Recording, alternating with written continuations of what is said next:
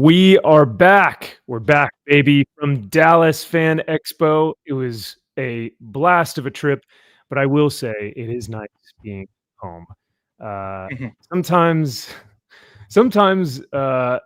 those weekends are filled with a lot of really amazing opportunities and moments where you really feel blessed for the opportunities that you're given.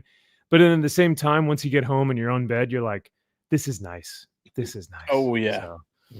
So, but unfortunately, Kyle was not there. So we're going to go ahead and kick him from the Boo. stream. And so that Josh and I can just talk about, but he just wanted to show up for a little bit. And Excellent. I'm out of here. well, it was nice. You know. That's it for me. You've been good. You've been good, everybody. You've been good, everybody. But no, Kyle will be hanging out and we'll tell him all the stuff that he may or may not have missed. Just like the chat. Hey, I'm going to be living just like them because I have no idea what's going on. Hey, some of the chat was there, so. All right. And so I was the only one that wasn't invited. All right, got it. Okay. Well, we tried to keep it on the low key. I thought it was going to be this weekend. We kept texting Kyle. You ready for Dallas, bro? Yeah, I'm like, it's June 7th. But no, it was super rad. I think it was 2 weeks ago we did the live stream where we kind of looked at some of the creators and we talked about like, oh, who's going to be there? Oh, Clayton Crane, Donnie Cates, Ryan Stegman, Scott Snyder, Scott Snyder, not Zack Snyder. And like all the different people who are going to show up. And we've got plenty of news to go over in terms of like just the show in general. We will be going over our big comic book hauls that we got from the show as well. I was a bit more conservative this year because I had to be a little bit more conscious of my money and my spending. So, but I did get some really cool stuff for a good price. After we do our show and tell, we'll talk about some news, some of the top 50 comics of May. So this past month, you'll be shocked to see where Transformers is. And I think another one, maybe G.I. Joe. And then after that, we'll get into some comic book reviews. So earlier I texted the guys this week and I said, guys, it felt like there were a lot of high highs and real low lows. Well, I went back and reread some of the books today that I had thought were high highs, and whew, boy, was I wrong. I'm like, what are you talking about? Are you saying you were high? Is that what you really meant? Yes. Yeah. Okay. I think I was just that, and I started reading, and I was like, okay, I'm not mad at some of these books, but I'm not finding the highs. No. Yeah. I think I was still just sleep deprived from Dallas. So that'll do I it. still had all that Whataburger in my gut. So. Oh yeah. Bro, I gained 4 pounds in Dallas. Bravo. Good for you, dude. No, I good for you. have lost it back by now, thankfully. Yeah. I didn't eat. That sucks. No, it's fine. You got to do what you got to do to keep this figure, you know. All right. Well, speaking of Dallas Fan Expo, Josh, you already alluded to it, but we did have some people that were actually there that we got to go see, including Cajun Corey. Whoop, whoop. Cajun was in the house. Cajun, you can tell me whether you believe me or not, but I was very proud of myself. I thought I did a kick-ass job understanding you this year.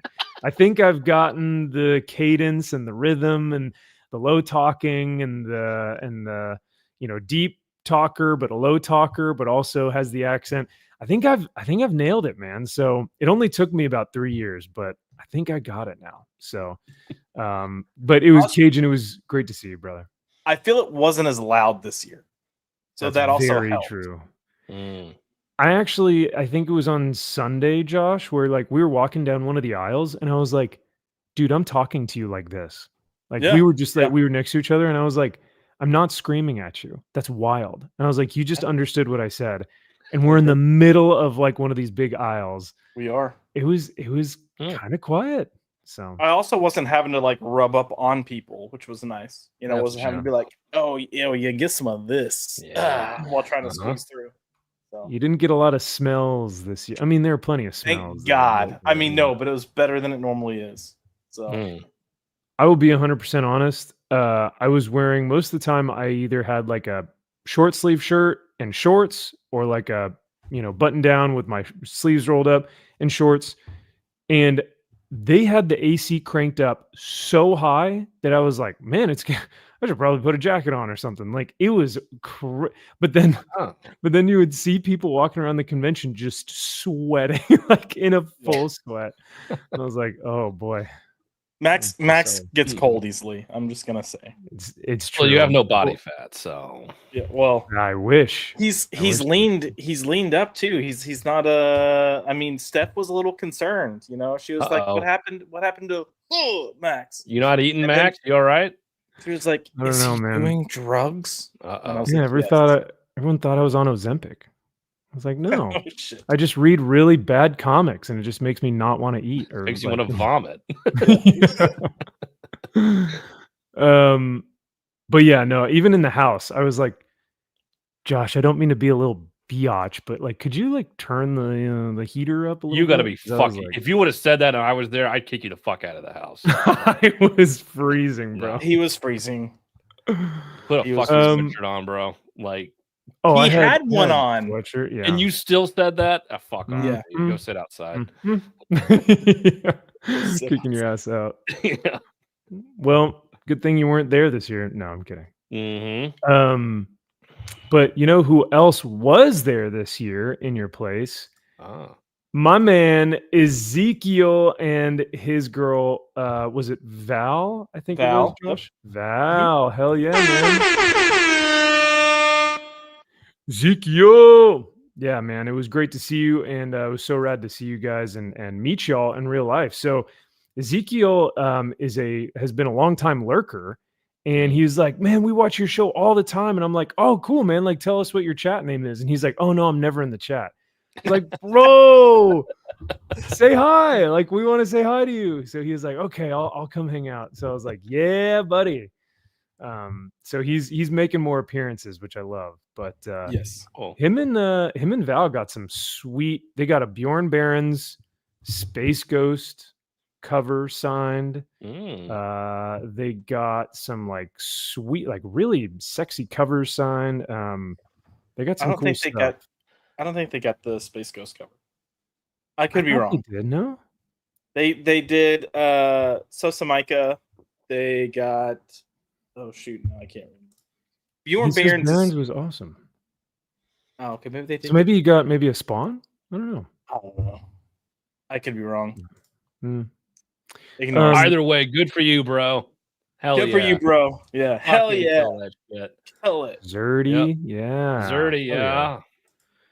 Zerdy boys. And Grateful Dog. I mean, he nailed it here, Josh. I mean, he called you out.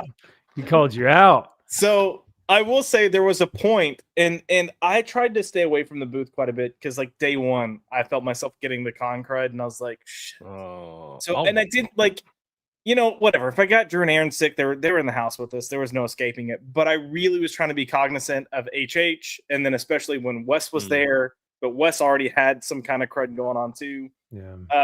But his is foreign too. Yeah, I know, right? Oh, bringing it over from Yikes. The labs and stuff. So who knows what's over there?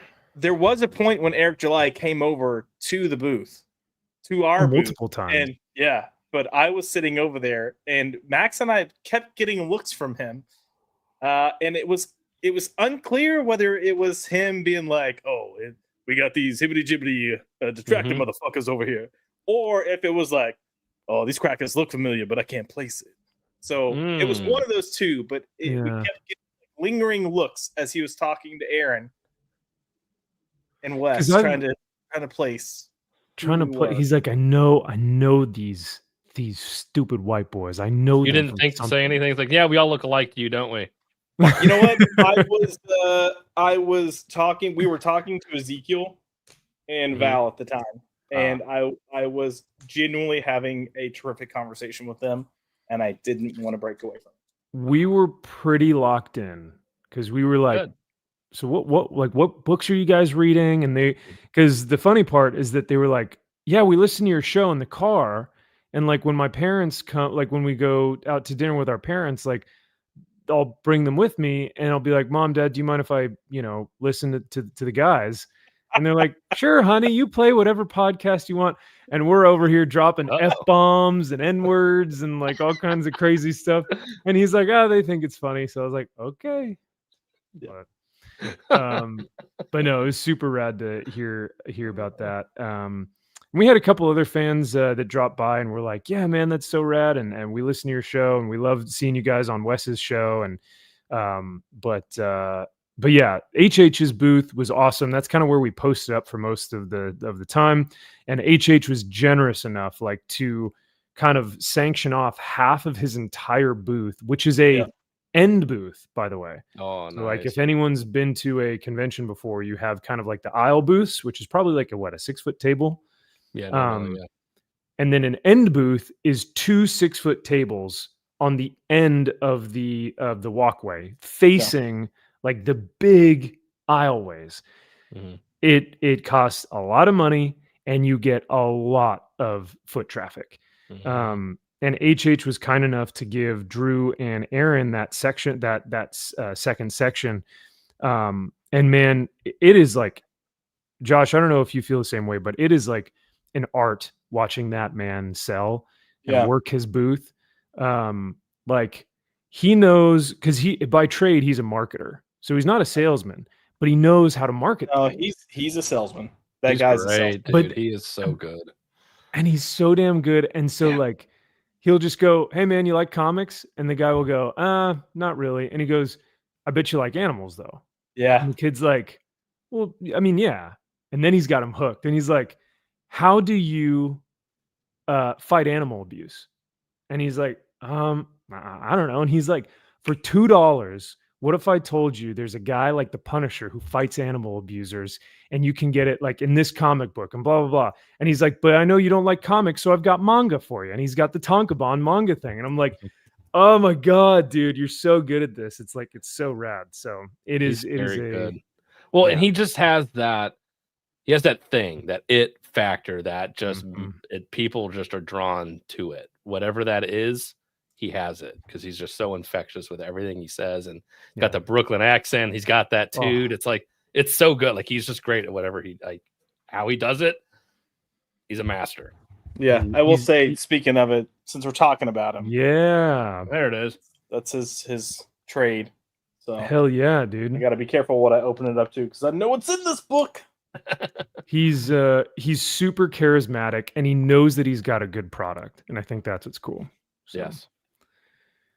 Yeah, like the page I just turned to was Calico cutting a moob off of a dude. Ooh, sweet. Don't think I can show that on YouTube. No. Yeah. Ezekiel got the mangas and the preview for issue 2, the trade paperback. And the great thing is that the price point is like easy money. Like it is, it's a low entry it's a low barrier for entry. Oh, that cover, man, is heartbreaking. Yeah. Oh, it's so good. So nice to see a dead cat. I mean, all right. Hang on. It's really sad. It's really awful. Oh, so bad. I mean, I would be more sad if it were a dog, but yes, I would actually care then. But well, fair. Yeah. Wow. I'm gonna ignore all of that. And I hope that one day Calico is real and comes to your house. Or it's just HH in a Calico suit and just kicks your ass. It's me right in the balls. I heard you talking shit about those cats. Jay Blue says, it's my birthday today. This show's a good way to cap it off. Oh, man, that is so awesome. Jay Blue, well, happy birthday. I wish I had a good, happy birthday song, but there you go. And I hope you're having a great birthday. And yeah, what a way to, we're honored that you would spend it with us chuckleheads over here. So I appreciate it, man. And enjoy your birthday.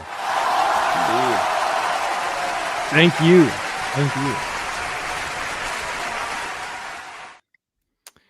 Fiend Machine says, I got his mangas when I met HH at an anime convention. Dude, That's what's up. He even goes the anime stuff. He knows that he can sell his market there. So Yep. He's good. we've got Lord Tatman in the house. What's happening? Oh my goodness. Speak of the man and he shall appear. There he is. HH from Sigma Comics for $5. My man. We were just showing you off, dude. We were talking about our trade paperbacks. Woo! Yes, sir. These things I didn't see that. I saw him at Indie Comic-Con. I didn't see he had a trade. I need to get it. Oh, and he's about to come out with a second trade that's on Kickstarter right now. So fuck me. yeah, man. And the newest edition with Mike Barron, like those stories with Mike Barron and HH, they're just killing the game right now, bro. Yes. But for $5, he says, greetings from Miami to the MVP, Kyle and Josh. Dallas was a blast. Absolutely awesome time. Thanks to the guys in the Comics Crusader chat. No, HH, thank you, man. It was seriously such an honor and a pleasure to hang out with you at your booth. We were talking about watching a true master work his craft on the floor and just watch you being able to sell your books to people who love your stuff, man. And even for people who haven't heard of you before, you were able to hit them where it matters and find exactly what they were missing, right? And that's Calico. So everyone needs a little bit of Calico in their lives, and you're doing the Lord's work, man. It's pretty sweet to watch your work. And the cool thing too is we actually got to see HH in his prime. So he was showing off a magazine of one of his fight, like his what was it? Like a competition? It was like a fight magazine that he was in a few areas. But yeah, dude, it was so rad. Really cool. That's cool. Yeah. So we appreciate all the love and support, HH, and it's awesome to see you in person, man. It's always such a pleasure, and we love seeing you in the chat as well. So thank you for the $5. That really means a lot. And then we gotta say hello to our man MG as well. He says, yeah, he may know his detractors, so he may have seen us. I'm not sure. I don't give a fuck if he does. Oh my gosh, I don't know. But MG was actually the first in the chat tonight because he says personal point of privilege. We spend the whole show talking about how good Uncanny X-Men is. Listen, I'm just gonna say I was showing a lot of self-control, and I'm not an asshole. I mean, I can be an asshole, but I'm not an asshole. And I will let you, if you like a book, great. But man, did this explain a lot. I mean, let's not jump the gun here because I think he's talking about like Uncanny X-Men. Right? Oh, of course. Okay, it's good. That's what he's talking about, right? I would agree. No, not quite. Oh, not quite. Not well, quite. But that's X-Men. Dude, that's Uncanny X-Men. Chris Claremont, Dave Cockrum, like this is like the quintessential Marvel Masterworks. Like look at see MG's confirming. Absolutely not. I mean that's fantastic. I welcome that. You know, I mean that looks so good. There might be sticky pages before I get to the end. That I don't know what to tell you. Well, that's it. That's what he likes. So go. You know what? I agree with him 100%. Yeah, no. If you're wondering what we're talking about, this morning I was on Thinking Critical, and the editor for Rippaverse, MD Andrew, was on, and we were all discussing the best books of the year. And we'll just say he had some picks, and one of them was him vehemently defending Gail Simone's Uncanny X-Men and talking about how it's the. Oh, do you have a clip? Oh, okay. Oh, you mean this one? That's this one. Just as good, right? Oh, same feel. Sure, I mean, sure. This Uncanny X-Men? It's got people on the cover. It's people on the cover. Are they people? I don't know who they are. X-Men. How dare you? Mutants. Well, clearly, yeah, obvi. I mean, you guys remember how poignant and nuanced this issue was, right? I mean, I felt represented. Yeah. Yeah. For the first page of this was about racism and how terrible racism was, and there was no nuance with. I mean, there was a ton of nuance here, and just really subjective and like, very it makes you really think. And I mean, look at all these great characters that you get. Hey, Man-Thing is a great character. Okay? I mean, Man-Thing's there, but he's relegated to the back. You got Harry Potter and Best Girl and Horse Girl. Guy, I think. Guy? Them. I genuinely can only remember 2 of their names. Like, no, I remember 3. I don't know their names. Death. Well, I don't know if it's Death Dream. I think it's Death Dream, which is the emo looking. I can't tell if it's a boy or girl. Asian one. Yeah. Calico is the blonde chick that has the mutant horse. That's not a real horse. It's an imaginary horse because her actual horse just died. So I don't know how the horse is her mutant of power when the horse doesn't exist, but they haven't explained that yet. And then you have Jitter, the girl that did too much cocaine. Yeah. But you don't want to forget Valentine Correa, or otherwise known as Ransom. Oh, my bad. Sorry. That's the one I can remember. Ransom is just as cool of a name as Nightcrawler or Wolverine or Cyclops. He's a leech. I mean, Ransom could be a cool name. Sure. But none of these characters are cool. No. Wait, do you think Jitter could be a cool name?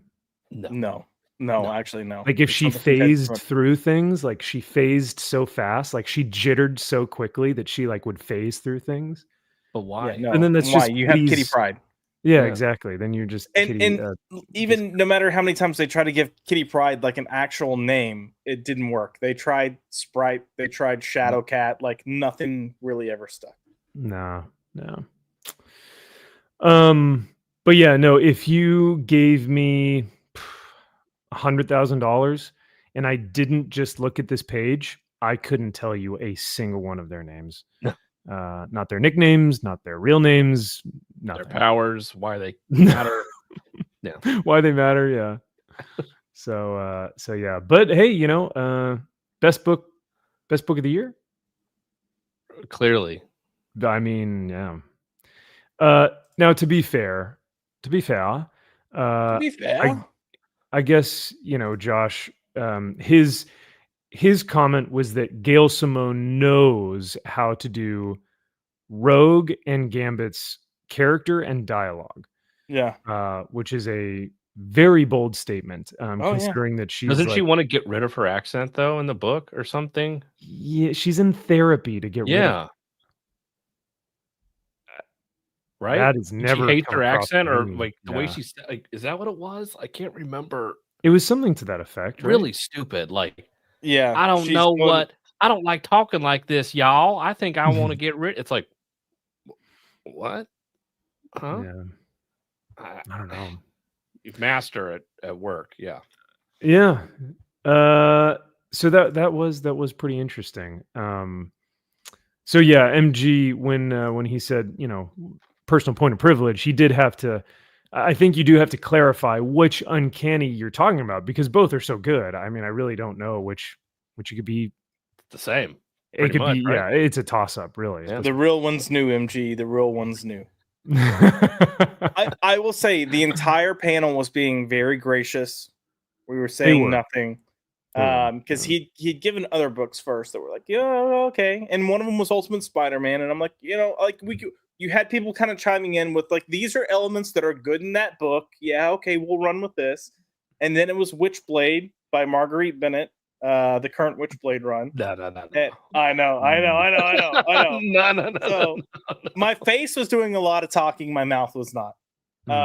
But then Aaron said something along the lines of, wow, that's Marguerite Bennett. I don't think a lot of people like her. And I just was like, they don't. And then he went on. But listen, it's also kind of the way it went about, right? Like, we got chastised for not mentioning these books. And then he mentioned these books. So it was like, oh, okay. Maybe let's not shit on people for not mentioning it when the books you're mentioning are unanimously agreed across general audiences as being terrible. Correct.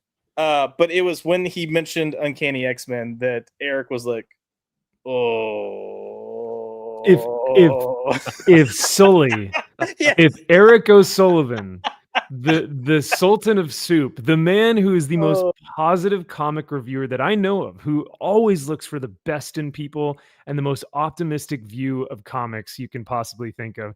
If even he is like, I can't go on this journey with you, my friend, like, that's when you know. That's when you know something's up. I will say, I legitimately thought he was trolling at first. That's what it sounds like, and it could be funny if you were to go that route. Right, but the moment we realized he wasn't, because all of us were just quickly like we were just going to mention him, and then we're going to talk about all the books after, and he's given long definitions of why these books are great. But it became very clear, Doc was great. Doc, especially with X-Men, Doc was like, "Are you fucking moon?" Like, it just Moonbeam, Moonbeam, brown bear. Well, because Rogue calls Wolverine Brown Bear at one point, and Knucklehead or something, Knuckle something. Well, but Knucklehead is something Wolverine's always said, but Moonbeam and Brown, like when she's like, "Easy there, Brown Bear," and Wolverine, and I'm going like, "You called Wolverine Brown Bear?" I'm sorry. I mean, no. Yeah. They are leaning for that gay audience. So 100%. Bears. But no, you guys were very, very gracious, super generous, very patient. Because he came out of the gate hot, because he even said, he's like, "All right, here's the thing. I cannot believe none of y'all have mentioned these." And I was like, wow, that's I was like, I'm curious what books he's going to be talking about. I'm like, okay. Yeah, because I'm like, if no one has mentioned any of them, I'm like, these must be pretty rare, or maybe they're like ones that are kind of in the indie space that we haven't thought of yet. Mm-hmm. He was like, none of y'all have mentioned these, and I can't, that's crazy. I was like, oh, wow. All right. I feel bad, though, because Uncanny and Ultimate Spider-Man ended up on my worst of list of 2024. So, yeah. Oh, yeah. And he chose to defend one of the worst issues of Ultimate Spider-Man in that. Yeah. Oh. Like, dude, you're a fucking retard. Not only, you could have easily gone over a few issues that may or may not you could argue that because of Marco Cicchetto that you could swing it over to the art to okay, but you chose literally one of the worst fucking issues period. And not only that, you sound like a fucking moron when you're saying it. So who were you? And why are we listening to you? It was great. It was great. MG is loving this right now from Kyle. So I was excited to hear about some awesome books when he said that at the start. Then it all went down from there. So yeah.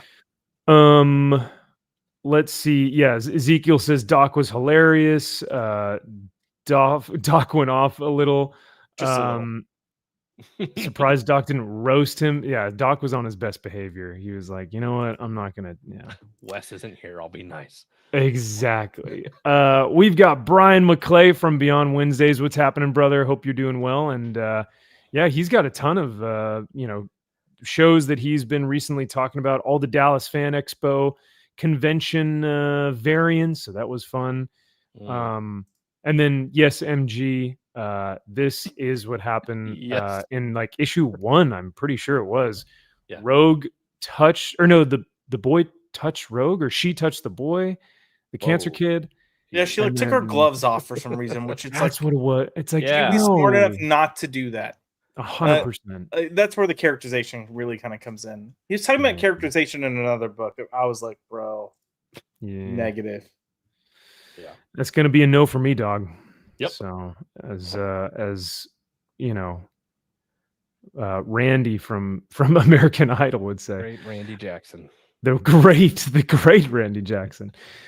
We've also got Jamin D here. What's happening, Jamin? Great to see you as well, brother. And Jack Frost says, something tells me Uncanny X-Men sucks major ass if MG is trying to get them to talk about it. Jack, you know our chat sometimes better than we do. So we've also got the lovely Sherry.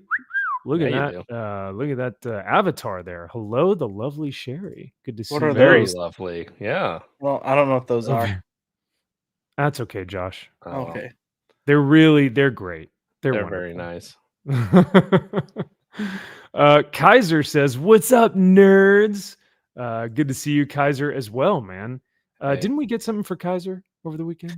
Yes. I was gonna try to get out, but I couldn't get out in time today to ship it out. But we have a signed copies of Kneel Before Doomface and Holy Nightmare 2, both preview editions for each of those, and then the full issue of Aftermath. So all signed and will be getting shipped to him Monday at lunchtime. Dang. You're gonna be swimming in some great comics, so that'll be awesome. All right, well, I think that's everyone in the chat. And if I don't get to you guys, or if I haven't seen your chat, I apologize, but I do want to give us some time for us to showcase what we got from the convention. But before we do that, Josh, do you have any highlights? Anything you want to talk about from the convention that maybe I didn't cover?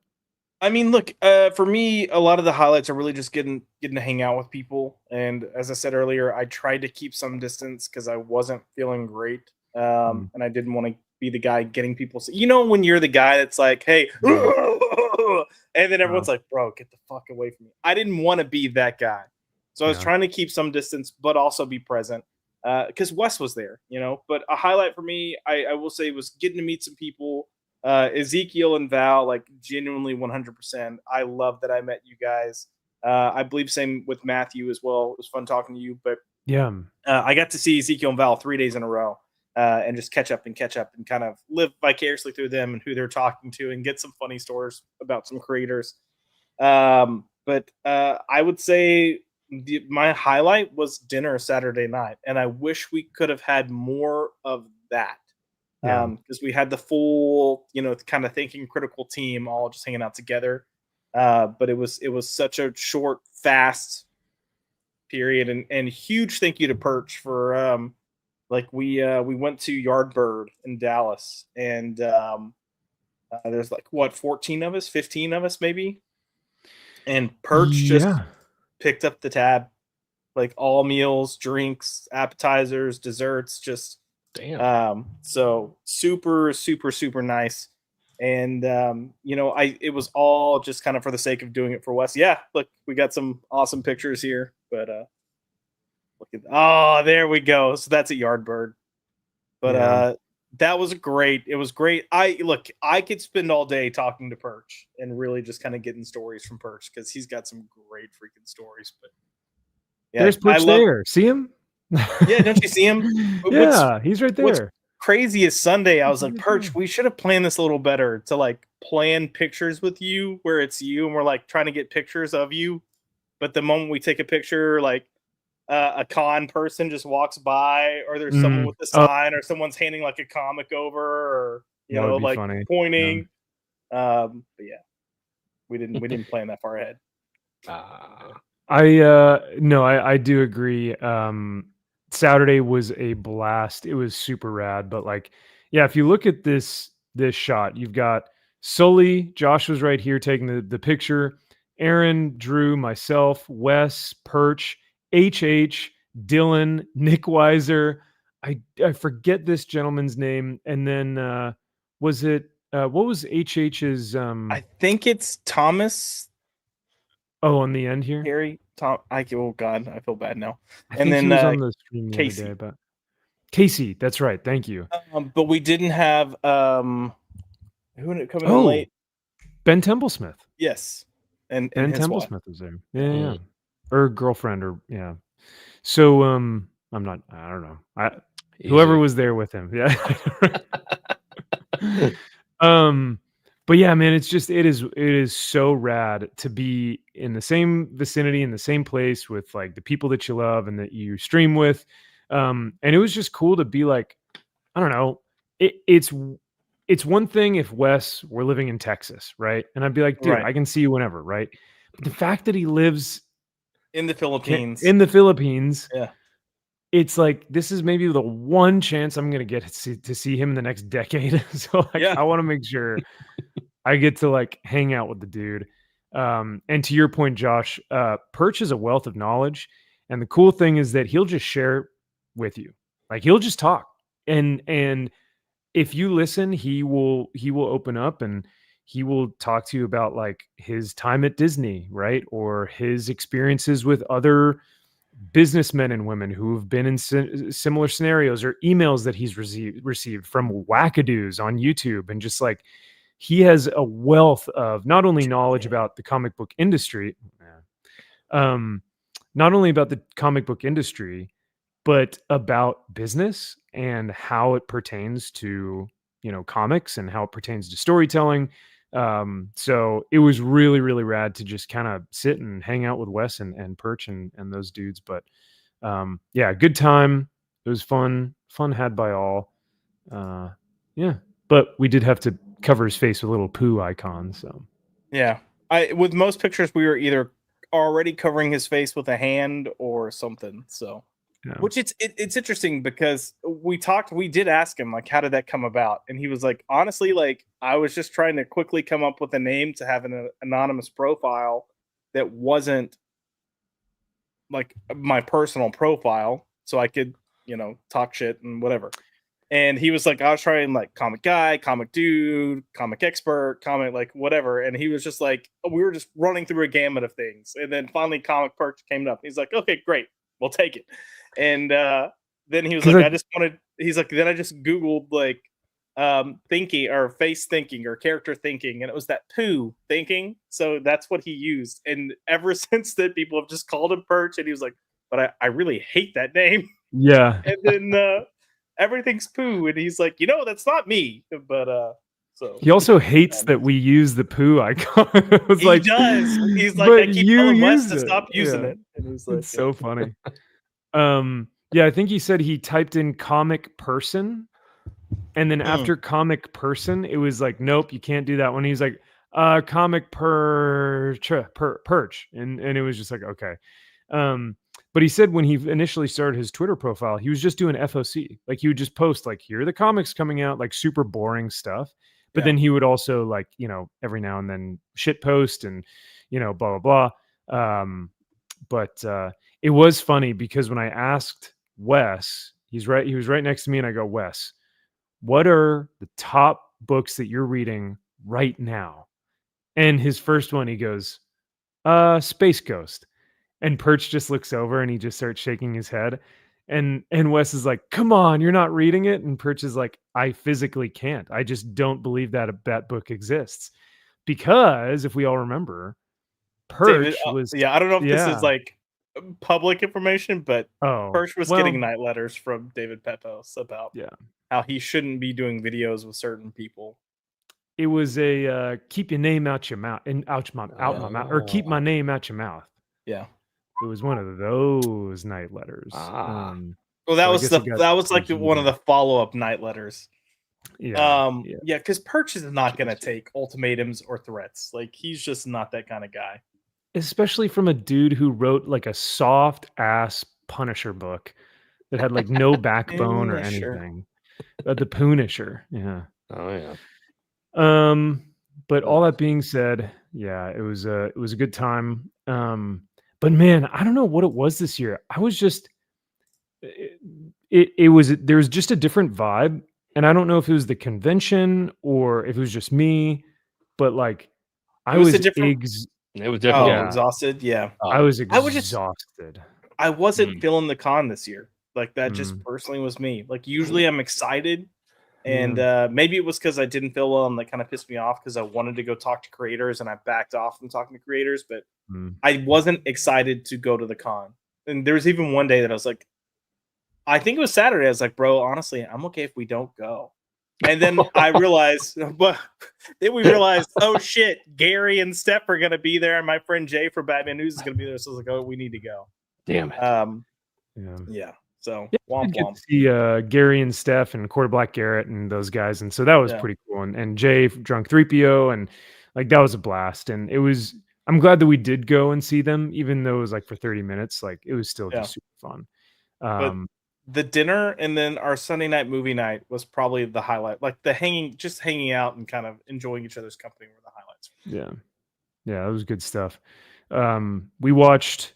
So Drew and Aaron had a mission where they were like, "What movies has Max not seen?" So they like conjured this like list of like 20 different movies that I haven't seen. Yeah. And anytime, like I couldn't leave the couch. Like anytime I wanted to just like, oh, I'll be right back and use the restroom. Pause. And I was like, no, no, just like keep playing. I'll be right back. And they're like, no, you have to see this. I was like, dude, it's what was it? Starsky and Hutch? I don't even remember. It was Tango and Cash. Tango and Cash. And it's like Tango and Cash. And I'm like, I am sure I could miss this part, and it's totally fine. But my favorite by far and away was Demolition Man. Oh, hell yeah. Sick. Yeah. That movie was so sick. And then right after that, it was probably Big Trouble in Little China. And then after that, it was Waiting. And then after that, it was actually, no. I was gonna say Waiting had me laughing towards the end there. That was really, really funny. Yeah, Waiting's That's good. a classic, yeah. I'd never seen it before. So oh my god. See that movie, I remember, much like Napoleon Dynamite, I remember people quoting that movie before I saw the movie. Yeah. Wow. What the fuck are you talking about? Like, people were quoting those lines and saying those things, and like, especially like when I was on the swim team, I'm like, what? I'm like, is there something going on that I don't know? Like, I'm like, what are you literally talking about? Yeah. Wash the fucking dishes and shut the fuck up. Jesus Christ, you're psycho babble bullshit. And you got and if you've ever worked in the service industry, which I have, those that is so fucking true. Like, that is exactly how they are.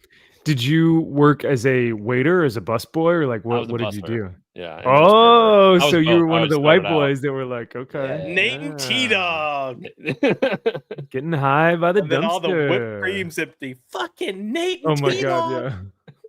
Oh my god, yeah. My name is T-Dog, bitch. Yeah, he gets high and he's like, God, my name's T-Dog, bitch. And he's like stabbing him. Bitch. It's hilarious. Go see it. Although the line that I quote the most from that movie is, and then poof, like some form of slut magic, you would appear. Mine is always Dane Cook in that movie. Welcome to the Thunderdome, or Welcome to Thunderdome, bitch, or that is Carpe D's nuts, and he's like, God, I can't wait to quit this job. Carpe D's nuts. God, I can't wait to quit this job. Yeah. That's pretty good. I don't know. It was pretty funny when he's he's giving the piece de resistance on the food. Little alfalfa sprouts for you. Yeah. Oh, I was actually gagging. I was like, I can't watch this. The cheese one was the worst, bro. I was like, no way. Ooh, this is spicy. Our man Brian McClay says, hate to say it, but I've spit on many pizzas from assholes that don't tip. Wow. Listen, I always tip. I'm always nice, and if I'm sending something back, I'm super, super kind about it. Yep. And I'm like, not upset. Just Yep. Usually say like I'm allergic or something. Yeah. The Fremunda cheese. Ezekiel's got it, man. Yeah. Kaiser, what's wild is that I was thinking this exact same thing while watching Demolition Man. I was like, they were getting ticketed every time they said something offensive. And I was like, this is weird. We're almost there. This is really weird, Yep. Yeah. And the fact that like no one knew how to deal with crime. Yeah. Pussifying of men and culture in general. Oh God. It was so, it is very eerie. Like we just kept saying, this is a certain demographics. Like this is their ultimate like universe. Like this is their dream world. So yeah, even MG says Demolition Man is so relevant now. Totally, dude. But it gave me joy feelings. What's your boggle? What's your my boggle? Oh man. Jamin says, "I'm just amazed you guys saw Tango and Cash." Yeah. It was fun. I will always watch something with Kurt Russell. Like, I'm always down. Oh, for hell that, yeah. but, Yeah. I will say I was praying for poor Max because his flight from California to Texas was like a full day thing. He had a massive layover. So yeah, it was like the whole 7 time, hours? What was your layover? It was a Practically. long day. Yeah. So those whole 7 hours, Drew was like going through a list of movies and like, have you seen this? Have you seen this? Add it to the list. Have you seen this? We're adding that to the list. So I was like, poor Max. And I already knew that the night that they were arriving, like I knew he was already tired. And I was like, all right, let's get in, get settled, drop our bags off. We'll go get dinner, and then we'll come back home and just chill. And then like we haven't even left to go eat. And they're like, so when we get back, we have to watch Tango and Cash. So Tango and Cash, right? And I was like, Tango and Cash, right? I was like, let's do Big Trouble. Because like Big Trouble, I feel like I think that was the first one we watched was Big Trouble. But those movies, because they're just so 80s. You got to be in the mood. They're fantastic. But yeah, Big Trouble, I guess either one you really don't have to fully pay attention to.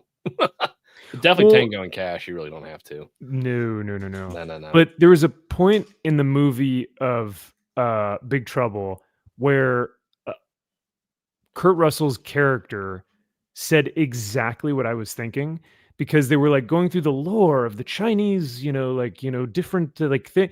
And Kurt Russell said, and I don't know the exact line, so I apologize, but it was something to the effect of like, I don't give a shit. Just tell me what I got to do, right?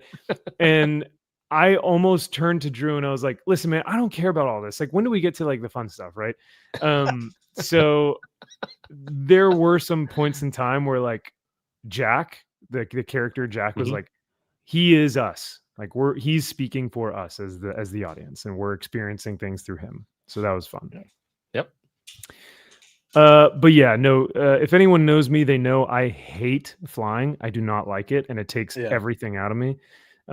So when I got home, I was like, let's watch this thing.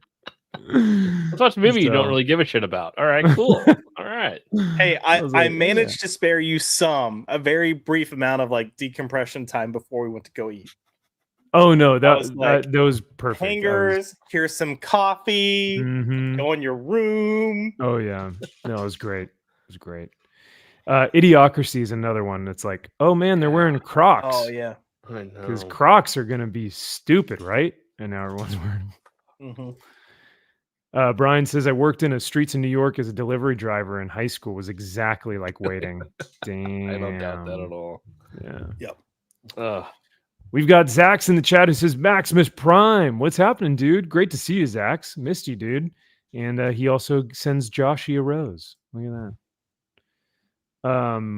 Oh, Sly and Judge Dredd? No way. I would think that'd be pretty fun. I think that'd be, good. Yeah, no, the movie sucks. Yeah. It's got Rob Schneider in So, it, if that says anything. Hey. Rob Schneider was also in Demolition Man, okay? He was. Very small part in Demolition Man. He doesn't know how to use the 3 shells. I can see how that could be confusing. Yeah. Well, before we move on, I want to give a huge shout out to Comics Exposed for a total of $10. His first super chat coming in with $5. But dude, Comics Exposed. Thank you so much, dude. He says, Max, did Josh turn you super gay? Did he make you super gay frittatas and changed your blood chemistry for the gayer? Just messing with you. He also says, I did, in fact, make a frittata. Uh-oh. Oh boy. Max, I don't think Max ate that, though. So Max isn't much of a breakfast person. I didn't eat too much. I did have the biscuits, though, which were very good. Comics Exposed does say, thank you. You've given me all I need to identify Perch with that photo now. He shall be found. Oh, no. No, we tried to keep Perch's secret identity a secret. But I mean, to be fair, his secret identity was still secret to us. Because I never knew. I've always referred to him as Perch. Even speaking to him one-on-one, even when like talking to Joe, Joe Corallo is like really, really good friends with Perch. We always just referred to him as Perch. We never referred to him as his actual like government name. Yeah. And when we showed up to the restaurant, we're like, yeah, we're here. I think the reservation's either under Perch or maybe West. Perch. And then they said a name. We're like, yeah, we don't know who the fuck that is. So it's not that guy. And then it's like Perch, and Perch's like, yeah, that's me. And I'm like, oh, wow. So that's your name. Got it. Too funny, man. Cartwright 4? Who's Cartwright? Cartwright. Cartwright. Yeah. He goes, Costanza. Did you get anything for Costanza? He goes, yeah. I say Cartwright. Right. No one answer. It's Cartwright. Apparently, I'm Cartwright. I'm Cartwright. We're living in a society. God, Seinfeld is just Seinfeld, and It's Always Sunny. So, yep. Hey, speaking of which, we're getting Josh into some It's Always Sunny, bro. Yeah, apparently it's one of the things that I've never watched. I'm watching it and I'm loving it. So it will also have to be a cherry popped episode for each season. Just kind of run through it. So yeah. How are you liking season 1 so far? Dude, I could easily I could take a weekend and blow through this entire series, but I don't want to. So I'm saving myself just an episode a day. I want to savor this and all of its terrible goodness. Have you gotten to where D dates a retarded person? No. Oh. I'm only 4 episodes in. I literally started this week. Okay. And I haven't watched my episode for today. That's what I watched right before going to bed. So the last episode I watched was Charlie has cancer. Yeah. I know. I'm a terrible guy. I'm a terrible guy. Oh man, D's dating a retarded guy. Dennis is like, oh yeah, no, D, he's like totally retarded. I went to high school with that guy. He's definitely retarded. Oh. And she's like, no. And then she keeps looking at him. You'll watch it, Josh. But he's like, oh shit, what's happening, baby? Because he's a rapper. Oh god. Oh, man. Yeah. Even I think my favorite. I mean, they're all pretty damn good, but I honestly just the cringe, but it was still funny. Was all the high school kids that they were like getting to come into the bar. Oh no. And then they start dating the high school kids. Yeah. Fuck, I gotta watch the show. Yeah. The MG says his favorite episode is the cereal defense. Oh, nice. Yeah. So Dennis is eating cereal in his Range Rover, and God, this sounds so ridiculous. And he's at a stoplight, and Danny DeVito's character Frank is driving, but he's using Charlie's directions on a recorded tape to get to where he needs to be. God. So Charlie's tape is saying, all right, once you've gotten here, you're going to make a right. And Frank is like, Charlie, I can't understand you. And he rams into the back of Dennis, and the cereal goes all over the Range Rover. So the rest of the episode is a courtroom-like case in the bar of whether or not Frank should pay for the damages in Dennis's car. It's brilliant. It is so funny. So nice. And also the Lethal Weapon episodes, which are now deleted. So yeah, deleted. Oh yeah, because they're doing blackface. Robert. That makes me so mad. Rob McElhenney is doing blackface. Yeah, really, I gotta really funny. I'll find those on the high seas then. That or I'll just get the. I'm probably just gonna get the DVDs, the Blu-rays. Yeah. Too funny, man. So all that being said, Comics Exposed, thank you so much, brother, for the $5, or actually for the $10, man. I am super grateful for your support, and hopefully you're enjoying the stream, brother. All right. But yeah, one big massive thank you again to everyone from the Dallas Fan Expo meetup. Whether it was like Gary and the Nerdrotic crew with Steph and Quarter Black Garrett and all those dudes, or whether it was Wes's group of the Thinking Critical guys, or just fans that came out and said hi. We are extremely, extremely grateful. And it was super fun to see everyone. But it was funny this year, like getting up at like 8 or 9 and being like, we'll get to the convention at some point, and then we got there like noon most days. Yeah. So, all that being said, though, the last thing I guess I'll say is Donnie Cates did show up. Yeah. For 45 minutes on Sunday. Yeah. No, shut the fuck up. No, for real. That's it. That's it. Yeah. That's it. He was supposed. So did it say he was supposed to be there all weekend? Yeah. Even at his table, it said signing times. Yeah. And his manager kept having to cross them off. Yeah. Like, nope, he's not coming to this one. Nope, he's not coming.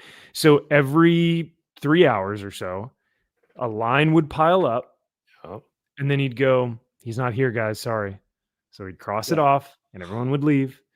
And then Saturday would roll around, same thing, cross it off, everyone would leave. Sunday, finally, he showed up for like 45 minutes, but yeah, he was there for, and I don't know how many people were in that line, but I mean, he was busy, but man, he was there for like a second. So asshole. Wow. What a piece of shit. Pretty wild, bro. Yeah, I thought Stephen Platt was an asshole, but we were like looking for him. Where is he? Fucking fake table. Yeah, he wasn't even on the map. Yeah. To remind us after the show.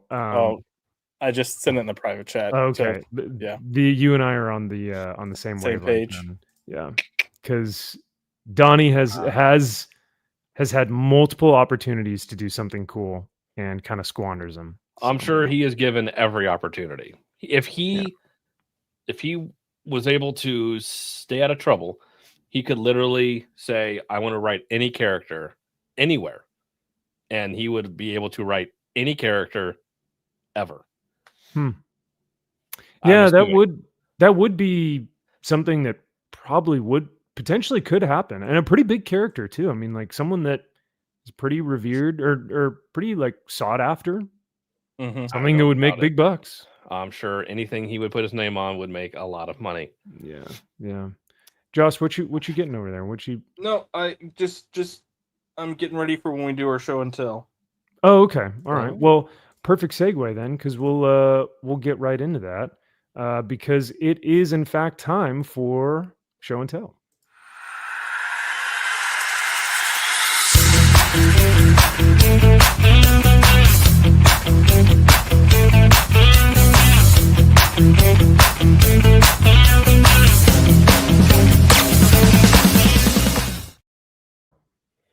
All right. Who wants to go first? Because we all have something this week. Kyle and I don't know, Josh, Kyle and I have some artwork that we need to show I off. can. Yeah, mine. I've got a lot. Yeah, I'll take the lead. Okay. Is that cool? Hell yeah. Oh, please do. Yeah, that'd be rad. Okay, man. yeah. So most of what I have is just stuff that I picked up over the weekend, and ironically, none of it was from the convention itself. Which is Yeah. Okay. Everything was from Titan Comics in Dallas. Shout out to Titan. Massive store, really great team that works there. They've got a ton of stuff. So I went through picking up some books, and some of it's just like things that are hard to find. So I got some kind of old school Batman trades that aren't the easiest to find, aren't even necessarily online. So pick those up. But while looking for some of these old or less common, hard to find books, I also found a Batman Year One first printing. Nice. So I've got that sucker. It's gonna stay in its little package and not see the light of day. Because that's beautiful. Good for you. Yeah. Other than that, Gotham by Midnight. This is a book that kind of went under the radar during the New 52, but it is a Spectre book. It's got like horror elements to it, and really great art by Juan Ferreira.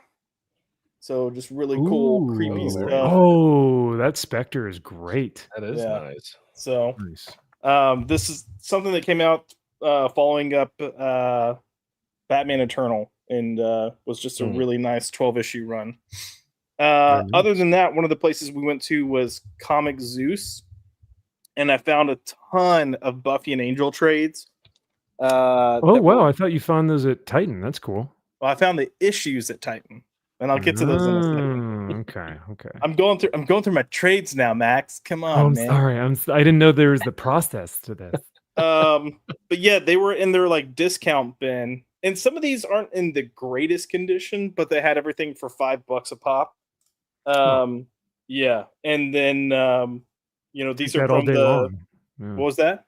Take that all day long, man. Yeah. But it was the Dark Horse. You cannot find these anywhere. If you try to buy them online, they're a shit ton.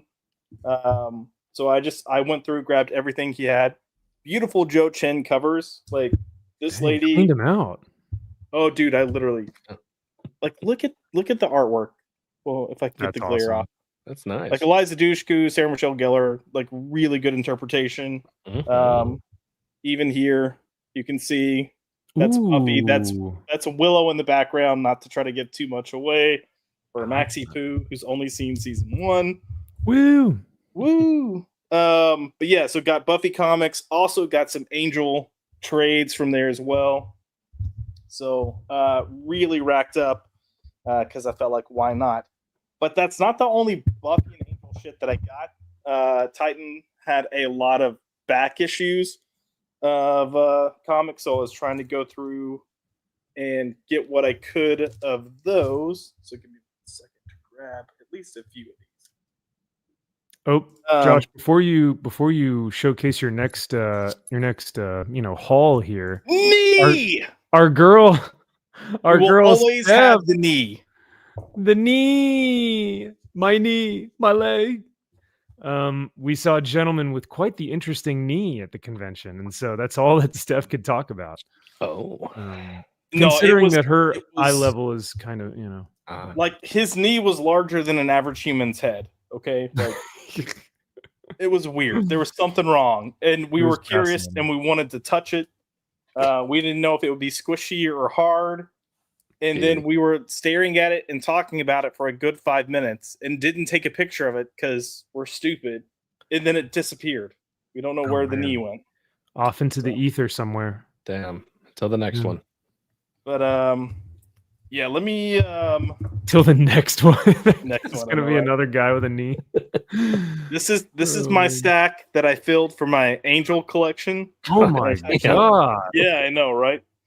But there's even some set aside here, but the Angel Faith books were freaking those covers. So that is your girl Darla there, Max.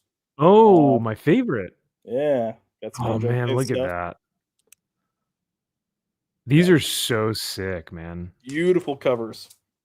And then as far as single issues, so there's pretty much a few characters that I'm working on trying to fill out a issue or like run of. Angel is one of the books, the Buffy Angel stuff. I've got Spectre, which Max helped me tremendously, and I managed to pick up a few more copies of Spectre. So yeah, buddy. Ostrander Spectre cannot beat that. That cover's sick too. That's hell a nice yeah. cover. Speaking of which, Fiend actually says that there's going to be an omnibus coming out. Yeah. And Yo, stoked. That's going in the collection for Look, sure. here's the thing. Even the trade that they put out like forever ago wasn't the full run, and you can't find that anymore either. So no. Even Ezekiel, was saying that Titan is pretty rad. So it seems to have like a really good reputation in that Dallas area, man. So yeah, that's big sick. store, a lot of stuff. Good for them. Hell yeah. Nice and for good prices too. Yeah. Like I'll show off some of the stuff that I got there, and it was not like some guy trying to just, what do you call it? Dollar and cent you and just be like, actually, no, it's going to be 40. It's like, come on, man. It's a 3.0 at best, right? Like, no, the prices were super good, and he was really great about pricing. So, and they were having a sale, so I was just going gangbusters. Like day one, I think I spent $350 something. I was like, well, worth it. There goes my convention money. Yeah. Oh yeah, practically. 3 more things real quick to show, but working on my Helena Bertinelli Huntress run, so I'm pretty much down to just a few like just random things. So this is the Black Canary run from the late 80s, early 90s. So there's 2 issues that she's in. So I found one, grabbed it. And because I'm gay, I do have a Midnighter collection going, but I didn't have the single issues of Midnighter and Apollo. So I know. So I found the collection. Someone had a collection for $15. So 6 issues, why not? Grab that. What are you owing? We read a Midnighter and Apollo story this week. Oh, fuck off. Those did not. Midnight. No. I mean, that's what I figured. We did not read a Midnighter and Apollo. What? Oh. So, I'm pretty sure they were in there. Yeah, well, I think you're pretty sure you're wrong. Well, I guess we'll find out. Midnighter and Apollo. I thought it was. Josh, I reject it. Seemed like them. I reject that like I reject Satan. Not today. Get out of here. I don't know, man. I'm kind of with Kyle on this one. Like I thought that was what they were, it's right? Them. No? It's pretty. I reject it like I reject vaginas. I will scream like a girl and run away. Okay, man. Well, then you're gonna have to tell us what the definitive one is, because whenever I think of them, the book that we read this week. I was like, just anything from some Authority and up through Steve Orlando. Steve Orlando actually did some good stuff with them. And I would say this is where it starts kind of losing it a little bit for me, but it was still good enough that I accepted it. Final thing real quick. I found all the original short stories from the Shadow Song of the Dragon, which is part of Mike Grell's Green Arrow run. So I picked this up. And that's what I was grabbing back here, because Max was like, I've never read Green Arrow. I don't think I like Green Arrow. Bro. If you've never read Mike Grell's run, this is volume 1. There's a volume 2. Oh my god! These stories are in volume 2. Okay, but you need to read it. Like, it's worth your time. Those are actually really. I like the artwork on those omnibus there. That's cool. Mike Grell, man, super nice. But I was actually trying to find this for Max to buy it for him, because even that's a bit look, reading those is a big commitment. But if you want to read something that maybe it's not that much of a commitment, that's Green Arrow, then Jeff Lemire's run from the New 52 is a must read. So nice, man. Hell yeah. I don't know. I'm sure you guys have those characters where it's like, even if it's got an all-star superstar team on it, you're just like, but I just, there's nothing about the character that really makes me interested, or I don't have an infatuation with them, or there's no real resonance between me and the character or anything. And I don't know, that's just kind of how I feel about Green Arrow, but I will give it a shot, because I do think that there's something to be said. So, that's cool. Oh, whoa. So, my gosh. Look, I would just say this is not necessarily Green Arrow. Oliver's Oliver, right? But this focuses so much more on the lore and the training and how he became Green Arrow and the ninja aspects and the kind of mystical aspects that may be there, and less of the I'm gonna go be a lib. So,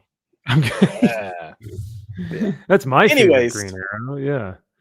That's cool, man. I didn't realize he had such a back collection of great stories. So, that's literally this is all I have that it focuses on Green Arrow, and that's the Longbow Hunter stuff, right? Yeah, that's the Longbow. Okay. So you got the 2 Mike Grell books, Jeff Lemire's book, and then the only other 2 things I have are the Green Arrow Black Canary book, which is fun. It's not nearly as good as this other stuff. And then volume 1 of Jeff Johns' Justice League of America, which is kick ass, and then turned to shit for volume 2. That I did like. I still do have that volume 1. And I think I have those single issues, but yeah, man, after something happened after that volume 2, and I was like, what is this? What is going on here? Yeah. So, I did like Kevin Smith's run on Green Arrow. He did a book Quiver. I thought it was pretty good.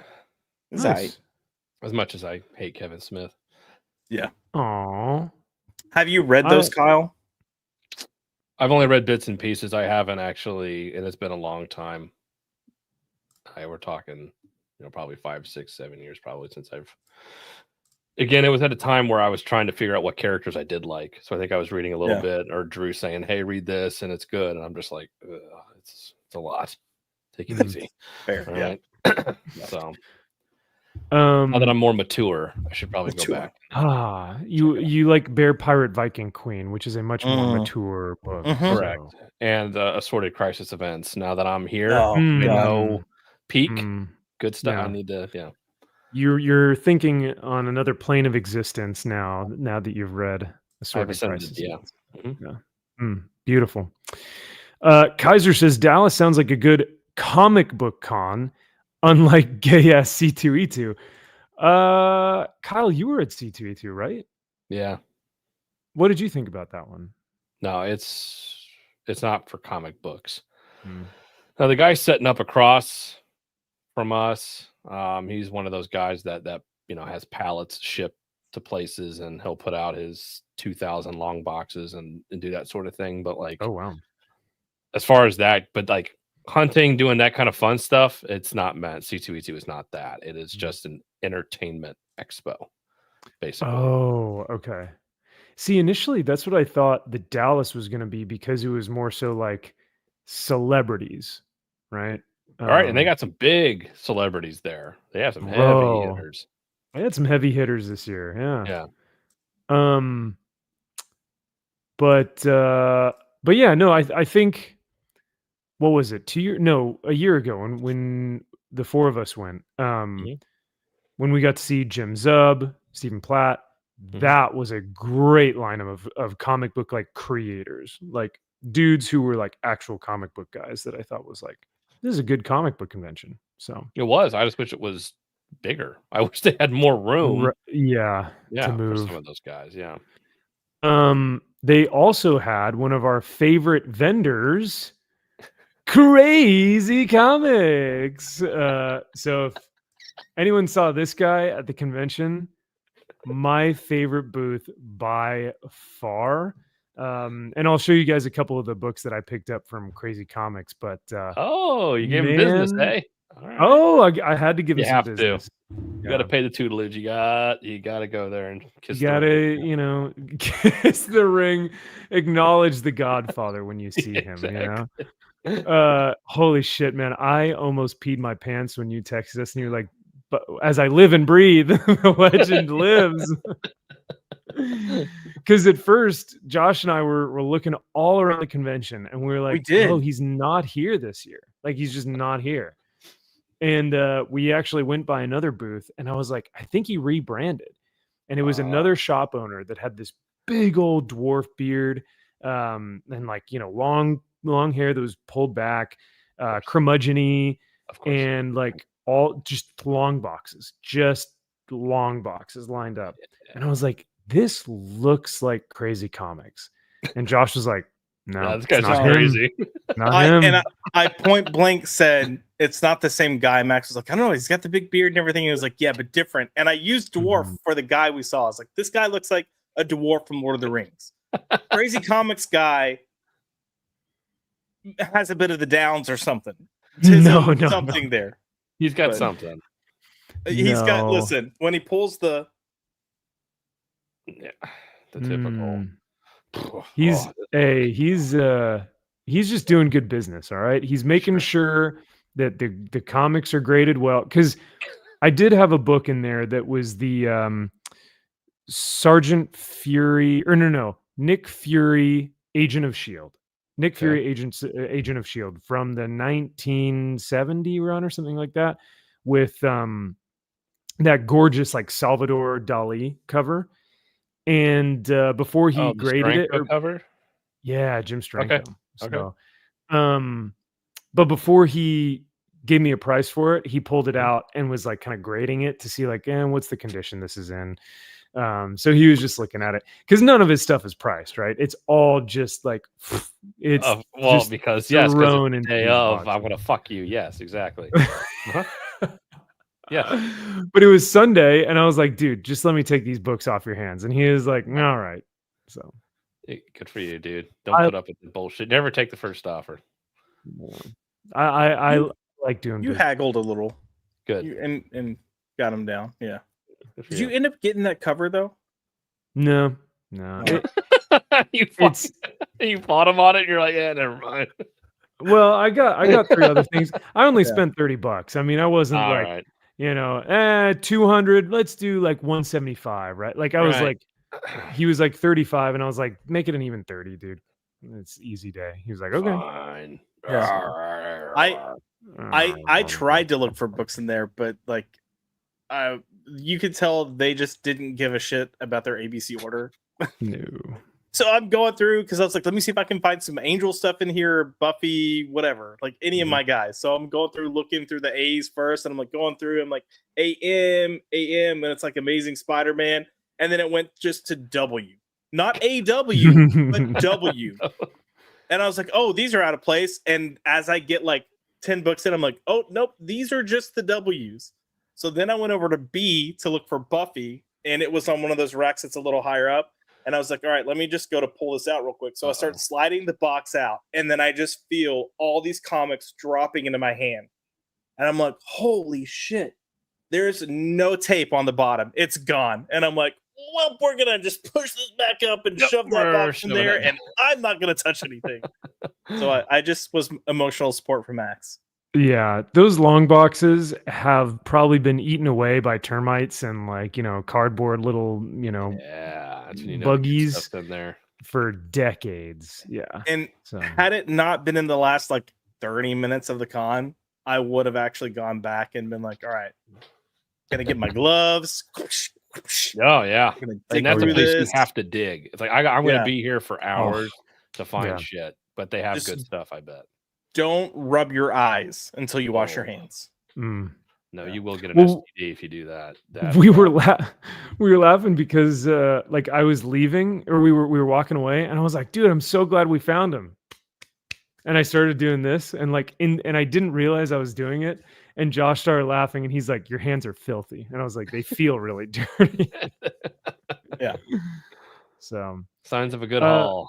Oh yeah. Oh, the best. And that smell is just like, mwah, chef's kiss. Daddy's home. Yep. Yeah, we found him. We found the legend. Good for you. As I live and breathe. My God. Speaking of which, I guess I'll go next because we are talking about crazy comics and the poll. So I'll showcase the stuff I got from Crazy Comics. So I've been on a big stint of the Chris Claremont Cockrum run, and so I found I'll go full screen here. I found 3 of the annuals, and they're in fairly good shape. I mean, they're not great, but they're readable. This is issue 3 that was George Perez who did the interiors, and this is a Frank Miller cover. And then this is annual number 4 with Doctor Strange, and then annual number 5 with Fantastic Four. So yeah, I mean, it was, like I said, it's nothing crazy, but these are just cool. And I was like, yeah, why not? Hell yeah. And then I mean, we got to give the man, we have to pay him homage. We have to go by his booth every year. And then from Titan, I got Uncanny X-Men issue 145. Just a great Doom cover. This is probably like, I'd say if I were to grade, I think the grade on it, he said was like a 6.5. So I got this for like, I don't know, $5 or something. Sexy cover. Beaut. Yeah. It's a beaut. That is a beaut. And then this one I got for like $20. Ghost Rider issue number 1. Nice. Wait, $20? That's all beat to shit, dude. It's not great, but bro, that's a 10 at most. You think so? It's a newsstand though. Who gives a shit? It's a newsstand. There's thousands of those. I was looking on eBay and I was like, could I get this for less? And all the books were like $20-$30 plus shipping, and I was like, why not? Why don't I just buy it here from the local comic shop at a better grade, probably? I'm not a big grade guy. If I can read it, if it's in You the collection, should be, all right? You understand there's nothing. No. It's got to be 9.8 or I'm not reading it. It's got to be a 9 or nothing. Correct. And then from the actual convention, I got we were talking about him earlier. HH's Calico Street Math Trade paperback. Let's see if that'll focus for us. Now, is that the same Calico from X-Men or a different Calico? This is a much better Calico. Okay. Yeah, much more based. All right. Much more based. So Calico Street Math by HH German. Yeah, man, this is so sick. So I have issues 1 through 8, just the single issues, but I don't have issue 7. I missed out, and he sold out. So he was like, do the trade paperback instead. And I was like, okay, on it. I shall Always do that. sells out everywhere he goes. Unbelievable. Every time. Unreal. On newsprint too, the trade. Yes. Yeah. Wait, Which the I trades on newsprint too? Yeah. Fuck me. God damn it. And the trade, the volume 2 trade will also be newsprint as well. So nice. And then to support our boys, I got the Kneel Before Doomface preview and the Unholy Nightmare issue number 2 preview. Unholy Nightmare 2, which just launched on Kickstarter. So go back that from our main man Dolan. And then, Kneel Before Doomface, which should be out before you know it. And this was the first sold, as Aaron said, first sold for my brother Max. So thank you to my good friend Aaron. And we had to support our boys. So these were the 3 that I got: Unholy Nightmare, Calico, and Kneel Before Doomface. And then these were trade paperbacks and books from Joshy Poo. So Josh, out of the kindness of his own heart, and because he wants me to read what I believe he said were good comics, he gave me a Tom King book. Wow. Whoa. This was because we said we were going to read this for the channel. Yes, that is true. Josh super chatted us like $20. And he was like, you better read Omega Men. And we just haven't done it yet. So. Well, no. I said $20 to read a Tom King comic. Y'all ended up agreeing on Omega Men. I think Omega Men's fine. I think it's a good book. But I probably I'm excited. I would have been an asshole. I would have been like, read Grayson. Oh no. But now I don't have a choice because I now have Omega Men. So thank you. I was hoping you'd forget about that. All right. Actually, Max is the one that reminded me. Thanks. So, Max. I figured I would buy it for him. That way, if he does hate it, at least he didn't pay for it. That's true. And now you have no choice because now you know he owns it. So yeah. Right. So now if you're like, have you read Omega Men yet? You can be like, well, you literally have it, so there's no excuse. Yeah. Then we got Justice League Darkseid War. I remember collecting this bad Larry in the single issues, but to have it in a trade is really rad because it just kind of feels like a big blockbuster. So the art in this is just phenomenal. I cannot wait to reread this bad boy, and Batman on the throne on like the what is that throne called? Mobius chair. Mobius chair. Yeah. I remember that. Yeah. Back when Jason Fabok was doing interiors work. Yeah. Oof. My lordy. And then so interestingly enough, Josh, I thought that I had read this before, but turns out I read the Christopher Priest version of this. Deathstroke from the new or this was New 52 Deathstroke. Yeah. And this is Tony S. Daniel, who is a master at his craft. So I'm super stoked to get into this.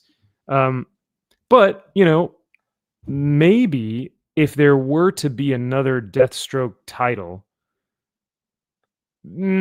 say within the next few years, there may have been a creator that was going to touch this character. Mm-hmm. Yeah. There was But there were deals trying to be made, and they just didn't happen. I will say we were talking about the creator that was supposed to be writing that book, the Deathstroke book, which would have been coming out now-ish or in the near future, and we're talking about artists that we want to be on it, and somehow we mentioned Tony Daniel, and I was like, honestly, get him back because his stuff was so good, and we started talking about his art on that book from the New 52 run, and Max was like, yeah, I don't think I've ever seen it, so I pulled up a image, and Max was like, bro, that looks freaking badass. So story-wise, it's a competent story. It's decent, but the art in it is really what it's just like. Just go look at him slaughtering people. Like, yeah, honestly, man, that would be so rad if like Deathstroke had like. I'm not a big Ultimate guy. Like I don't like the Ultimate Wonder Woman book. Ultimate Batman, or sorry, not Ultimate, Absolute. It's supposed to be an absolute Deathstroke book. Yeah, that's what I was getting to. Is it clicking? Or are you having? Do we know what the twist would have been in the Absolute version of? I do not. I don't even think you need a twist. I think the twist is just, hey, we get a badass character again. He's a pacifist pussy who sorry and atoning for all of us. I've given up my life of murder. I'm in a straitjacket and an insane asylum. Oh God. Oh, you mean Vanish? Vanish. Oh, wait, why would you bring that book up? Weird. I don't know. I just happen to have the original art of one of the pages. Oh, yeah. Oh, my God, you do. Oh, no. I mean, at least it's from if you look at his X-Men art now, it's like, I don't know what happened. Yeah. So, and then last three things. The first one, I actually got this from Amazon, but Aaron recommended that I buy this Bad Larry, and my God, is this a freaking phone book? This is how does one read this whole thing? This is insane. But this is the G.I. Joe Compendium, a Real American Hero. So I'm looking forward to digging into that. Speaking of war. This I got at Titan Comics as well, but this is Our Artists at War. And this is published by one of my favorite magazine companies called Tomorrow's Publishing. And it says the best of the best American war comics. So it goes into all the like badass, two-fisted manly tales and, like Adam Kubert or not Adam or Andy. One of the Kuberts, Frontline Combat, Sam Glanzman, Joe Kubert, Harvey Kurtzman, Jack Kirby, Robert Kanigher, Archie Goodwin, Will Franz. Oh, Archie Goodwin. Legitimately one of my favorite writers. Like, I think he's one of the best Batman writers. Oh, wow. Really? That's cool. Yeah. So I am super stoked to get into this bad boy because it's like a documentary, but within a magazine format. So, and it's pretty, it's chunky too. For only $25, I was like, hell yeah, man. Have you skimmed through it enough to know, does it talk about their time in the military and maybe where they went or where they were stationed? I have not skimmed through it yet, but that would be cool. If you, I'm just putting this out there and no pressure or nothing like that, but if you start reading it and you feel like this is just really good material, I think you could have like an awesome video series covering some of the people, all the people, like something. That would be sick because honestly, Tomorrow's Publishing does a lot of stuff like that where they highlight either creators, characters, or story arcs that are brilliant. Like if someone were to feature them in a video series, it would be brilliant. So in fact, I've been wanting to write one about the Marvel graphic novel series that they started with the death of Captain Marvel, and then they got into all the other like graphic novels, and that was really like the first instance of the graphic novel format. But yeah, so they do some really, really cool stuff. But like you said, Josh, that would be a pretty sweet video series. So we'll see. Finally, my big boy one. So I actually have to share my screen for this because a Image will not do. It will not suffice. Therefore, I must share a video that I took a little bit earlier today because Okay. if you guys remember, actually, I got to give some context. So if you guys remember, a much fatter version of myself previewed this live stream about a year ago. Bro, shut the F up. And I'm so fat.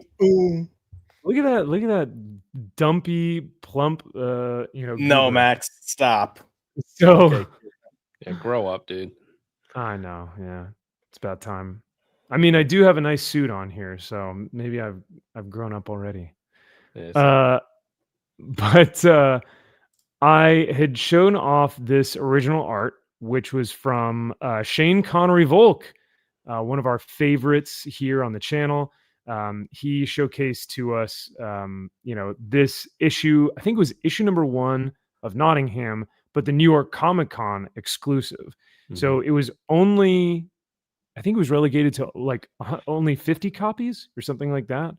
Yeah, and like because there was a black and white, and I think a red of it. ooh, Yeah, that's cool. I think. So, Mm. oh yeah, you may have the actual comic. I don't have. I might have the comic. I don't know. Yeah.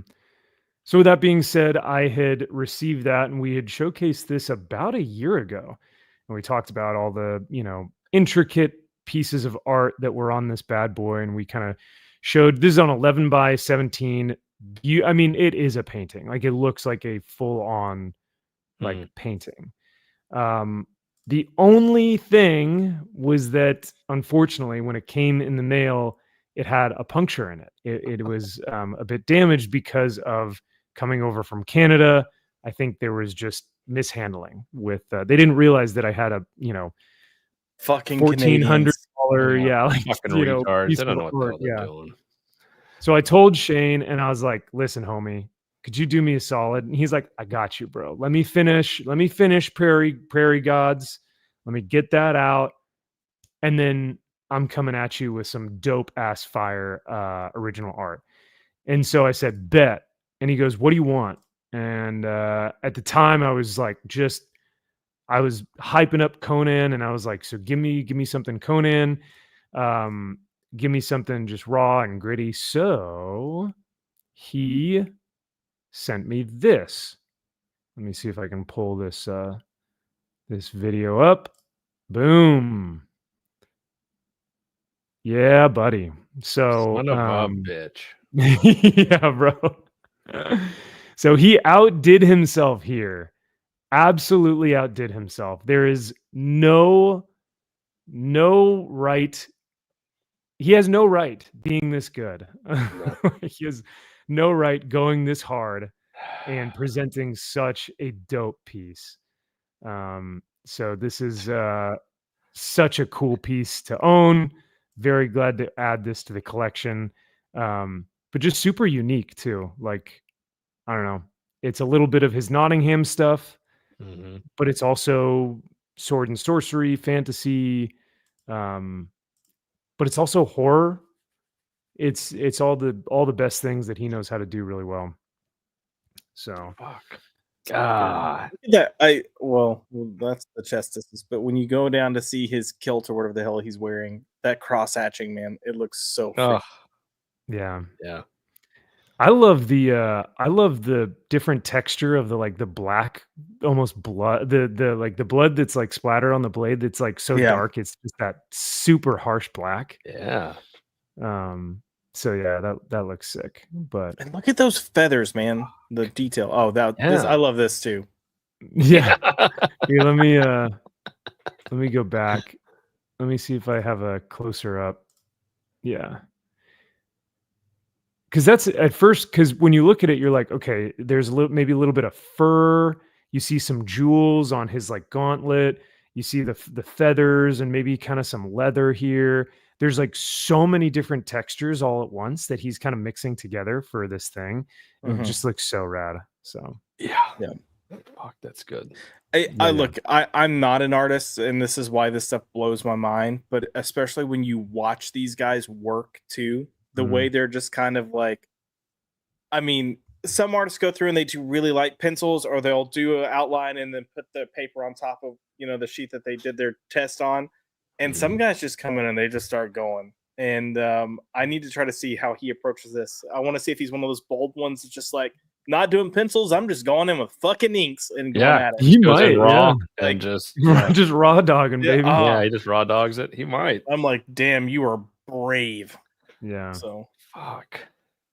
Well, I also like too, like the shading on the musculature of the arm, like because you can't just put random shading because it'll look like that Bane from the new Absolute Batman. Oh God, yeah, here we go.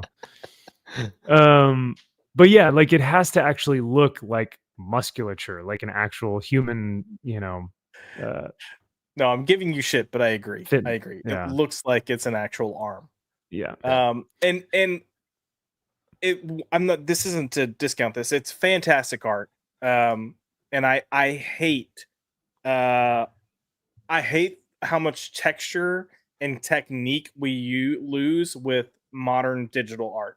Because so much is just made easier for them, where they like click a button or just barely do a swipe, and it doesn't affect to look like a shadow or whatever it might be. So I love and appreciate when artists just stick to paper, pencils, inks, and do this. Yeah. And I feel like it's tough because when you look at like a Marvel artist, they're making $200 a page, right? Which is not a living wage. And then you look at someone, so you look at that artist and you go, well, of course they're going to do digital because it's quicker. And they're going to be able to probably do more books. But they won't have the original art to sell. And that's what a lot of these artists make their money on. So for someone like Shane Connery Volk, dude, he posted an Instagram video the other day where he's got bundles of his original art just waiting to put up on his website for Prairie Gods, Nottingham. Like, dude, he's just sitting on it. So I'm hoping he really makes some great money there because this stuff is just beautiful. So. Yeah. No, he deserves it for sure. Now I want him on a fucking King Conan book. Yeah. So like I said, I first got the original art. We had showcased it here on the show like almost exactly a year ago. And when I told him about it, he's like, sure, let's get Prairie Gods out and then we'll work on it. So he remarked this Prairie Gods issue #1 for me. And he said, Max, sorry this took so fucking long. Thanks for all the love, Shane. So perfect. It's perfect. Wouldn't have it any other way. So, I gotta add though, if you were a real creator and a real professional that were doing business different, he would have been like, sorry, bro, you got a fucked up art piece. Sucks to suck, man. If you want, you can return it, but you got to pay for that return. You got to pay for that. So. And then I'll give you a discount on my store. Whoa, wait. Who said you have to pay for that return? Nowhere does it say you have to pay for that return. Nowhere does it say. But it says on your website. Well, if you read it correctly. That's just if you chose to return it. But not because it was damaged or there were issues. Yep. Come on. Exactly. Man, y'all are dumb. Stupidity. Let me fix your stupidity. Yeah. No, I'm sorry you don't understand. Yeah, I'm sorry for your confusion. Yeah, you're a misunderstanding. Right? Your confusion. Yeah. Your confusion. I'm sorry for that.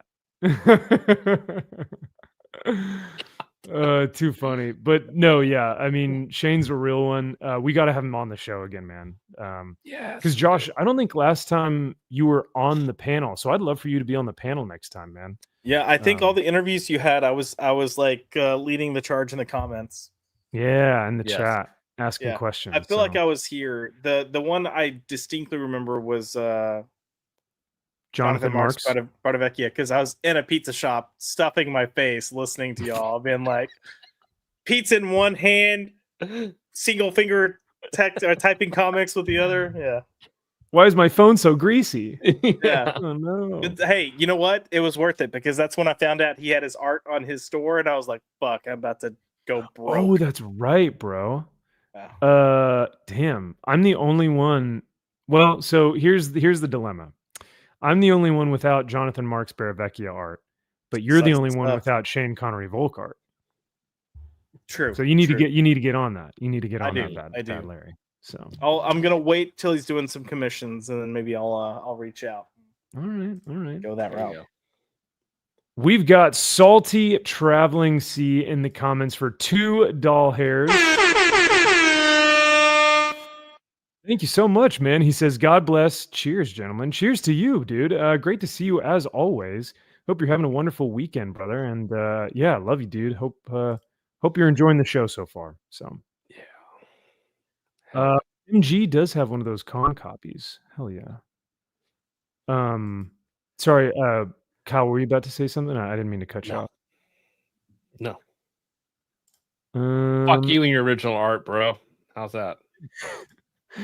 Well, I mean, you have original art, but I don't know if it's as good as Conan. I don't know. Well, mine's from like a legend, so Someone who's been in the industry for quite a while. Eh? he's been around for a long time. He's kind of ancient. He's kind of old as fuck. Yeah. That's embarrassing, bro. It's kind he's of one of the graybeards. He's been he's seen some shit. Yep. And he lost last week or 2 weeks ago on Kings to Shane Davis. That's embarrassing. Yeah. So why would you want art from someone who loses to From a Shane loser? Because you can get it cheap. There, since you lost, a low ball, yeah. Yep. Just what Mike Tomlin, the head coach of the Steelers, would say. He's like, I want to get them when they're old and cheap. That's Yep. You try to get some of these players, much like Aaron Rodgers right now. So, oh my God, yeah, what a nightmare. Salty says, "Hey, it's a collector's item, all right? When it's fucked up, Max, stop hating." Oh, well, I guess you're right, man. I guess I have a 1 in 1, right? So you do have a 1 of 1, I guess. Yeah. But so that is all I have. But huge shout out to Shane, man. This is super clutch, and I'm so grateful to have this. It is so badass, and he did not have to do this whatsoever. And I fear for how much the shipping was on that Canadian post, but he's a real one. I know what I paid for shipping to get my thing there. And fuck off, Canada. Yeah, no. But with all that being said, Kyle, you've got some stuff too. I do. So I have 2 things. I got 2. One, real quick, I forgot about just something real quick. I picked up a new Absolute edition from a very fun Elseworlds.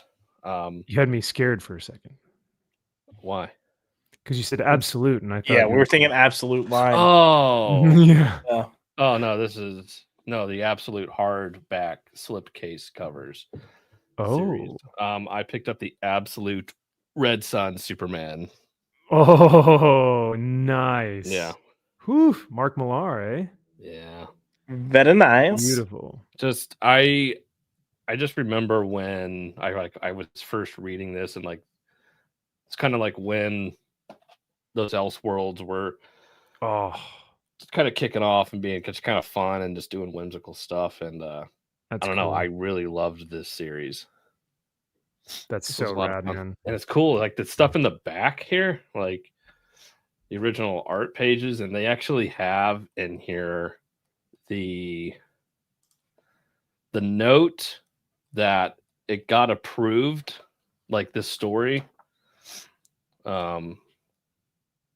from this was to Mike Carlin, Denny O'Neil, Archie Goodwin, about attached is Mark Millar's proposal for Superman Elseworlds. Like it actually has like the original, like the correspondence. Yeah.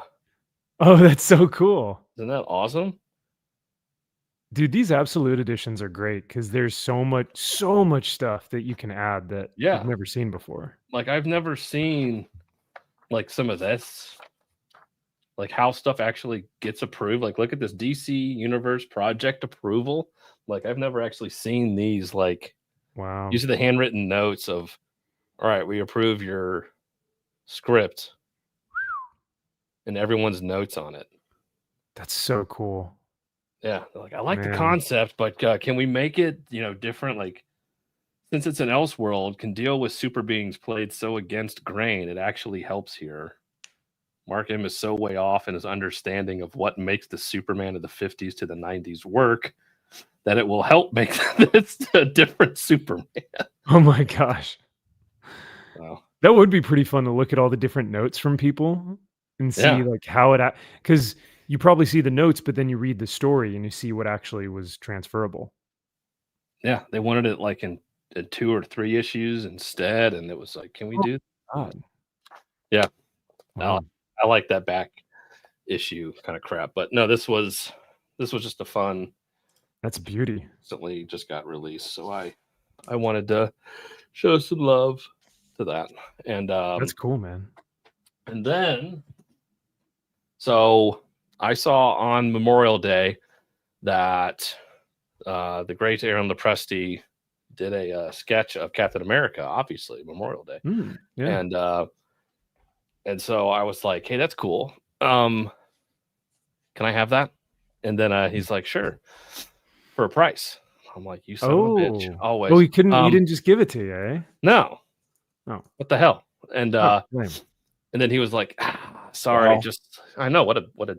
No, I'm saying well because I'm feeling a certain type of fatigue right now. Oh. It's not. You mean it's not free? Shit. Wait. Hey, can I have more than free pretzels? So for context, I flew Southwest, and that's all. Or not Southwest, Spirit. That's all you need to know. Yeah, you're lucky you're alive, bro. No. Hey, we had great pilots, so I was like, whew, thank you, Lord.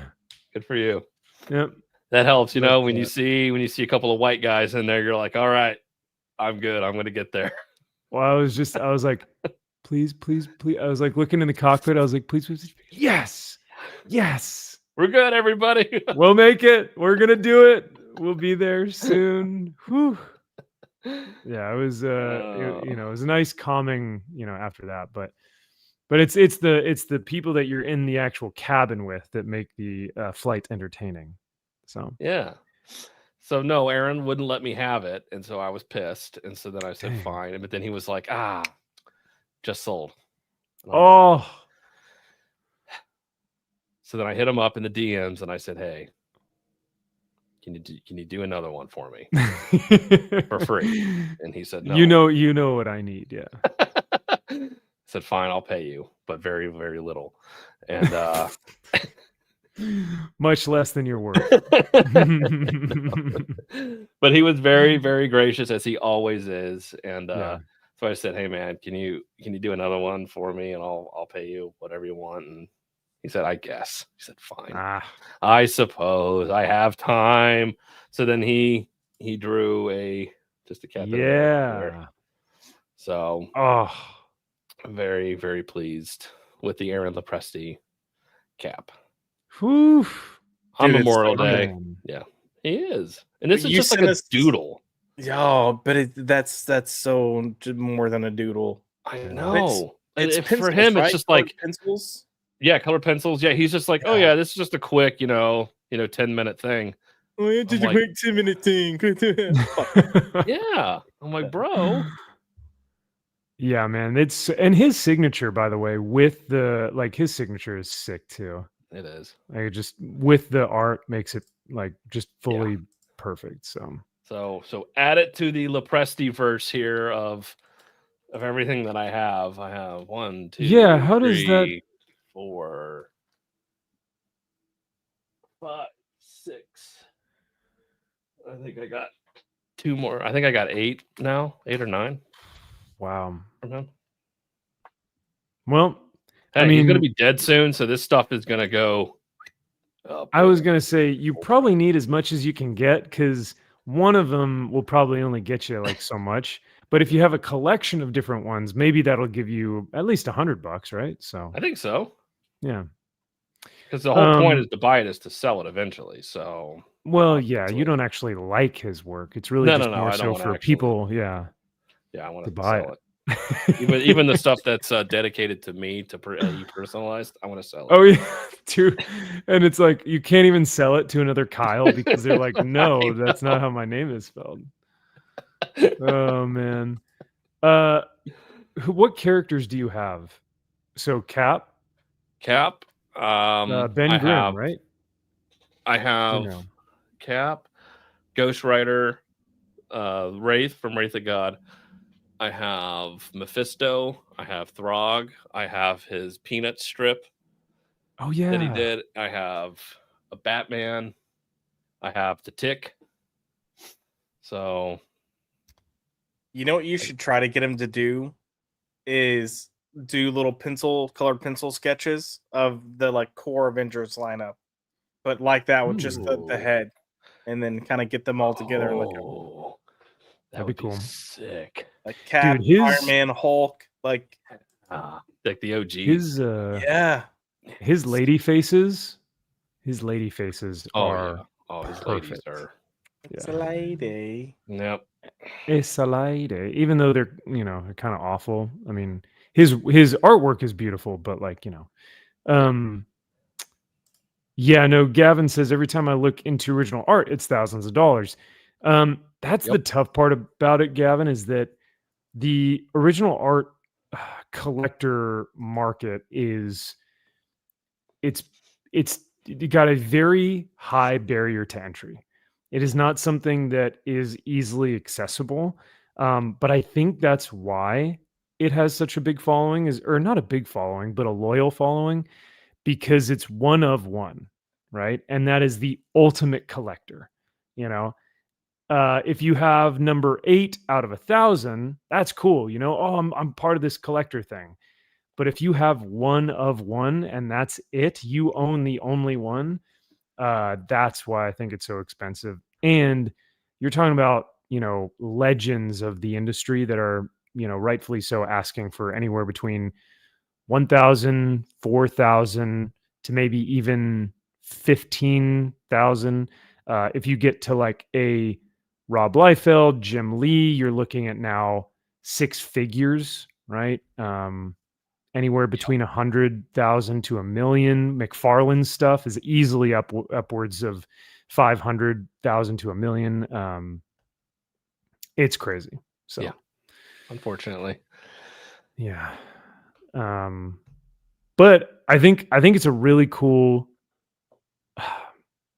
Like out of everything, you've got collecting cards, you've got collecting covers, you've got collecting graded comics. Out of all the different collecting markets, modalities, I don't know, what would you call them? Like, modalities, facets. I mean, sure, it depends on what lane you want to be in. The original art game, I think, is really unique and really cool. I don't know, it just feels like owning a piece of history. So I love it. I honestly wish I could afford more.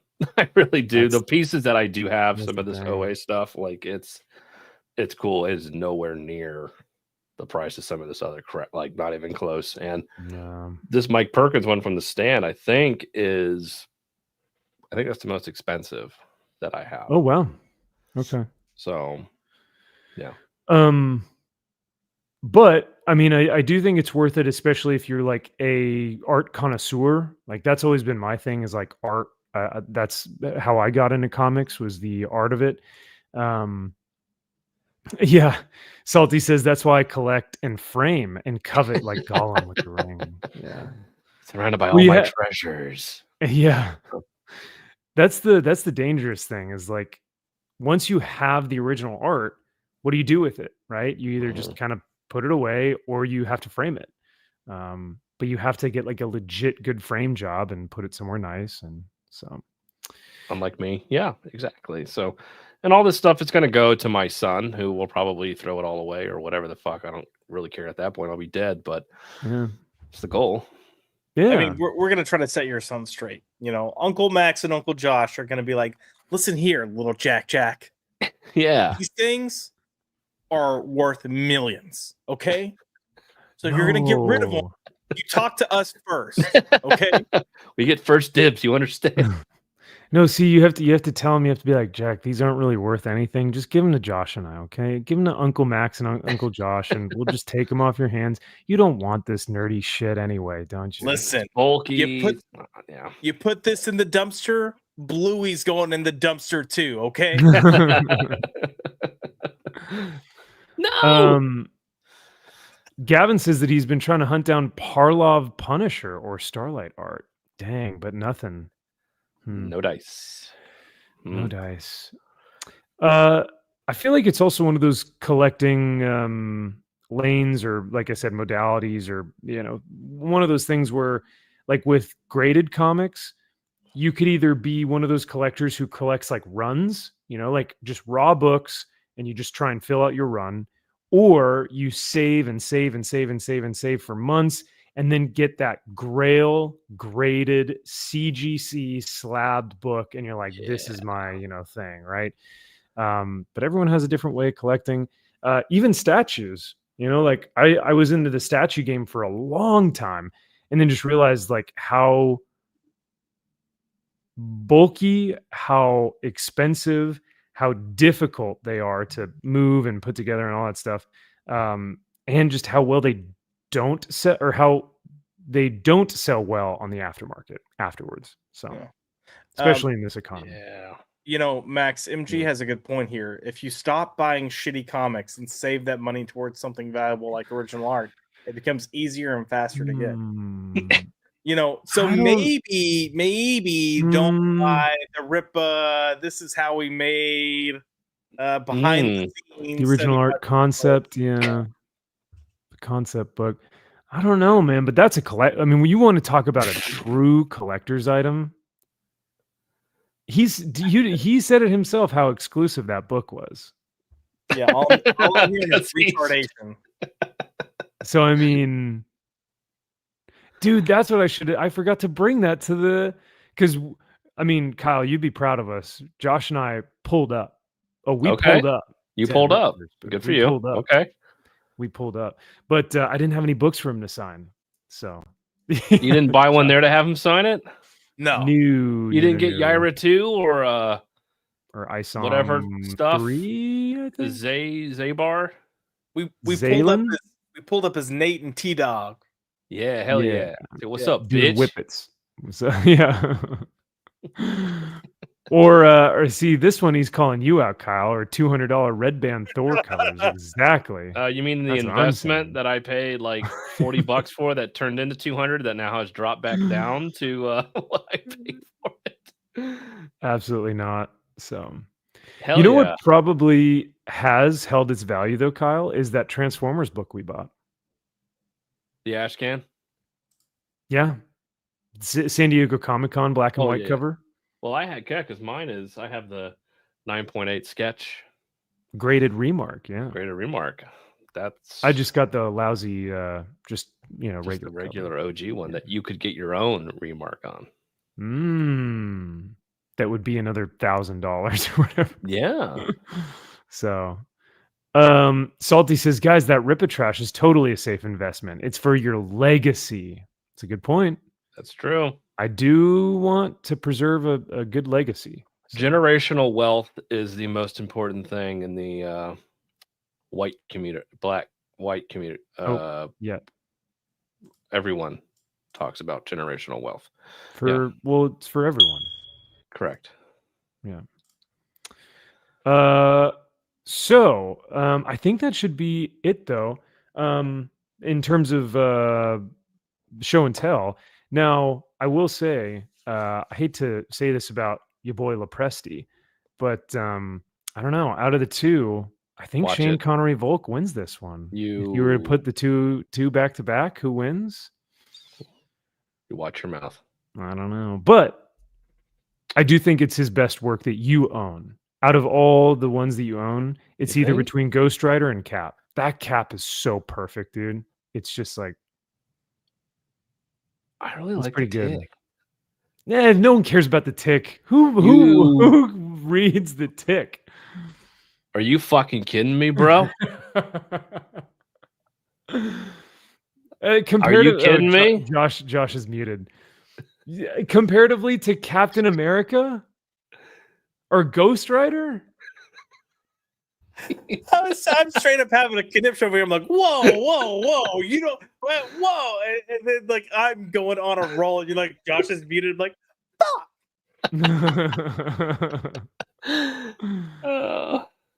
I'm sorry, anyways, but the I tick do was think massive, especially in the 90s, bro. You had an Yes. animated series, you had the live action series, you had another live action series. Okay. Come on. Yeah. Eh. What does Shane Connery Volk have? Huh? Yeah, exactly. That's what I thought. Exactly. He has the best book of 2024. No. But if I have to say I get one or the other, I'm stealing Max's part. Sorry. Well, no Now- shit. I would do that in a heartbeat because Yeah. But Kyle, if you do get an Avengers lineup of the heads, I'm probably stealing that one. Yeah. Mm. That would be Just sick. saying. Okay, I'm curious how long Shane spent on his because I can guarantee you Aaron spent less than 10 minutes on Oh, that's this. true. But man, it's still. Can you pull that back up real quick though? Because I look at these pencils and he's got like purples and stuff that he does in the. Oh, Yeah. There's like this is what blows my mind with artists that I just like. I don't know how they think this way. It's just like they just know, you know. Like look, Yeah. if you look closely, you've got the purples in the blue and even the kind of brown texture in the face. Like it's so good. And then how he knows, well, because he creates the light source and he knows exactly where the light source is coming from, but then he knows where those shadows are going to be exactly so that it doesn't make, with a lot of creators, they'll think, oh, well, I'm just going to put a ton of lines and shadows on their face to make it more dramatic, but it just makes the character look old. So if you overdo the inks and the shading and the cross hatching, it's going to look terrible. There's a very fine line, and Aaron does it really, really well. yeah. So give me Aaron Lopresti on a day long 11x17 piece of something like a Man Thing or something up in his alley. Oh, I would love to see those two go at it, battle head to head. Shane's a young gun. Shane's a young buck. He is not going to be able to have the speed or efficiency of Aaron. It's just not there, unfortunately. Yep. Now, he has the intricacy, and he is much more stylized. Where Aaron, he can knock something out in 5 seconds, and it's like perfect, right? Yeah. And he's consistent and he's efficient, and that's what's dangerous about Aaron. Yep. Yeah. 100%. So it'd be a good battle, but totally different styles. Very different styles. People. Yeah. I would love to see those two come up. Here, draw this character, and just to see what the fuck they came up with. It would be so different. That's why it's curious. I'm going to see what I'm going to get on that blank because I have no idea.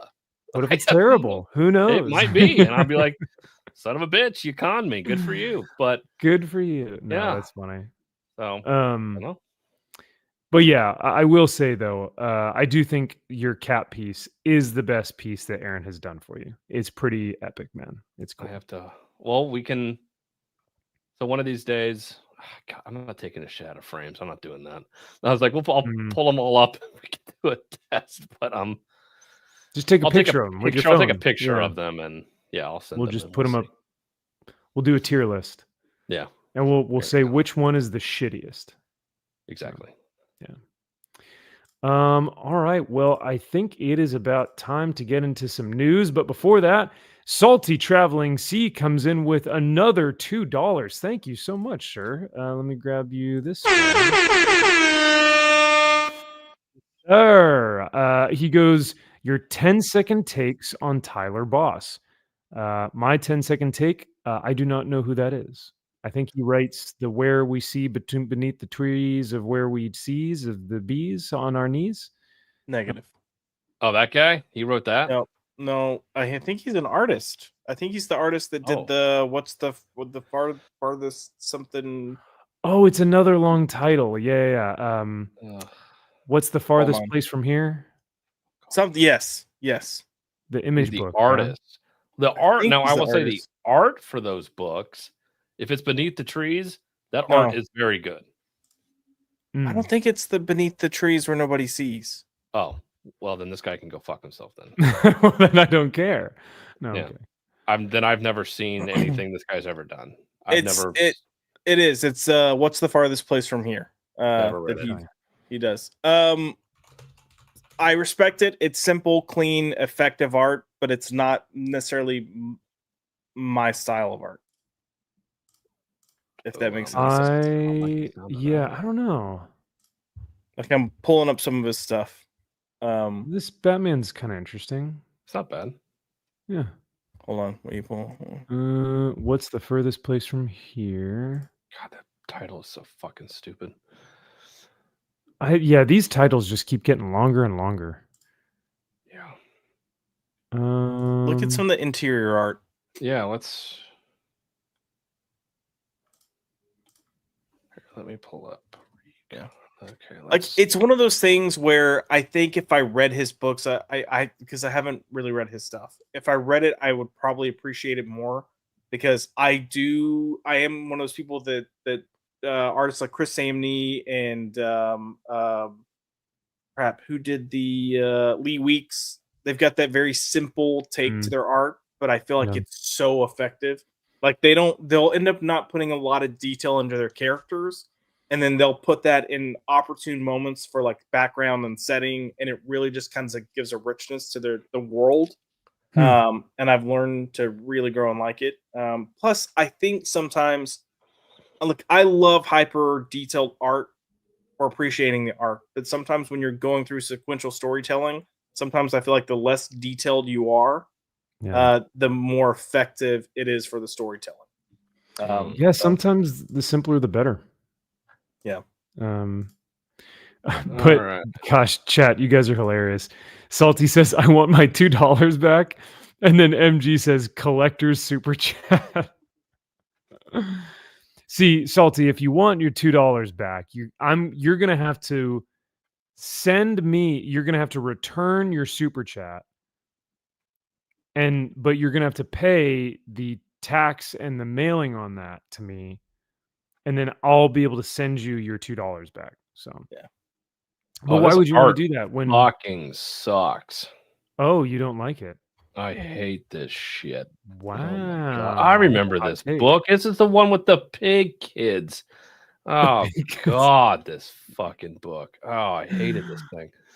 Salty says Oh, okay. Salty says, I met him. I own the original comic cover art on his Volume 1 and Volume 2 collections. Oh, dude, that's cool.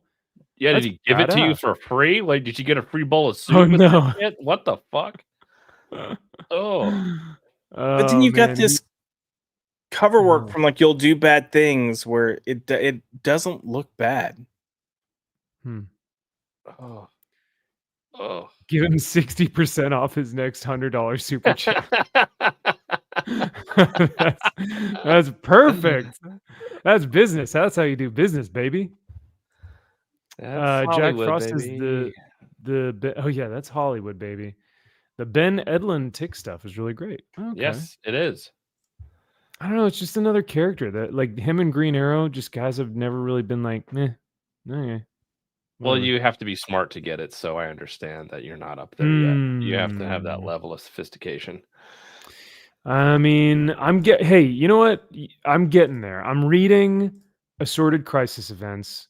Well, good. And because of that, I think I'm really expanding my horizons. So, well, you're almost there. This looks good. That's cool. Who's that? That's super trippy. I think that's him. Guy? Like, it's not him. Are we sure? That can't be him because I just read his fucking piece of shit book with terrible. That is not him. He stole this. If he's claiming this is him, this is horseshit. I'm not. Wow. I mean, I'm just saying, like, if he's like, oh, I'm gonna spend a full day doing this cover versus like, hey, I'm gonna knock out, this many pages of the interior for the book within a day. I mean, that's good. Everything that I just saw was yeah. not good. Mm. That's crazy. I mean, we're the wildest thing that I've seen was, do you remember when Jorge Corona was doing Bat Girls or Bat Women? Yeah. And we were like, Bat Girls. ugh, what is this? And then you look at his Transformers stuff, and it's mind blowing. And I'm literally having to change my pants every time I turn the page because it's so damn good. Yeah. Like, that's crazy. That's some incredible improvement. So that is true. Most improved award goes to Jorge Corona himself. Mhm. So Josh, would you be interested if DC called their next event Assorted Crisis? Oh, fuck off. Absolute Crisis and Assorted Crisis and Assorted Crisis on other worlds on all, yeah. On all Infinity Earths Part 2. Yes, nailed it. We're here. DC, pay us. You got it. I'm so over crisis events that I Yeah. can't even. But what if they're assorted? But it's going to be the Assorted Crisis, and Yeah. Denny's camp is going to be the main. He's going to be the arbiter of that event. Makes sense. Like Scott Snyder was the head of Dark Knight's Metal. Denny's camp will be the head of Assorted Crisis. Mm. It can't fail. It can't fail. Impossible. No. Barely an inconvenience. Wow, wow, wow. Wow. Wow, wow, wow, wow, wow. Wow, wow, wow. All right. It is time to get into some news.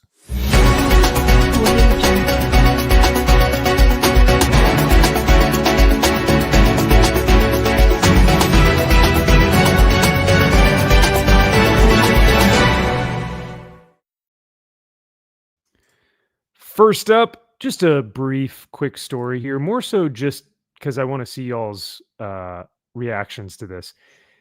I follow Golden Apple because they have some pretty cool variants. They always come out with good FOC articles and emails and stuff like that. But I read an email this week that said that Transformers issue number 1 is on their 12th Jesus. printing. Like, have you guys ever heard of that before? Well, they don't operate like they used to. They purposely print minimums. Yeah. So, but like 12. That's I mean, I know Batman Killing Joke had like 10, but I don't know. Yeah. But you know, the difference there is they actually printed a shit ton of those for the purpose of like, we're gonna keep these stocked in the warehouse, so when you need to reorder, you can. And what they do now is they're ordering like their second print before the first print ever hits stands. Correct. Like, that shit doesn't make sense. You know, this is just publishers trying to, you know, finagle the system. And I think what they're doing, and look, I'm not hating on Transformers, I promise. But these publishers are so fucking desperate for good news, good headlines, that what they're doing is they're doing this, and they're like, all right, you know, final order cutoff. We're this is how many you ordered, this is how many we're printing, and we're calling it a day. And we're already going to start printing on the second. And before, they would have backstock of that first print, that first cover, to have readily available, that if shops needed to reorder, they could. And then if they depleted that inventory, then the publisher would go back and do a second cover or change the cover, whatever it might be, and then do the second cover or the second print or whatever you want to call it. But now they are just like bare minimum. Let's hit that bare minimum, and we're going to go into second print because that's going to be a great headline. And then, we only got this many requests for reorder for this cover. Okay, great. So go ahead and plan the third, and let's see if we get more in now. It's just like, it's an Eric July tactic. What can I say? Well, I mean, even with Battle Beast, before issue 1 even came out, before it was even in our hands, they were like, we're all ready to a second print. I was like, how? But how? Yeah, no, If that's you what haven't, they're doing now. Yeah. It's so, but yeah, even MG in the chat. So we had actually shown the 10th printing cover, which I will admit, I was like, I might buy this bad boy because it was the issue 1 cover, but it had the gold foil around it, and Yeah, it I was. bought them. I have them. Oh, you got him. Wait, did you Yeah. show him off? Yeah, Maybe he did. Maybe you did. I I did. gotta remember. If not, I have them. I don't know where they are, but they're in a box somewhere. Because it was the Starscream and the Optimus, yeah. Optimus, yeah, Mhm. which looked awesome. But They're great. man, a 12th print of something that just blows my mind. So Yeah. Good for you. Milk that cow until it, dries up. It's the only thing they got. Yes, it is. Look, it's also the retards that are like, oh, it's a new cover, I'm gonna buy it. Sorry, MG or whoever it was, but I mean, look, if you love it and you're passionate about it, by all means, great, get it. Like this, the stuff that I'm collecting, I'm trying to literally get every cover. So there could be that, yeah. There could be a sense of this issue or of this series. I want every cover to include the European variant, like the Italian variant, the Mexican variant, the misprint variant, which is the one that Eric July sold recently. But like, I'm not going down that route. I'm just going down to like, A cover, B cover, great, we're good. Oh, okay. But yeah, no, I mean, Salty has the first, second, and third prints. Hey, honestly, there's some badass covers on that Transformers run. I don't blame you, but I just feel like 12. I mean, I've never heard of a comic going past three printing, maybe 5, but yeah. How many has Absolute Batman been at? It's had a few. Oh, 7, maybe. A lot. It's a lot, yeah. More than it deserves, but yeah. Yeah. But it's also funny when you get like an issue 7 second printing. You're like, issue 7? That's kind of odd. I don't think so. Yeah. I don't know about that one. You're just trying to create scarcity. So then it's like, oh no, all of those are worth the most, because if you look back to like the Death of Superman and like the Doomsday one, it's like, no, you need the 5th print because that one was only like 1,000 of. It's like, sure. Because everyone wanted the 5th fucking print of that book. It's like, whatever. Ooh, Ezekiel's got my back. He confirmed Absolute Batman is in fact on the 7th print. So look, there you go. 7th fucking print. All right. Hey, did I tell you we actually saw a cosplayer in the Absolute Batman suit? We did. Just as gay in person as he did on the page. Bro, he was a thick boy. Yeah, he was a thick boy. And then he was with a Jim Ballant Catwoman. So I was like, oh, okay. Okay.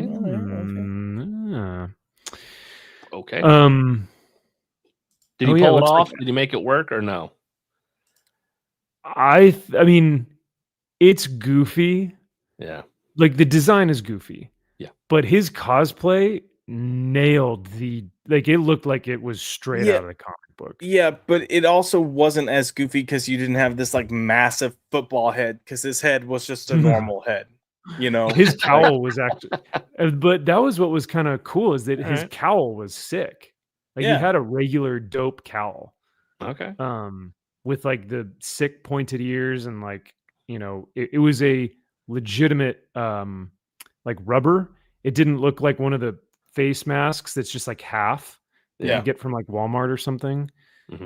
Like that was a probably couple $1,000 investment, but he had the axe, the bat axe. Oh, okay. That was gonna be my next question. Okay. You could take off of his chest piece and he could makes perfect sense. Yeah. That's exactly what that tracks. So yeah, I just thought that was kind of fun and funny, because I was like, man, 12 printings is a lot. But if it's Transformers, they know what they've got and they know that it sells, and so why not? And they're gonna collect, and like you said, Kyle, it's gonna be more scarce, because 10 years from now, when they look back and they're gonna go, there were only like 100 copies made of the 12th print, right? So it's like, oh, it's exclusive. So it's like, oh, I have the first 10 prints. Yeah, those are worth dog shit. You needed that 12th print one though. Mm-hmm. That's the one. Yep. Whatever. But, Josh, you had said that printing scheme is like a Rippaverse thing. What did you mean by that? Just by snake oil salesman, man. Yeah. Mm. Come on, get your exclusive snake oil. Yeah, It's a real comic book in here. You see, if you open it up, look, there's pages here with art on it, boys. You see. No, see? I mean, look, the colors and pages. Wow, look at that. It's the tactic. So your Tom Taylor's, and I'm using him because he actually did this, can go, oh, well, if the comic wasn't selling well, then how come we're already on our 4th printing in 2 months? Oh, no. Oh, and then he'll follow that up with clearly, I guess I should be doing an Australian accent, but, I'm just going to do schmarmy instead. Clearly, all these talks of, comics not doing well are fabricated. So. He does have a very smug face whenever he talks about that stuff. Yeah. Man, I remember the days when I loved Tom Taylor, and I'm so sad that those days are gone, that he just ruined it. That's unfortunate. Yeah. It's a shame. Yeah. His own doing. Very much so. Yeah. Very much so. And that kind of makes it worse, much like a Mark Waid, or these people that you're up on a pedestal and everyone thinks you are like unreachable. Like you were just like God tier writer, somebody that the most common person has nothing in common with, because we just think you're just so much better, but then you knock yourself down because of your own hubris and douchiness, and you can't get out of your own way. And it's like, you did it to yourself, dude. You had nobody else knock you off of there. Yeah, that's such a good point. It's such a good point, because he's made good stuff that you're like, this is bad. This rocks. Yeah. And he's just in his own way. He's his own worst enemy. It's like, dude, just stop talking.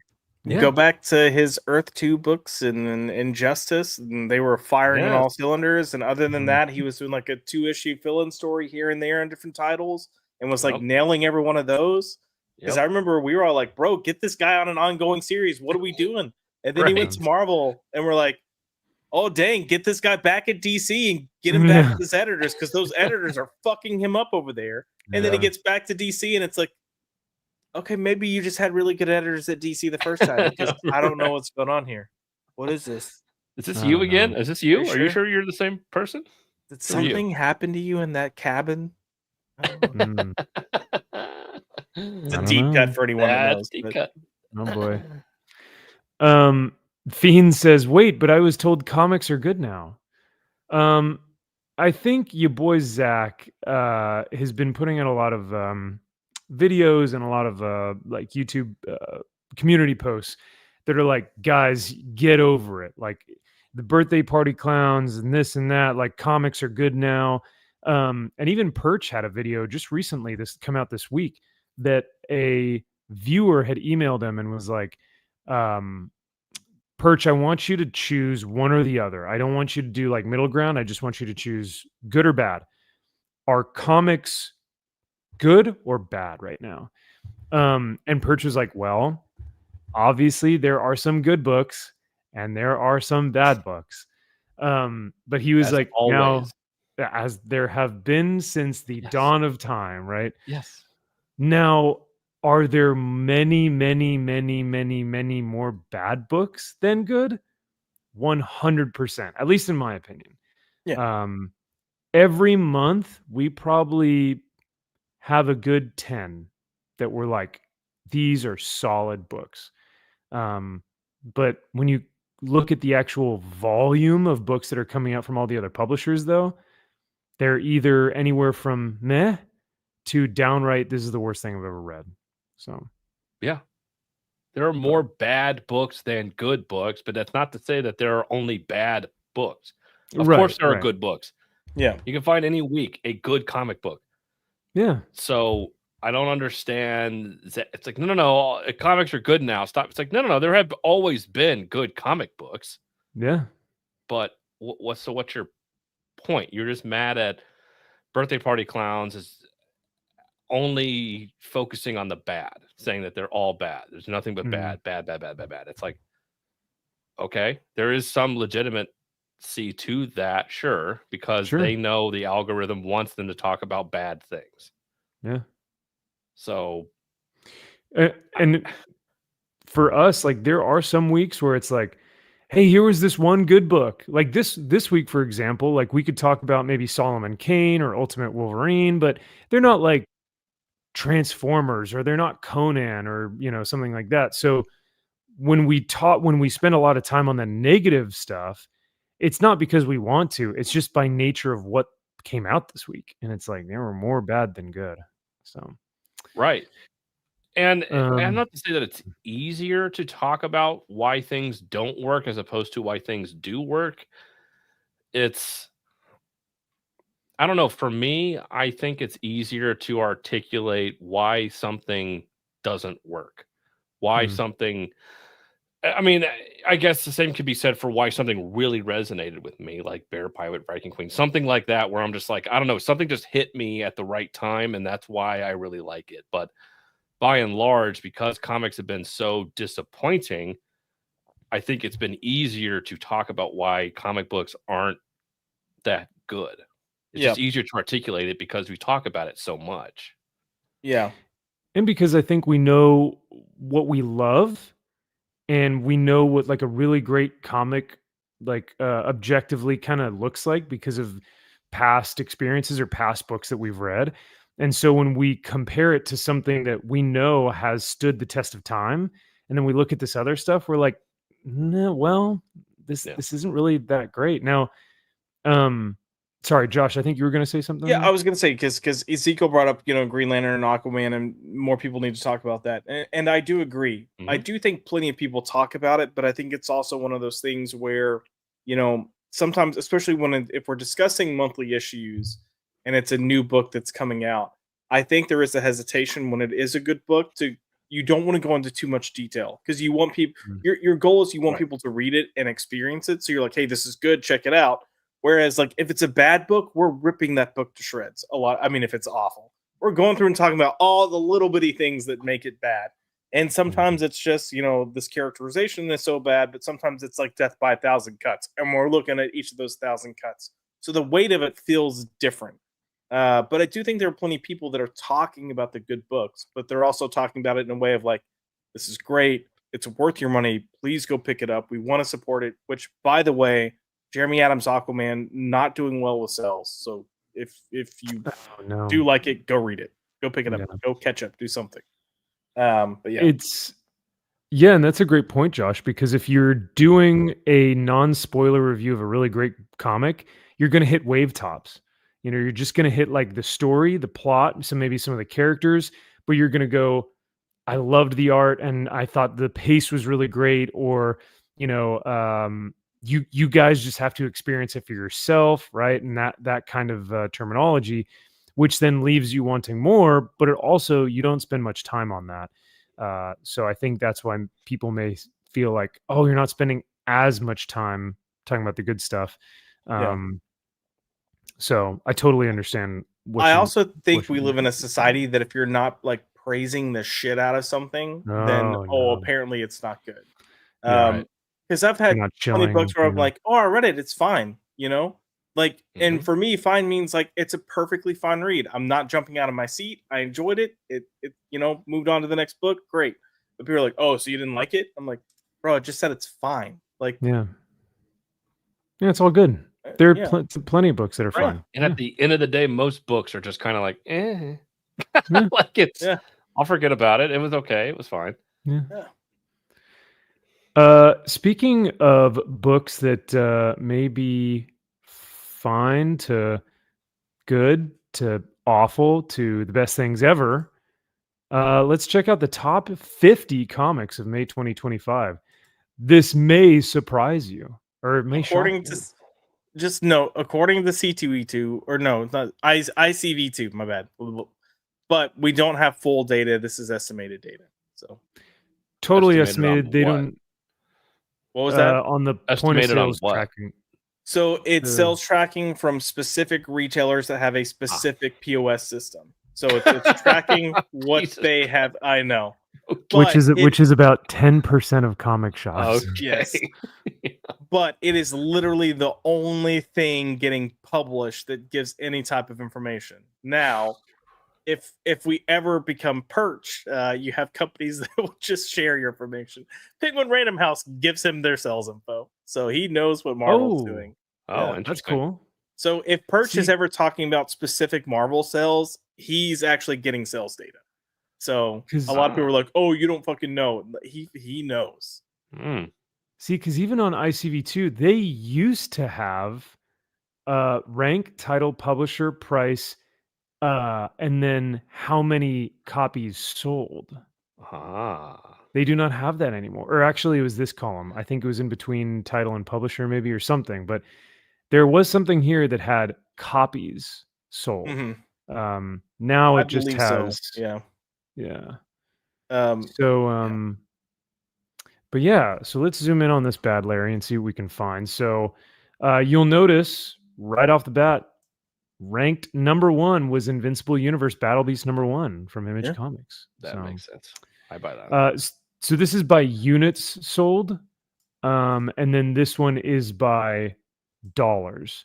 I don't use this one because this could be, hey, we have a $7 Marvel comic book out, and if you sell 10 of them, of course you're going to make way more money. So, Right. well, um, yes, the comic shop, yes, but as far as a publisher, usually if they're putting a higher price point on those books, it's because it's their more expensive creative team.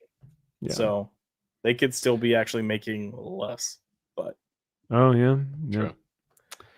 right after that, Absolute Buttman, number 8. So he is number 2 in as far as the most sold comic books of May. Batman is at number 2. Absolute Superman, number 3. Ultimate Wolverine, number 4. This is wild. Absolute Green Lantern in Shocking. the top 5. Wow. Yeah. But you know what I've found out though? A lot of manga people are reading it. I'm No not shocked by that way. because it is Oh, shitty hold like on. manga. It does make Yep. sense. So- Wait a second. My comic shop owner, his daughter, kind of runs their manga division. She loves manga. She's all about it. Mhm. And like for her, this is like her favorite comic coming out right now because it's got such a strong manga slant. But the that- writing is bad. Like manga. It Yeah, makes but- perfect sense. She's- hang on a Yes. But second. yeah, she's read some Western comics, but it's really not her thing.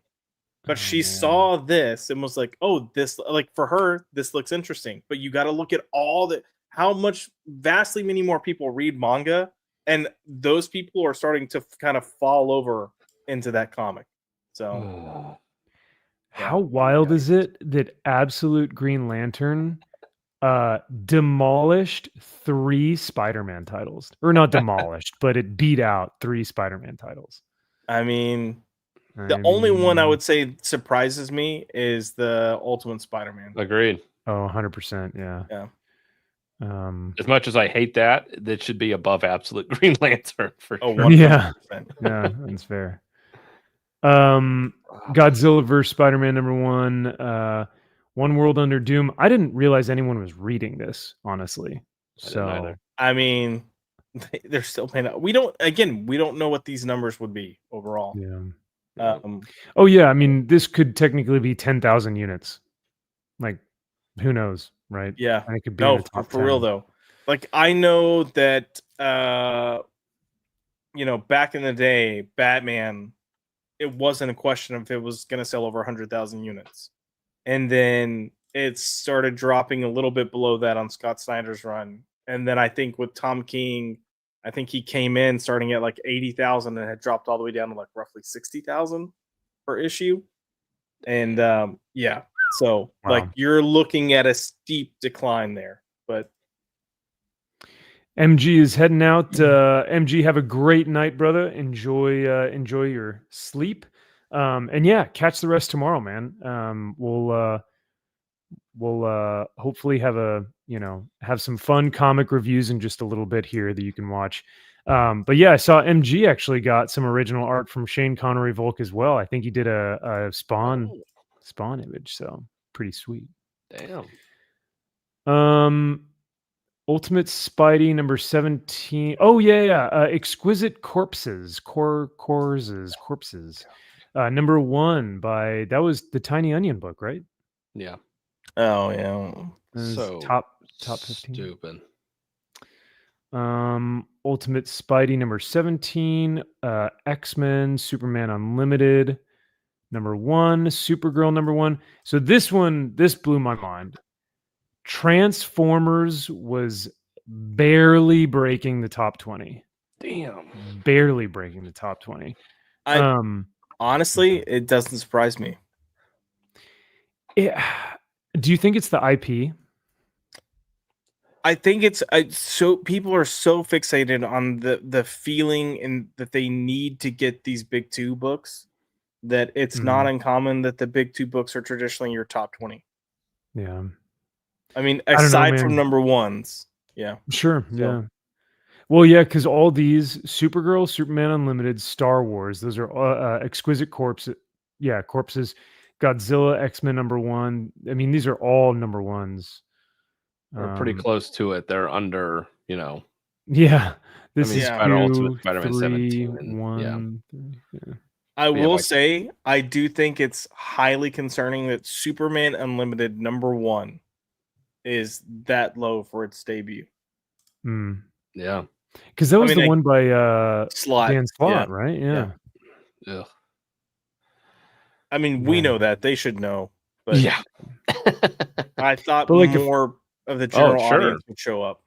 Yeah. If I'm a normie, I'm picking that book up. Absolutely. Like, and I don't know. Yeah. Barely beats Supergirl, which was trash, hot garbage trash. Yeah. That's right. That was as bad as Fire and Ice. Yeah. I wonder if, because I would say so far, objectively, Transformers issue number 20, specifically number 20 with Megatron, just demolishing Starscream and wrecking shop and wreaking havoc and everything. I would say that it's objectively better than a lot of these, but I don't know. So agreed. Absolute Wonder Woman, Absolute Martian Man, Spider-Man and Wolverine number 1 not being in the top 10 is also concerning. That's brutal too. Yeah. You got 2 A-list characters. I was going to say headlining that should sell just by the name alone. Yep. Do you think it was maybe the art? Nope. I do think this is the damage done by our publishers just over time. And of number 1s or no, I just doing bullshit, and I think they found that a lot of these miniseries or these team up books are nothing but a cash grab that ultimately do nothing. But yeah, Spider-Man, Wolverine on a team up book should be easy top 5 money. But you squandered all your good luck or your good faith that you had goodwill. Yeah. Yep. This did make me happy to see though the giant size X-Men number 1 with Kamala Khan, who's just inserted into all the classic stories. That barely broke the top 30.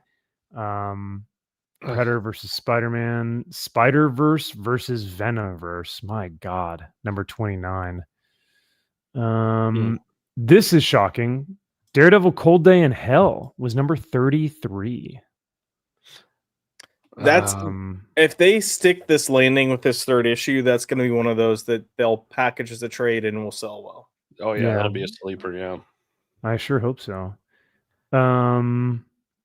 Storm number 8 at the 50 slot. Daredevil, Vision, and Scarlet Witch. Blah blah blah. Absolute Wonder Woman, Amazing Shot, Uncanny X-Men. Oh, here's Uncanny X-Men number 15. So doesn't look like anyone's reading that bad boy. Best book of 2025. No one's talking about it. Oh yeah, no one's talking. Why is no one saying that's their favorite everyone's book? Talking about it? Yeah. Gosh dang. Oh well. So yeah, that's your top 50 books of May 2025. I was shocked by some of these, and then others I was just like, yeah, I guess that tracks. Battle Beast being at number 1. Absolutely saw that. That was easy. Well, they had 400,000 units. Yeah, well, with all those blind bags, hell yeah. Yeah. So they saw quite a few blind bags at Comic-Con or Fan Expo. They'll be there forever. Yep. Oh yeah. Gosh, I just wish that they were numbered so we could figure out how exclusive that number 2 actually was. I know. He'll never tell you. We'll never know. All right. So I am gonna do this. So we're gonna transition into comic reviews. But I need to run and grab some water real quick. So while we're going into comic reviews, let me do this. And then I would love to hear actually what y'all thought of. Let's start with, did we all read Ghost Rider versus Galactus? Yes, Yes. I did. Okay. All right. I am so intrigued to hear what you guys thought about that one. So let's start with that one first because I am super genuinely curious. So we'll do some comic reviews.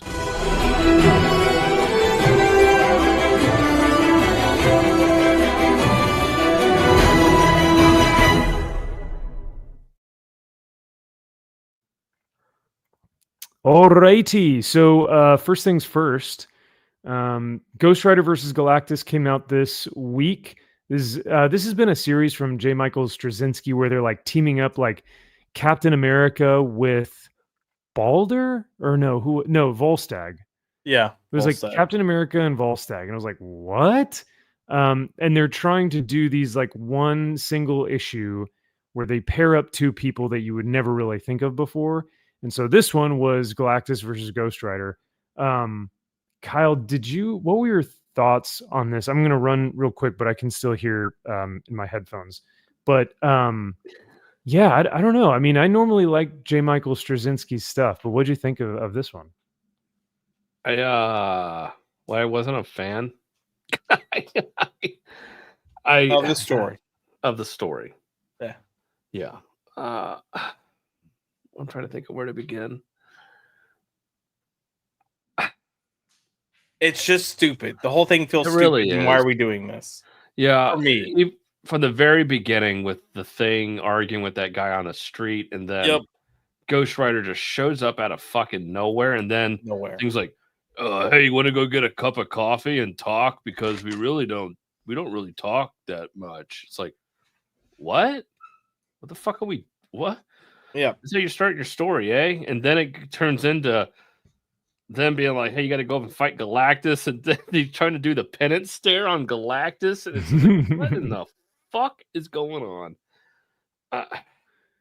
So yeah, the issue is Ben Grimm meets up with Johnny Blaze, Ghost Rider, or is it? Yeah, no, it's Johnny. So they meet up in the middle of New York.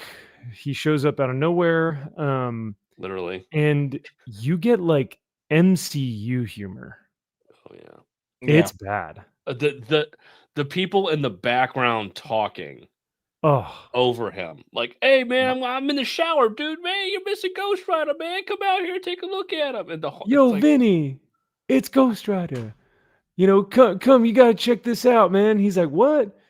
Ghost Rider says, I'm your judge, jury, and then the guy in the apartment's like, I said it's Ghost Rider, get the freaking window before he, and he goes, shut up, I'm working here. No, it's more like, shut up, I'm working here. I'm working here. Hey, shut up, you bitch. Now, where was I? Oh yes, jury and executioner. I'm like, bro, Ghost Rider would never, ever. That's some MC. That's that person talking. Well, yeah, that's a good question. Too. I know they're in New York, but Jesus. Yeah. Do you know why you're not sure how you feel about this book, Max? Because the subject matter is very heavy and dark, but they're playing it as MCU humor? Possibly. Yeah. But I think the art's really fucking good. I really like this art. Yeah. It's one. The art is incredible. Yeah. Mm-hmm. One for So. I think it's that. I think it's torn. I'm torn between this amazing art and then also this MCU stupid, dialogue, jokey joke stuff. Yep. But then when you get to like the whole first half of the book is I'm gonna ride on the back of your hog and let's go, which could be an innuendo. I was gonna. It Uh, definitely is. Yeah, I want to write your yeah. hog. It's like I'm sure you will. Mm. And then Ben's getting a suit, and Ben wants to. He tells Johnny, he's like, "Hey, have you ever tried that penance stare thing on someone like Galactus?" And he's like, "Well, yeah, of course it would work, right? Because Galactus has killed multiple worlds and hundreds of millions of billions of people. He must feel guilty for his crimes against the universe." So he hops on a rocket and flies to space to go confront Galactus. And like you said, Josh, this art is still pretty impeccable. I mean, like this page is freaking sick. It's great. But then the subject matter turns to like really serious. Like, how do we see ourselves in the universe? Like, what's the meaning of life? What is the purpose of existence? Like, it's really deep, and it just completely, like, the tonal shift. I was not, I did not see that coming. But Ghost Rider tries to get, yeah, this art is so rad. Mm-hmm. Ghost Rider tries to give him the penance stare, but because Galactus doesn't feel guilt, Right. It doesn't work. yeah, it doesn't work. No, these are such cool.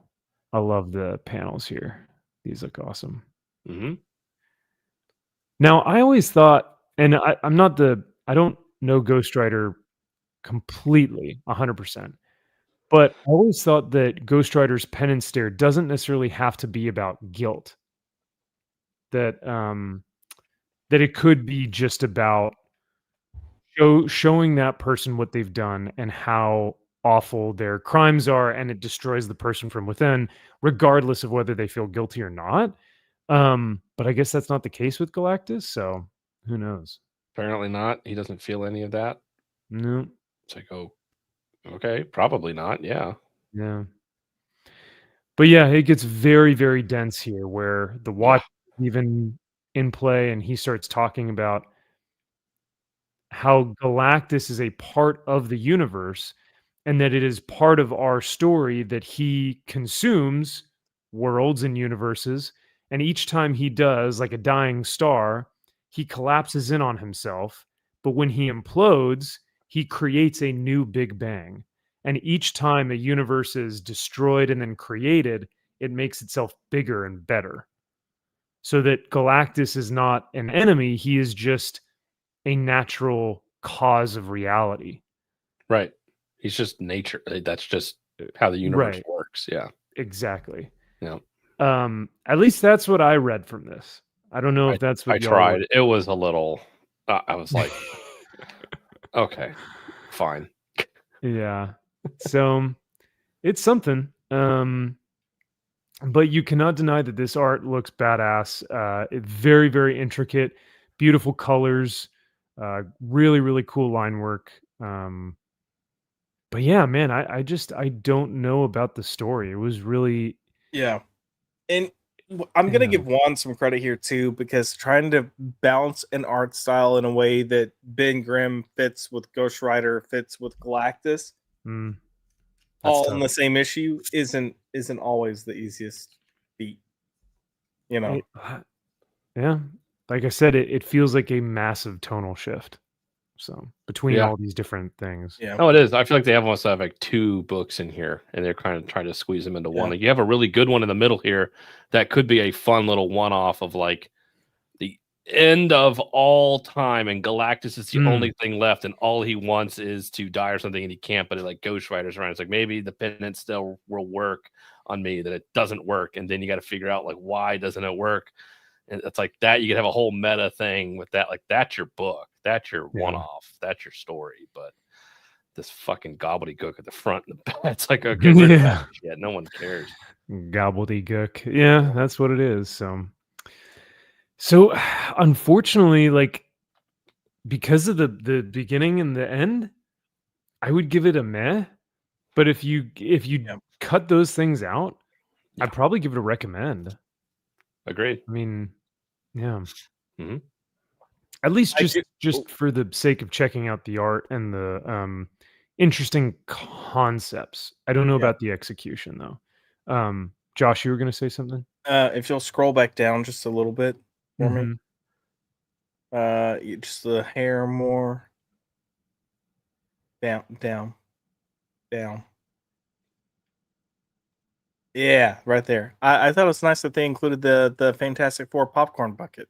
Why not? That is true. Yeah, that is the popcorn bucket. That is $80 right now. So the popcorn bucket. Yeah, popcorn bucket is $80. Yes. Holy shit. Yep. I mean, it's Josh is like, I'm about to buy it right now. No. $80. Mine. Where is it? All right. $80. I'm gonna go ahead and pre-order that bad boy. Yeah, buddy. I mean, with $80, you could buy 8 blind bags, 8 Battle Beast blind bags. Yeah. So yeah, that was Ghost Rider v Galactus. Oh, you know what I did forget to talk about? Do you guys have CLZ? The CLZ Comics web app? Yeah. I don't know. Dude, I just found this out. I just started a free trial. I am so hooked. This is so much fun. It basically catalogs your entire comic book library. Yeah. I just started yesterday and I'm already like 200 comics in. I still have like, 20 different short boxes and long boxes to go, but like, bro, this would make things so much easier at conventions when I'm like, do I have this issue or not? Okay. And, so Max, when I told you that I was unprepared for Titan Comics because I forgot to scan in the Spectres you got me, this is what I was referring to. Because you can scan the barcode. Boop, boop, boop. Which I was like, that's brilliant. Yeah. Like I could just have all my comics out and just beep, beep, beep, and just scan them all. It's so rad. So I cannot believe I am like kicking myself in the face that I've been a comic collector for so long and didn't know that this existed. Or I knew that it existed, but I didn't realize how easy and how fun it was. Which it sounds lame, but yeah. Gosh, that sounds lame as fuck, dude. MH is asking how much the service is. I think it's like $7 a month. It's $8 something. I think it's something around there. I'm bad about doing subscriptions and letting it hit my card and just not paying attention to it. But I will say that I didn't realize you could do.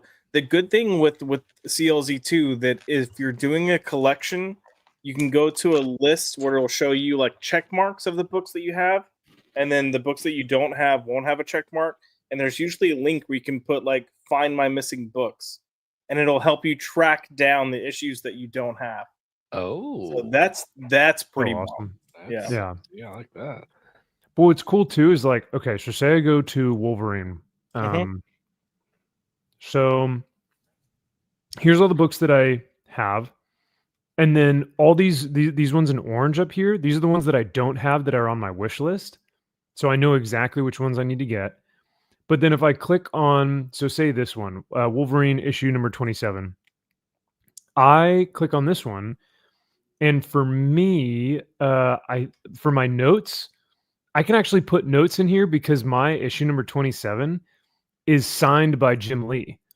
So I can put signed by Jim Lee, June 2023. So like you can put that.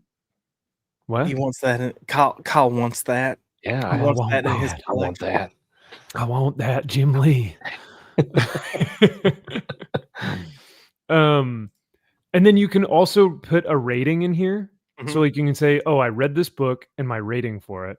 Like, bro, it has everything. So I'm and even got a little key cover, classic cover by Jim Lee.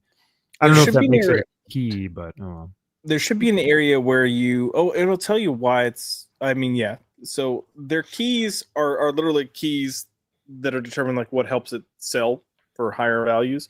But there should be an area too, Max, where you can put like what you expect the graded value to be. Oh, like what you expect, like the grade to be in terms of like quality, and then it gives you like an estimated value. for That's so sick. unbagged, or not unbagged, but oh crap, why can't I think? Like ungraded or raw or Yeah, raw versus slabbed and all that stuff. But you're also using your best like guesstimate of whatever you graded. So I try to go as conservative as possible with my stuff. yeah, no, I'm not a good grader like whatsoever. So Kyle does a pretty good job at grading things. Well, I did. You've sent tons of books in a CGC. Mm-hmm. Back in the day. Yeah. This is pretty cool though, Gavin. I didn't realize that you could use League of Comic Geeks for that. The only thing is I don't know. I don't want to give them the time of day really because they're pretty terrible. So I know Cover Price does something like this. That's right. So I think this used to be the Cover Price app, and then I think CLZ and Cover Price are joined together. Oh, okay. Well, that kind of makes sense because I was using Cover Price to start. I was pricing out some slabs and stuff, and I was like, "Oh, that's kind of cool to have." And you can say, "I own this," or "I want it," or "I whatever." So that's kind of cool. Speaking of Cover Price, I've been digging their crowdfunding comic highlights recently. They've been making articles that highlight like these are the top crowdfunding comics right now. You've got Nexus, which is what's Mike Barron? Mike Barron. Yep. You've got Psychic Sam, which is Mark Millar. Bill McKay's Kim the Delusional. So yeah, some pretty cool stuff. But yeah, they go into like each one and the different covers that you can get, and yeah, it's pretty rad. But so yeah, all that being said, CLZ Comics app. I was like, damn, dude, this looks rad. So yeah. I should probably do that because I got a lot of shit that I don't realize I have. I think the biggest thing for me is I'd use it for like finishing runs. Because if I'm in a comic shop and I'm back issue hunting and I'm like, do I have this? And I can just check my app and it says I don't, then it's like perfect. Okay. And it's all updated. Like, yeah, that'd be sick. Save you a ton of money too, I feel like. So sure. And then the other thing I wanted to quickly do is like I've seen segments before on shows that it's like, what are you currently reading? And I think earlier I had talked about that I've been super into the Dave Cockrum, Chris Claremont, Uncanny X-Men, like just classic run. I also I've been reading like the Omnibus, and I just finished it was the one where they get locked in a trap by Arcade. Yeah. And I forget which issue exactly it is, but it's in here in like the 90s to like 100. And it's so damn good, man. These are so much fun. And so I've just been digging all these. So I've been reading these in the omnibus and also in the essential format, the black and white. Some 1988 Silver Surfer stuff. I want to get more into Danny Ketch Ghost Rider because we were talking to Gary this past weekend, and he was like, although Johnny Blaze is the OG, Danny Ketch has like the better stories and art. And I was like, I gotta check out more Ghost Rider stuff. You should. I need to go back because Danny Ketch, that was my Ghost Rider when I was a kid. That issue, that cover, like I remember that. I fucking loved that Shield motorcycle. Was so fucking cool when I was a kid. And the action figure for it was badass too with that motorcycle. Yeah. Yep. So so need to go through this because there's a lot of Mark Teixeira art in here too that looks sick. Yes. I read the first 2 issues of Body Bags. This was recommended to me by none other than Aaron Sparrow. And this was pretty fun. It's nothing, like Assorted Crisis events, of course, but nothing. Yeah, but still super fun. And it's just a, whatever. And then this is the next one that I'd like to read is I would like to do a entire Grunwald run or read through of the Captain America stuff. Okay. So that's what I've kind of been up to, and then of course, Uncanny X-Men, the real Uncanny X-Men. The real Uncanny X-Men. Save the best for last. That's Yep. right. Yeah. But anyway, so sorry. Are you guys currently reading anything or going through anything that's not necessarily like monthly floppies or? I mean, I'm pretty much stuck to monthly floppies, just Yeah. covering stuff for the channel. And then what? Because of how much there is too. Yeah.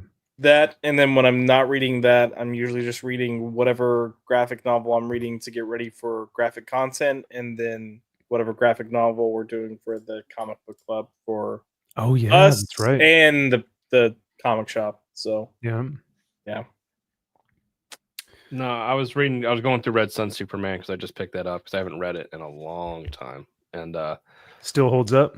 Still holds up. I have a lot of fun with it. And then I was going back through and reading some Stephen King Night Shift, some of his short stories in there. Just I don't know why.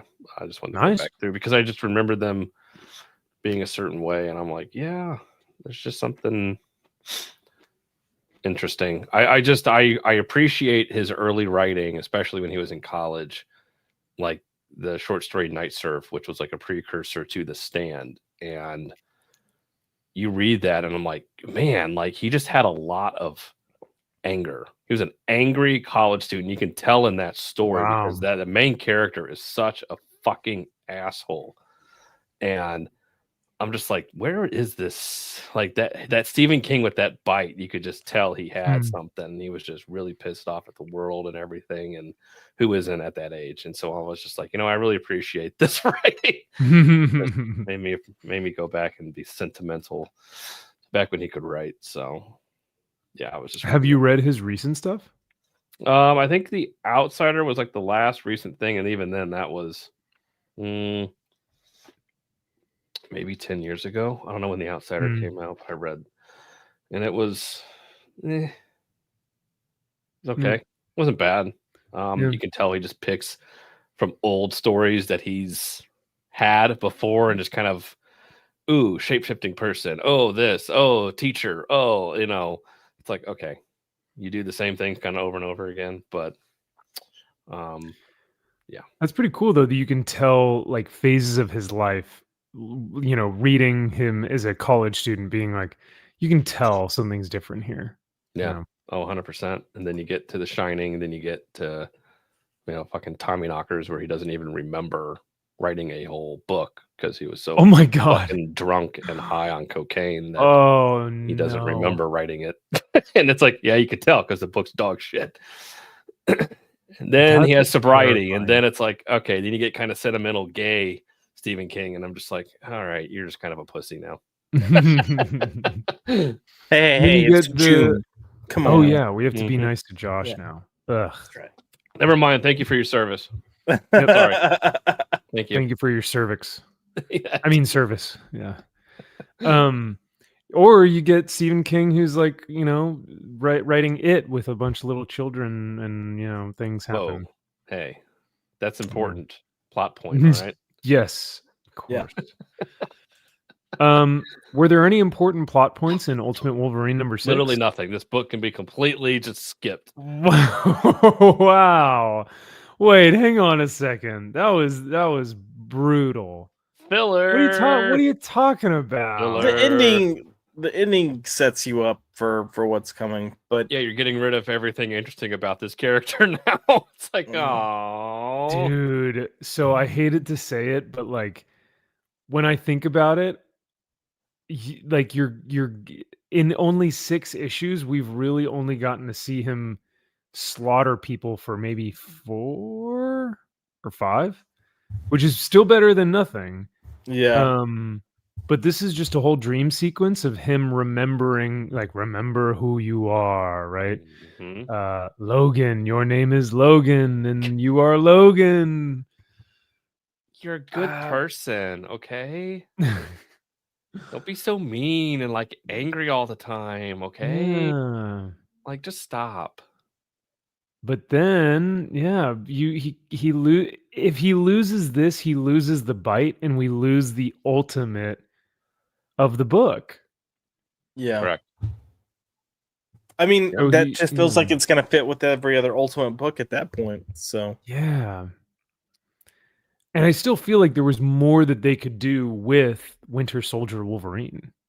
agreed. A lot.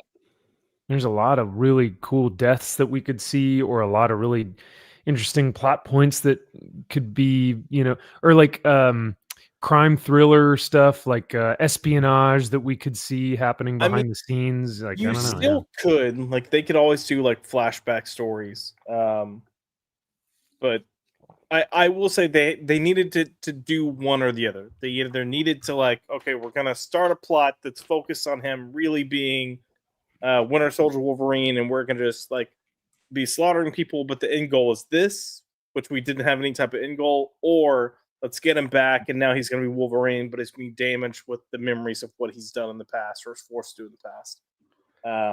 So yeah, or they have the book that has the code word phrases that they say to turn him back into the evil version. Go back down a second. Do a little bit further. Just one more panel. What the fuck? She's got a soup's hand. Yep. What? Go back. Look at a giant hand. Look at Who how has big the her giant hand? Oh, yeah. Oh my goodness. Yeah. Oh my gosh. She does have a soup's hand. Wow. Wait, is that a she or he? I don't Isn't know. it Abigail Brand? Yes. Or is it somebody? I think Yeah, so. okay, yeah. I think, yeah. I can't remember at this point. I thought you were talking about this like fight scene or whatever. Yeah, this looks awful to me. It's really terrible. I got shit for saying I didn't like Alex Lins, and they needed to, please, for the love of God, stop putting him on this book. And a few people this morning were like, no, he's great. Oh, he's gonna be like comics royalty, and I'm like, fuck off. Like, no. Royalty, eh? Whoa. Yeah, that's a bold statement. Maybe it's more like legend, but whatever. Same shit. But yeah. No. The answer is no. I mean, this is what's wild though. When you look at issue 5, he does some really great stuff, in my opinion. I think he does some really great action stuff. Yeah. But this, I didn't even recognize him. Like, agreed. Especially this first panel, like when he's in the prison cell, I was like, whoa. Yeah, I he was looked like a blob. Yeah, he looks fat. That looks like me dressed up as Wolverine, baby. Yeah. Oh my god, yeah. I don't think you're ready for this, jelly. I'm ready for this. I finally feel represented. Yeah. It looks like he's about to do some type of dance too. Yeah, it does. He's like, to do spirit fingers. Ready for this? Yeah. Bing. Speaking of which, of dances. No, I'm kidding. Oh. We've got Steph in the chat giving us the Gideon emoji. Thanks, Steph. Gideon is actually right at my feet right now. Yeah. Gavin says she had man hands. What do you mean? Like Andre the Giant. Yeah, I was just waiting for her to scream, "Let's go! Let's go! Let's go!" It's not perspective; it's just the size of my arm. Oh yeah. Let's go! Yeah. I'm going to hell. I'm sorry. I shouldn't talk about people's physical deformities. Absolutely, you should. Fuck that piece of shit. He puts himself out there. We're gonna make fun of you. Sorry. Welcome to the internet, bro. It's undefeated. Well, with what's going on between Elon and Trump right now, it is pretty undefeated. So, oh God, I saw a funny meme with Mike Tyson, and he's got 2 birds, and now Kith, now Kith, and it's Elon and Trump, and then now Kith. Now this would be cool. So MH from Comics Invictus says if that book had any balls, the ending would be a face turn fake out, and he slaughters everyone. Bro, that would honestly be sick. Because what are these guys called again? The opposition or something, right? Yeah, something like that. I think Everyone already cool. got super pissy though when he killed Mystique and Nightcrawler in the first issue. I mean, loved it. That's what he has had to. to. Do. Well, yeah. No, I know, but a lot of people were really pissy about it. That Fuck, Colossus think- looks awful. Yeah, Yes. all of this is rough, man. It just looks rushed and ugh. Such a weird Yeah. so weird. This was a miss for me. I would actually say like it's probably the weakest out of the 6 issues by far. Agreed. Mhm. Now, the question is, if he in fact says, I'm the best there is at what I do, and then in the next issue says, and what I do isn't very nice, and slaughters everyone, I'm back on, like, I'm totally for this book 100%. Sure. But do we think that's what's going to happen? No. No. I will say that close-up art of him looks really good. Looks much I don't- better. Yeah, that Yeah. looks competent and fine, but the rest of the book, no. How do you not have that be a splash page? Yeah, it needs to be as well. What if he made his body all dumpy though, like the first panel? Yeah, that'd be perfect. Because you're like, oh, this fat out of shape fucking Oh no, Wolverine. No wonder he's not very effective. This guy Yeah. has the same problem as Phil Noto. Like if he's doing close-ups on faces, it looks really good. And then if he's drawing bodies, they look short and dumpy. Hmm. That's unfortunate. Yeah. Phil Noto's art looks like midgets are running around. Oh no, I I mean, believe this they're guy called is little popping people. his claws. He just, you Midgets. think he's fine. It's like, that doesn't bode well.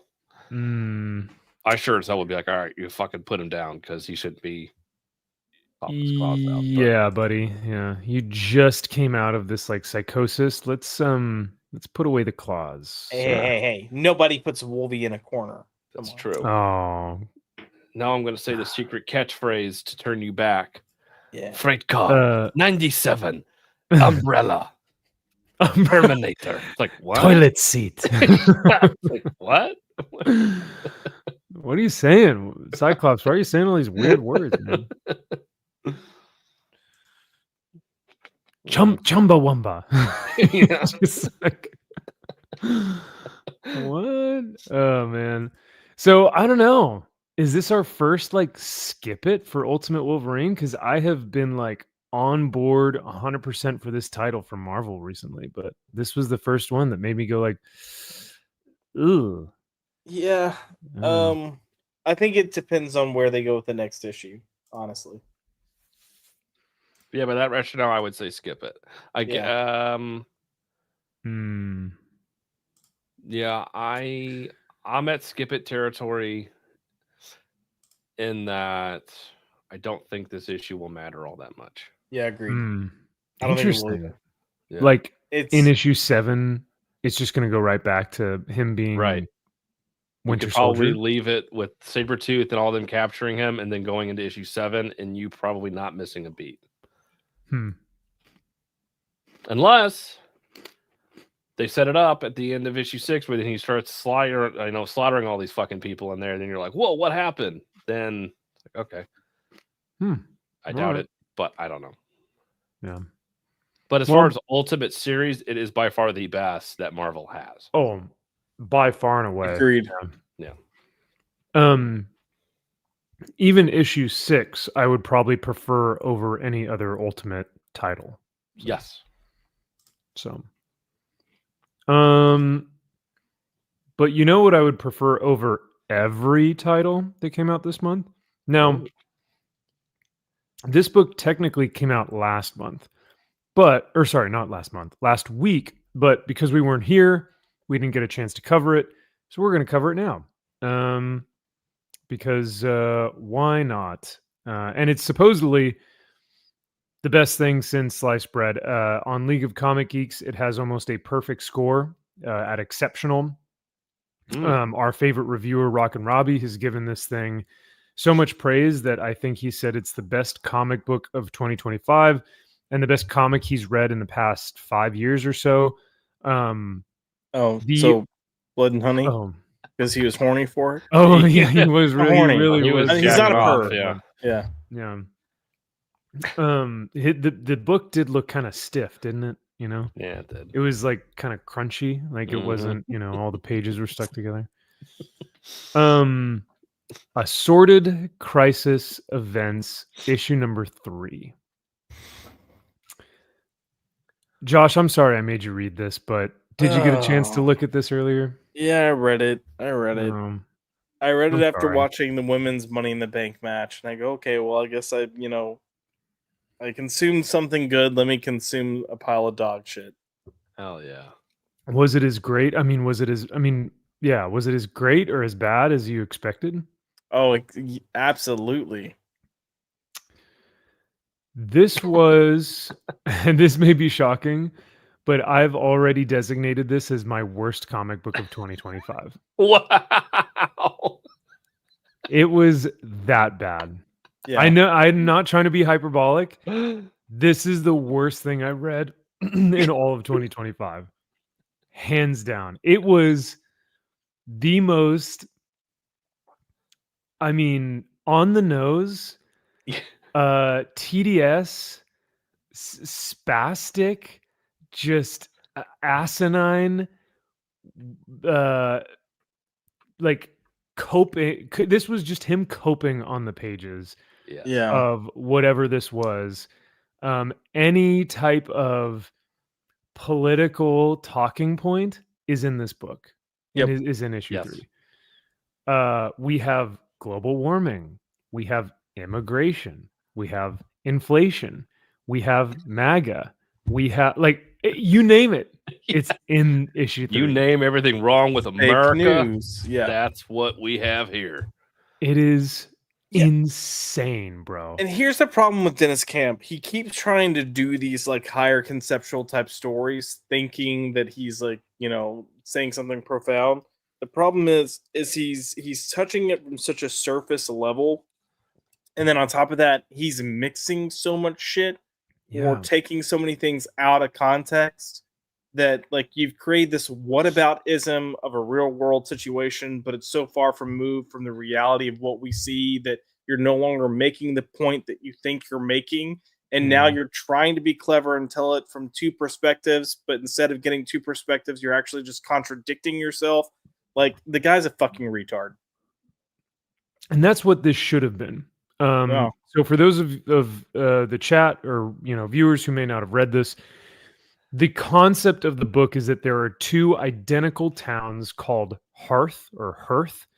Very clever and cutesy, and well, it's brilliant. It's Hearth instead of Earth. It's stupid. Yeah. 2 identical realities, 2 different realities, but 2 identical cities, Hearth 1 and Hearth 2. And Hearth 1 is friendly and kind and love thy neighbor.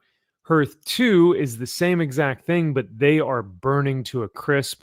Their environment is dead. Their whole, what would you call it? Like their whole infrastructure, their world is burning.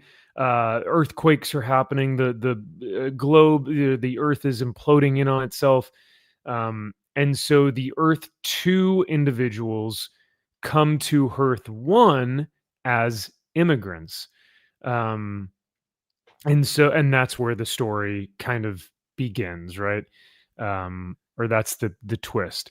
But as you mentioned, Josh, what could have been interesting is if he did Earth 1 as a more democratic or liberal-minded city, and maybe Hearth 2 as a more conservative viewed city. And the 2 of them now have to coexist. And how does that work, right? Instead, he made 2 very, very liberal cities coexist with each other, and both of them contradict each other because you're seeing them say like, eggs are $25. What the hell? But then it's because of them coming to Earth 1 that made the eggs $25. Like it's insane. He is a dumb political commentator.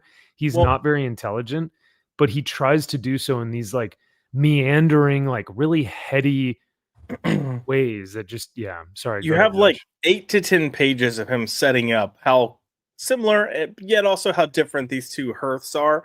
And I'm like, bro, we don't need fucking 8 to 10 pages of this. Just one page suffices, and then focus on each Earth, right? Sure. Yeah. Which I hate that he calls them Hearth. And the whole Awful. greeting as Earthlings joke was not Ugh. not funny. it. Nope. But I think what they really should have done. Well, part of the problem is you get this immigrant analogy coming in, where they're it's very clear, like a play on immigration, and how we're not being kind or respectful, or taking like a humanist thought process on how we're treating these other individuals. And we need to keep in mind that they may be from somewhere else, but they're just like us.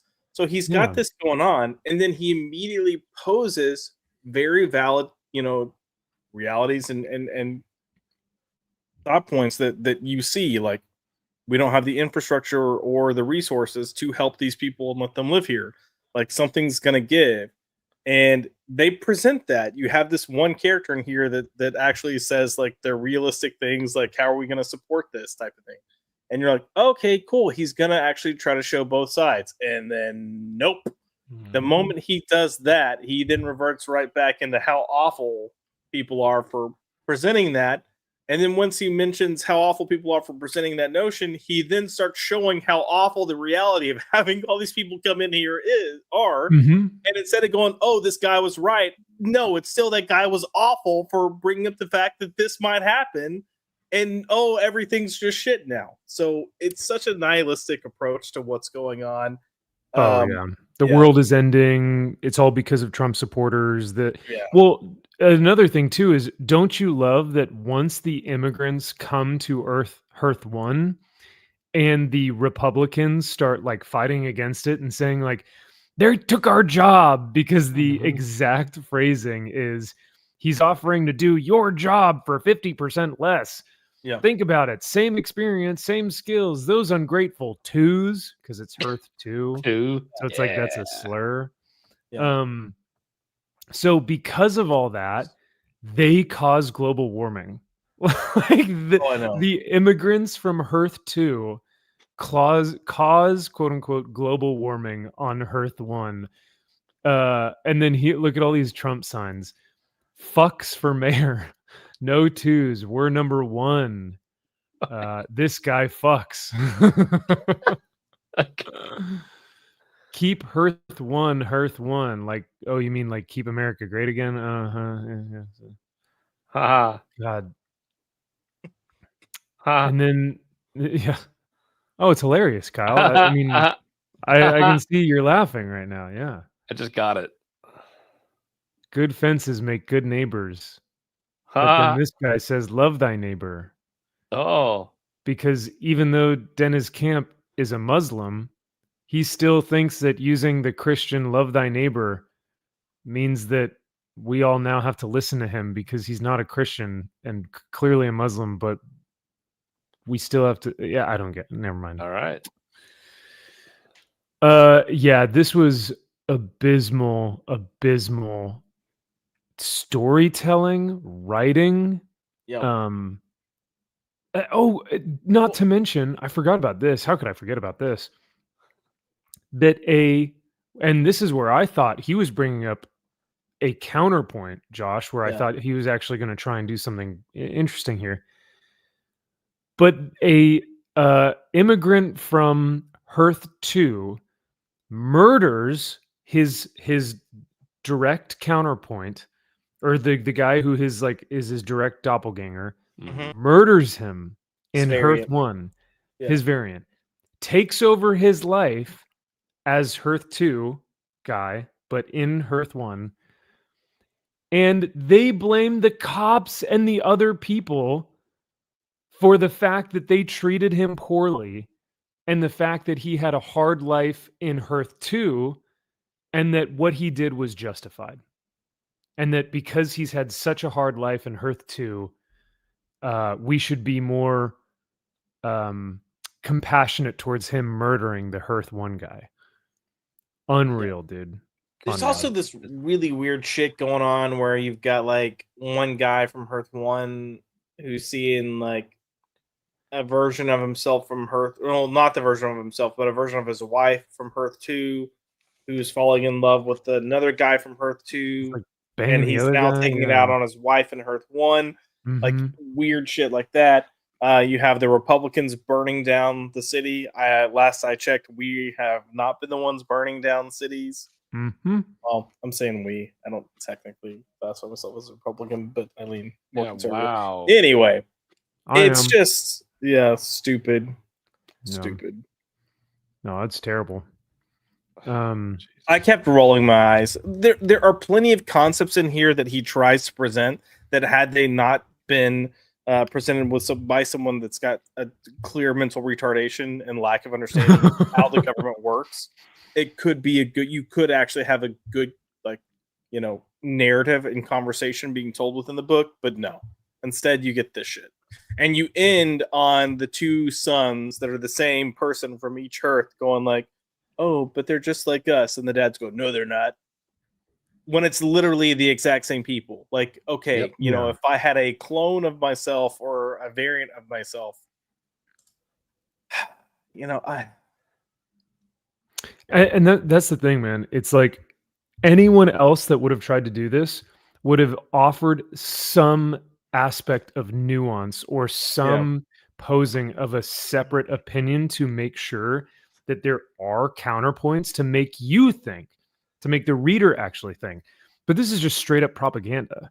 This is just his own stupid mental illness that's being poured out on the page. And he's like, I can see him like crying and like frustratingly writing this on the page because he's so unstable.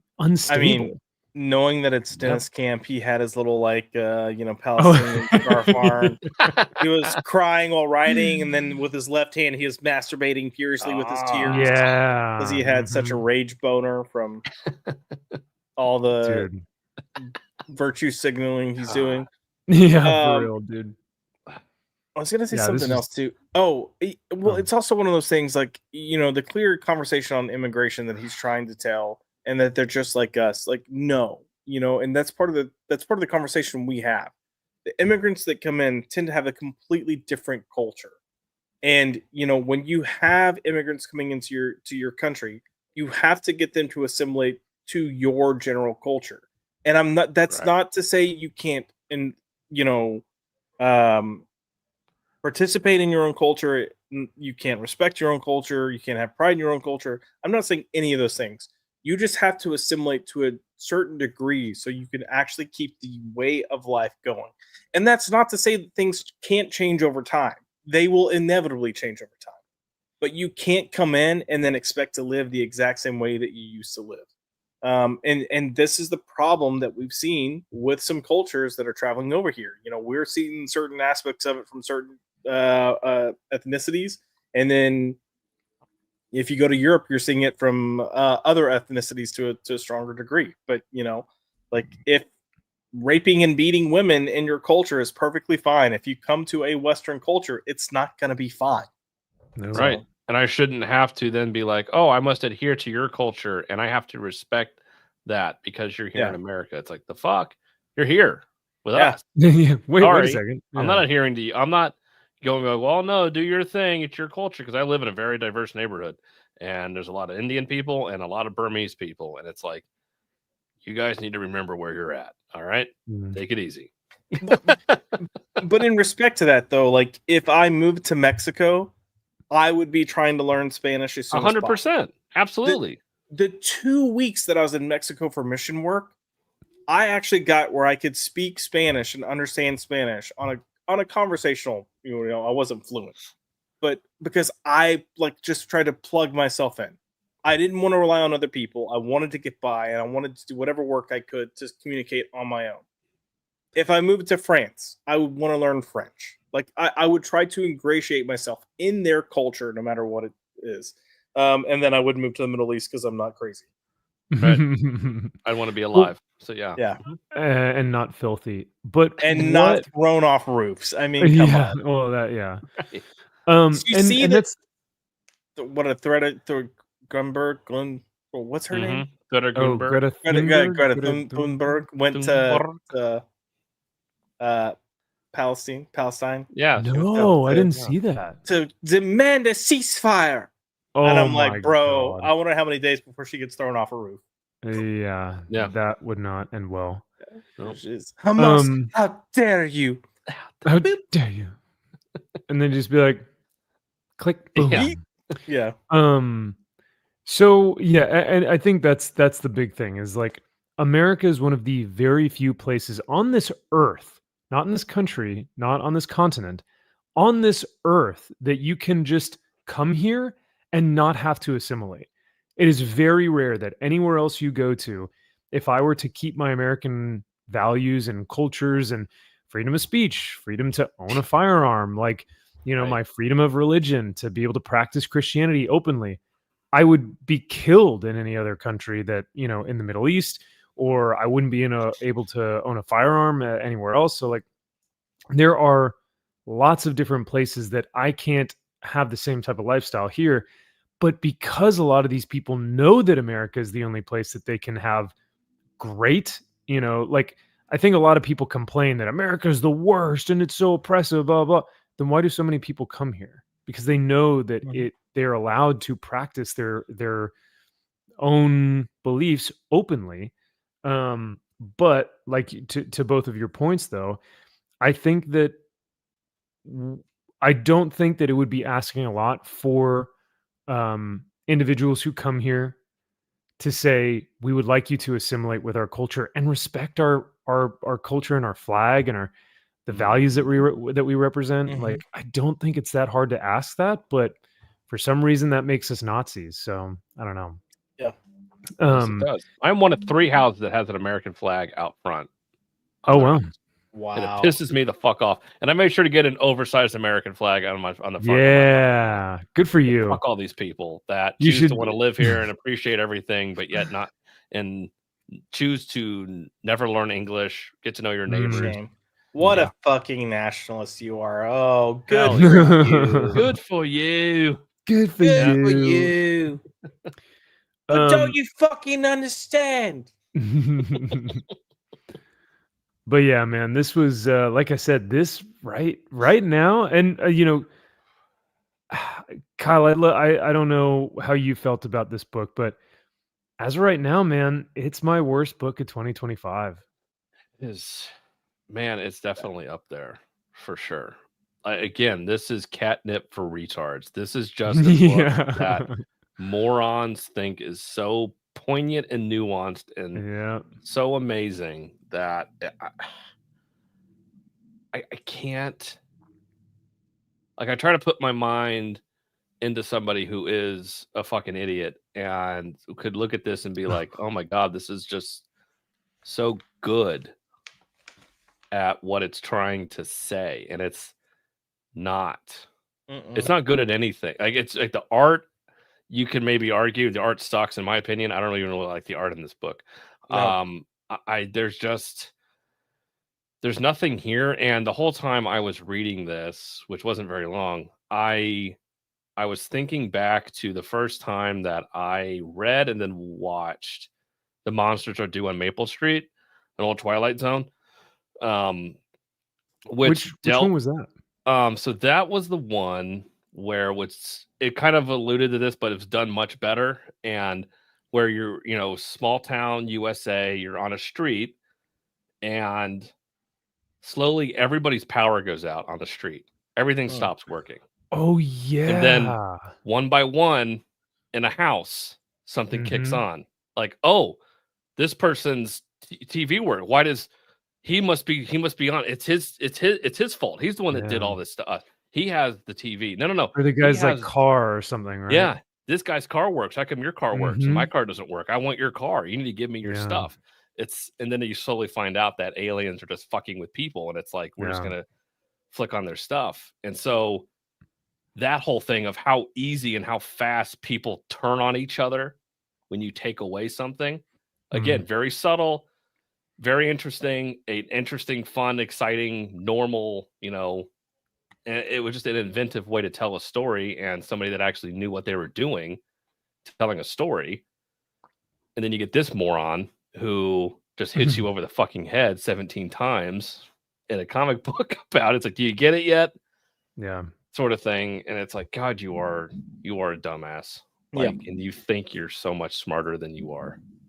I would say that if you ever want to look into something that kind of touches on humanity and how fragile our humanity is and how easily it can change, whether our trust in people or how we view ourselves or view hope for a future, the TV show The Leftovers, I feel like, handles all that stuff incredibly well, and isn't on the nose or too heavy-handed. Like, they do it in really good, interesting ways. Some of them out there. It's depressing as fuck, but that's always why I've really enjoyed, or I've been watching season 1 and 2 of Star Trek: The Next Generation, and so much of those, even though they're not the best episodes ever, and I know that season 3 is going to be better, there is so much to that where they pose different questions of, should we get involved here? What is the there's a specific like rule within the Federation or on the Enterprise that doesn't allow them to involve themselves, intervene. And that kind of stuff is brilliant, because then me as the viewer, I'm like, what would I do in Picard's situation?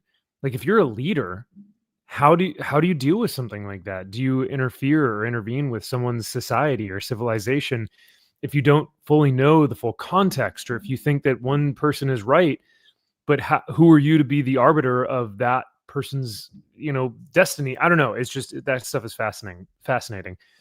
But for this stuff, it tells you how to think.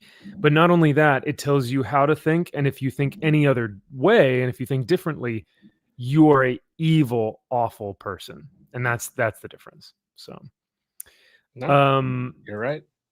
Stop being an evil, awful person. Oh man, gosh. Oh well, too bad. Jack Frost says, remember how I mentioned that Rockin' Robbie's a poser with those books he has on that shelf? It's that he likes this stuff that makes me say that.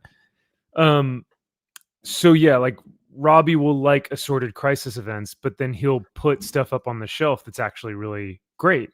I think that's what Jack is saying here. I don't know if he's a poser with this, though. I think he truly believes this is good, and that's why he's an idiot. I think he really thinks this is profound writing. But he poses with the things he puts on the shelf. Like, because the books on that shelf of Rockin' Robbie's picks or whatever, Jack said that there's some actually like really legit stuff on there. Oh yeah, no, I get that. I was like, oh, okay. Broken clock.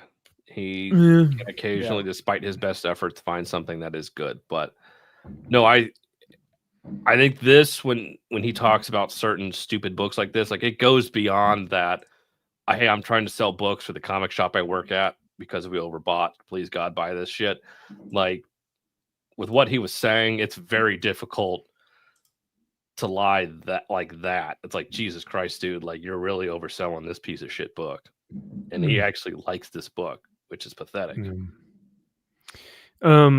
This might be a good point too. Rob Gross says, I mean, I think he likes good stuff too. He just has a low bar. That could be it. Because like, he has liked books that even I'm like, wow, I have the same exact, like, I agree with him that I really thought that this book was great.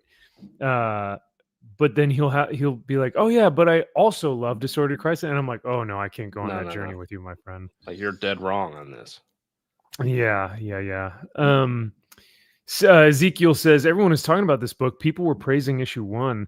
Oh, dude. I mean, even if because issue 1 was an oddity, if they stuck with solely issue 1's point of like where these crisis events were happening, where like all of a sudden Templars would just like appear, in a holy war.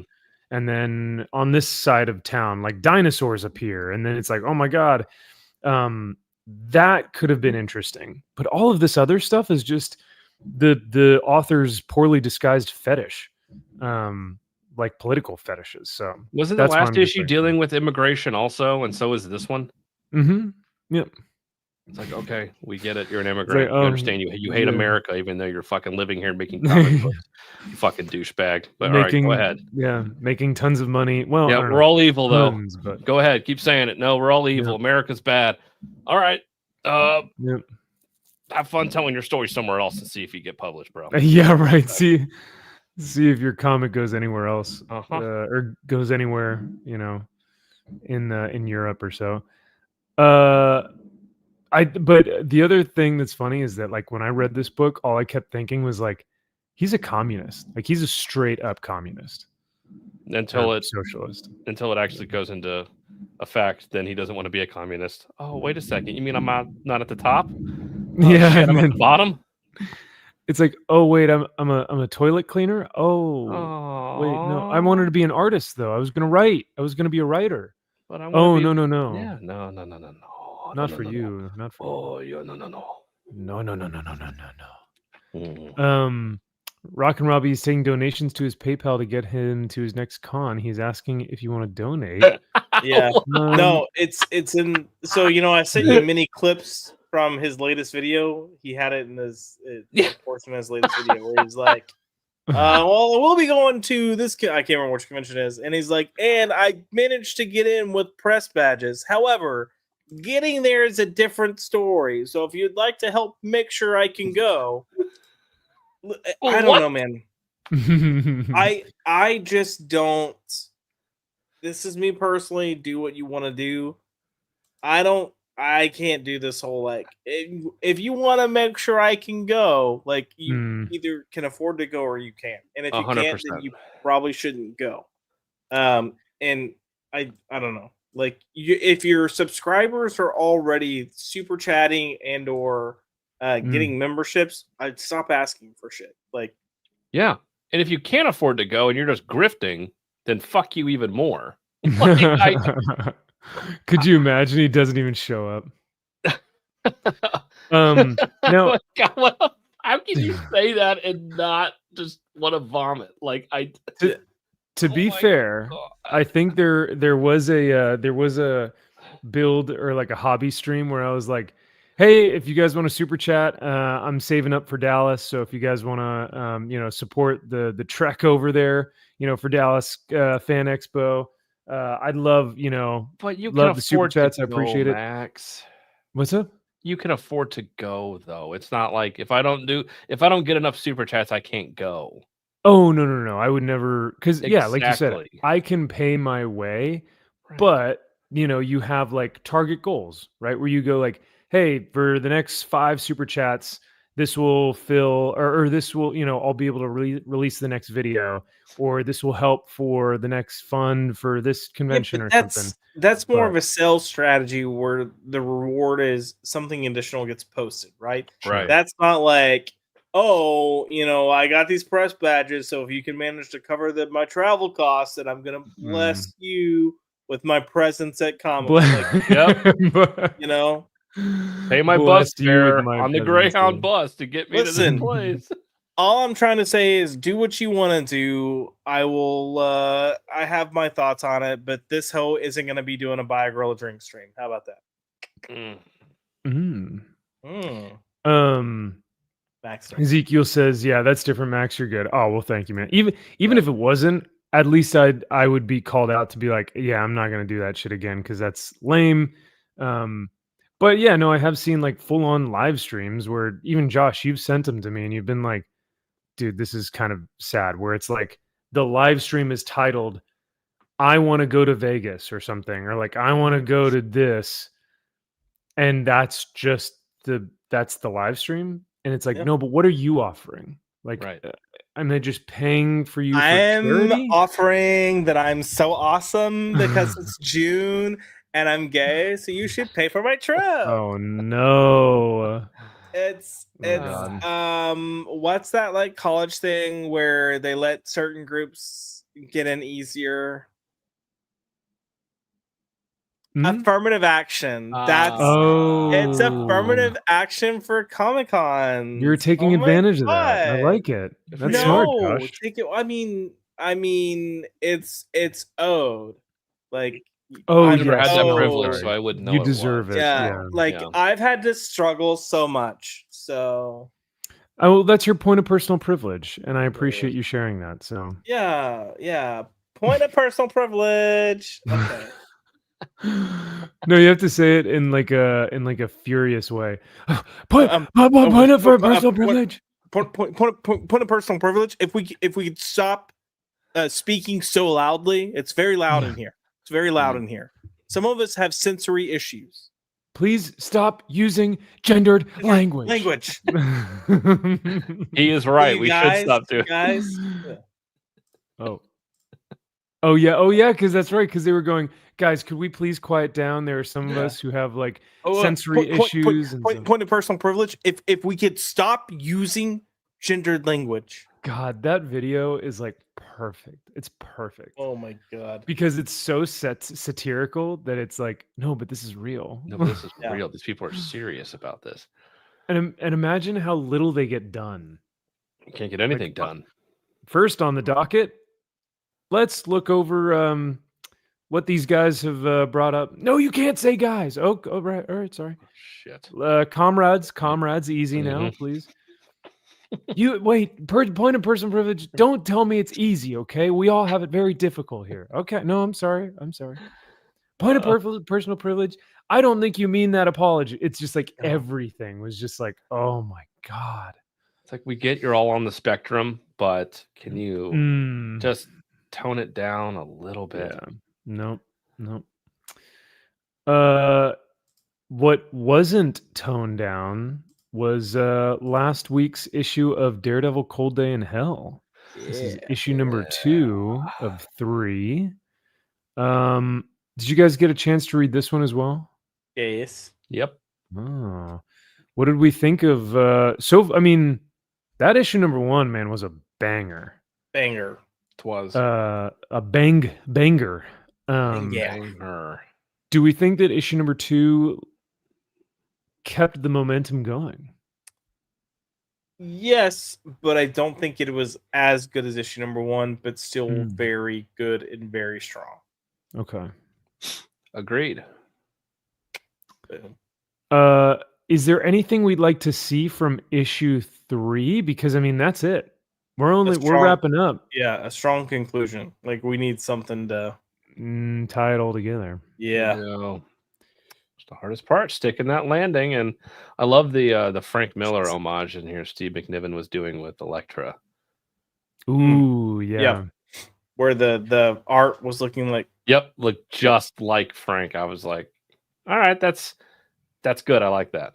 So this blew my mind because he's taking this art that's very similar to what Kari Andrews was doing with Spider-Man Reign, and he kind of implements that here for this. But then the moment you get to the Elektra stuff, he then harkens in this Frank Miller style while still keeping this Kari Andrews style. All like it shouldn't have worked, but my God, it was perfect. Agreed. When Elektra shows up, bro, the whole comic, like the pace changed. Like everything was just like, oh my God, this is awesome. Even this scene, real quick, because before we get to Elektra, the Foggy scene, I really enjoyed. This was so good. I haven't read enough Charles Soule to. Excuse me, I haven't read enough Charles Soule to really kind of go one way or the other if he's a good writer or not. But I will say the majority of what I read, I thought was okay. But this is really good writing because it would be very easy to take their relationship and have had them had a falling out to where, and that's why they haven't spoken. And they didn't do that. It was strictly a like, we just grew apart in life, and that's a very real thing that happens with people. But they're happy to see each other. They pick up exactly where they left off. It's just good writing. I really enjoyed the scene. Yeah, and I appreciate the ticking clock we have now of he has his powers back for only a certain amount of time. He doesn't know when, but they are going to go and they're fading. So he needs to get what needs to get done in a timely, and I think that's absolutely perfect. That's how you have to set this up. I love it. And you have Foggy acknowledging like, oh, you know, you're gonna die. Like this is you're gonna end up killing yourself. And I love he's like, well, it'd be less dramatic than 25 years ago. I was like, all right, fair. Yep. But no, I love that Foggy, like you said, it would have been so easy, and just the classic trope of like, oh, we haven't spoken in years because of what you did to me or whatever. But it's like, no, Foggy says, it's so good to see you. It's so good to see Daredevil, right? Because he wouldn't say that necessarily if he saw Matt or Matt Murdock again. But the fact that he sees Daredevil, he thought that he's been dead or not dead, but like that he's been off the map for so long. But yeah, I mean, even Matt though, like he acknowledges they haven't spoken. Again, not because of there's issues or angers. They just went to, something happened, which we don't know what happened for Matt in this narrative. But something happened that he lost his abilities, was no longer able to, well, whatever happened in Kingpin. Lost his abilities, wasn't able to be Daredevil anymore. Whatever happened in Kingpin, Matt's just stopped. Matt stopped being Daredevil. Matt stopped being a lawyer, and he just went a different way in life. Yeah. And when he did that, Foggy still stayed true to like, no, this is my calling. This is what I'm going to do. And because of that, they just, they went their different routes. And I think this is him seeing Matt for the first time in a long time. I think he even acknowledges, like, I haven't seen you since Kingpin's murder or death or whatever it was. So it's been a hot minute. There was a big war that we don't know about, and something happened, but that we may never know the backstory to, but we may not even need to know, right? That maybe not, that might be something that is just in the background for the setting. Yeah. But I also do like what he says here. He goes, you have nothing to atone for, but if you want to run around on rooftops, do it for the joy of it. Lord knows that's what I'd be doing if I got a new lease on life. And then that's when Matt kind of has his blackout moments where he, loses his abilities and then comes back to, Yeah. Which and when we get classic Matt saying, God has given me this second chance. Yes. I can't waste this chance that God has given me. Not even when something else, not accident. It's like, no. God has given me this last thing, this purpose in life. I need to do something right by it. And that's perfect. Even when we get here, when he's fighting these, jabronis, and Elektra comes in to help fight, Matt says something to the effect of like, God wouldn't allow his warrior to die, now, because God is God can be cruel, but he isn't foolish. He would not waste his warrior on ones such as these. You will not die here today. And then even when Elektra comes in, she's like, oh, it looks so good. Yeah. The hair and everything. That is Frank Miller hair 100%. Yep. Even the pose. Yes. Yeah. So Frank. Yeah. It embodies that. And I mean, I would dare say that this is Daredevil's Dark Knight. Oh yeah. I mean, that's what Spider-Man Reign was. That's what Spider-Man Reign was supposed to be, and I think this so far is head and shoulders a much better book than Spider-Man Reign. I would agree. So, if issue 3 wraps this all up and actually does a really great job of making this a quintessential book to own for a Daredevil fan, this may be like the definitive, like, this is the old man Daredevil or old man Matt or whatever it may be, right? So could be. It could be pretty cool. Yeah. But yeah, digging the art.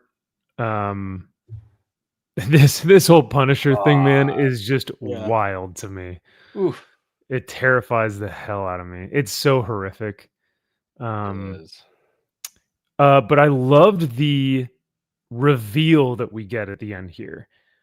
Because for those of you who haven't been reading this, spoilers, and this is a big spoiler. Like, there are very few things in comics these days that get me to like have my jaw drop, but this genuinely, like, legitimately had me shocked. But Bullseye has somehow found the radioactive waste that turned Matt into Daredevil. Yeah. And so now he's planning on potentially using this on other people? Isn't To this see also if- part of what was happened in the war that caused some of these other people to have powers? It was, I can't it was remember. it was Something- part of the yeah. New Warriors project. That's right. Yeah, that's what it was. Okay, It was a government funded program. And they Yeah. were going to reactivate the powered community, quote unquote. correct. Okay, yeah. I had So, to refresh. yeah. So I think it's brilliant, man. I think that's cool. That's pretty fucking diabolical. Yeah, bro. Yeah. Yeah. It's pretty sinister. And it just makes me go like, man, this is so well crafted, and it feels like it's a work of love, you know? Yeah. Mhm. Like these guys love these characters, it seems like. So, Absolutely. but Gritty. I mean, this feels gritty. It just Yeah. everything in this series so far. This world feels so alive and lived in, and Mhm. gritty and dirty, and like it just has a feel to it that's just unlike anything in comics right now. And Steve Yeah. McNiven is just fucking unbelievable. That's actually a really great point. We're not really seeing anything like this right now in comics that I can think of, at least. No, not from the big two. No. We'll occasionally get some No. really good art, but like something like that really sticks with you. Like some of those panels of Frank and Bullseye and even Matt and how he looks. It's like in that city. Yeah. It's like Jesus. Like this place is fucking nasty. It's like watching the movie Chud. That New York, that movie. Everyone is gritty and dirty and sweaty and nasty. It's like fucking justice. You're like, I need a shower. Yeah. Yeah. Mm-hmm. You know who's filthy and dirty and disgusting? Oh no. This book. Everyone in this book. Oh man. This book's but been so before- damn good. All right, Gavin, do you agree with that, eh? All Yeah. right. But before we get to DC Pride 2025, Gavin says, man, Daredevil has been so damn good. Hurts to see my boy Frank Castle done like that. Bro, he hasn't even said like a word. And you still are like, I somehow they've still put the aggression and anger that Frank Castle holds into that artwork, and so you're just like, he's just festering with He just could like, I still want to kill everybody in that room. Well, Yeah, well, that's know- the thing. you know I don't he's gonna get free, and he's gonna be like biting through someone's neck, and the neck, like he's just like chomping his way through, like Yep. His little nubs are gonna be like, man, like going just he's gonna be Uh-huh. he's going out in a blazing glory. Yes. Or good thing I learned how to army crawl. yeah, The Marine. or Bullseye some says of that a lot- radioactive waste is gonna get on him, and he's gonna grow his arms. his arms back. Yeah. They're gonna grow back as just giant guns, though. Yep. Bullseye says something to him at the end too when he's like going to leave the girl. He's like, "Oh, ask him about da." He's got plenty of stories to tell. That I'm Mhm. like, "Oh, that's so wrong." Yeah. Um, Sick. It's sick. Yeah. Sick is it's sick as in like, bro, this is sick, and then it's also sick. It's like, this is sick and twisted. It's it's just sick. Mhm. I'll also add that is the best Elektra's been written in so long, and I love the Years. point where she kicks Matt, and he's like, "Oh, like we needed him," and she's like, "You touched me." Mm. Oh, Or I didn't give you give- permission to touch Yeah, you. I didn't give you. Like, Yeah. Or, yeah. I just remember being like, "Oh, okay, finally we've got Elektra again." Not like Not I'm the new Daredevil now. Daredevil. Yeah, Yeah. she's the new Yeah. Daredevil. ugh. And you know what's funny is that in the other Elektra, or no, in the other Daredevil book, when it's like she's now Daredevil, and it's like, I forget what that title was, but multiple times she's like, I'm better at Daredevil than Daredevil ever could be, right? And she's like, I'm better at what Matt used to do than any of what his whatever. And it's just girl bossing bullshit, right? But how Elektra is written, there's a fine line between this like confident assassin and this girl boss, like, bad bitch or whatever, like mentality. What's written in the Daredevil Cold Day in Hell is a confident, strong, scarred, really jaded assassin.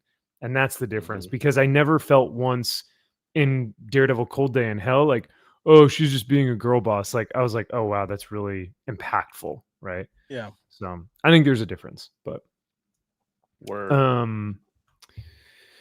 So speaking of a girl boss, Slay Oh my Queens. Josh, it's your book. Yay, gay! This was made- Hashtag brain Yep. rot. This was made for you, Josh. By you, for me? you. Yeah. For me. Wow. The FUBU of comics. For us, Look at by this. us. Look at those pretty colors. Hell yeah. Look So at that pretty. who's who of people on this book. Man, we've got bangers such as Vita Ayala, Oh my god. Favorite.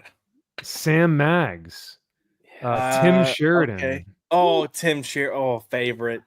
Josh Trujillo. Oh gosh, yes. Another favorite. Yeah. No faggotry at all. Man, this is just like you said, a murderer's row of, Yeah. of creators here. Nothing but the best. So Josh, how does it feel to have something written so poorly and incompetently that is supposed to be for you, representing you, and showcasing just how talented you are, and how powerful you all can be? Well, it's featuring 2 SLGBTQIA plus elemental Oh. P bing bang bong. So it can't be written poorly because it's so prevalent and nuanced in recognizing the struggles of our culture. Yeah. Wow. And I know Black people like to play the victim, but really it's homosexuals. And you guys are the trans. most oppressed? Yeah. Wow. I mean, So, yeah. That's well, a like, bold statement. there's so much we can't do that Yeah. even Black people are able to do, Wow. So Man, that really hits home. Thank you for sharing that. Wow, that's very powerful. Wow. Very Like, powerful. Just I like this feel book. like there are times that I should buy Summer's Eve to wash my vagina, but because no. I'm a trans male, I have to pretend like my vagina doesn't exist. So I'm oppressed because they don't have trainee vagina soap for me. Like Summer's Eve is for women; it's not for trans men. Wow. Like, what am I supposed to do? Does What it am I stink down there then? Ugh. Well, that's homophobic, Max. That's Oh, trans. I'm sorry. Wow. I don't know, I man. thought- On a hot summer I day, thought I I thought we were friends. You just hate me. Well, it's a safe space. Yeah. Yeah, it's a safe space for us to, like, trash you. No, I'm kidding. Listen, I've been very vocal about these DC Pride books going back to the beginning. Actually, the first video we ever did, Max, was about John Kent being turned John gay. Kent? Yeah. And it's wild because most of you know me from YouTube now, where my gayness is a running joke, or my hatred for the gayness is a running joke. But up until that point, I didn't talk about being gay. Like, I refused to. I didn't want to. I didn't want to talk about it online. I just wanted to share my opinions because my thought, and this is my thoughts of who I am. Whatever my sexuality is shouldn't define who I am.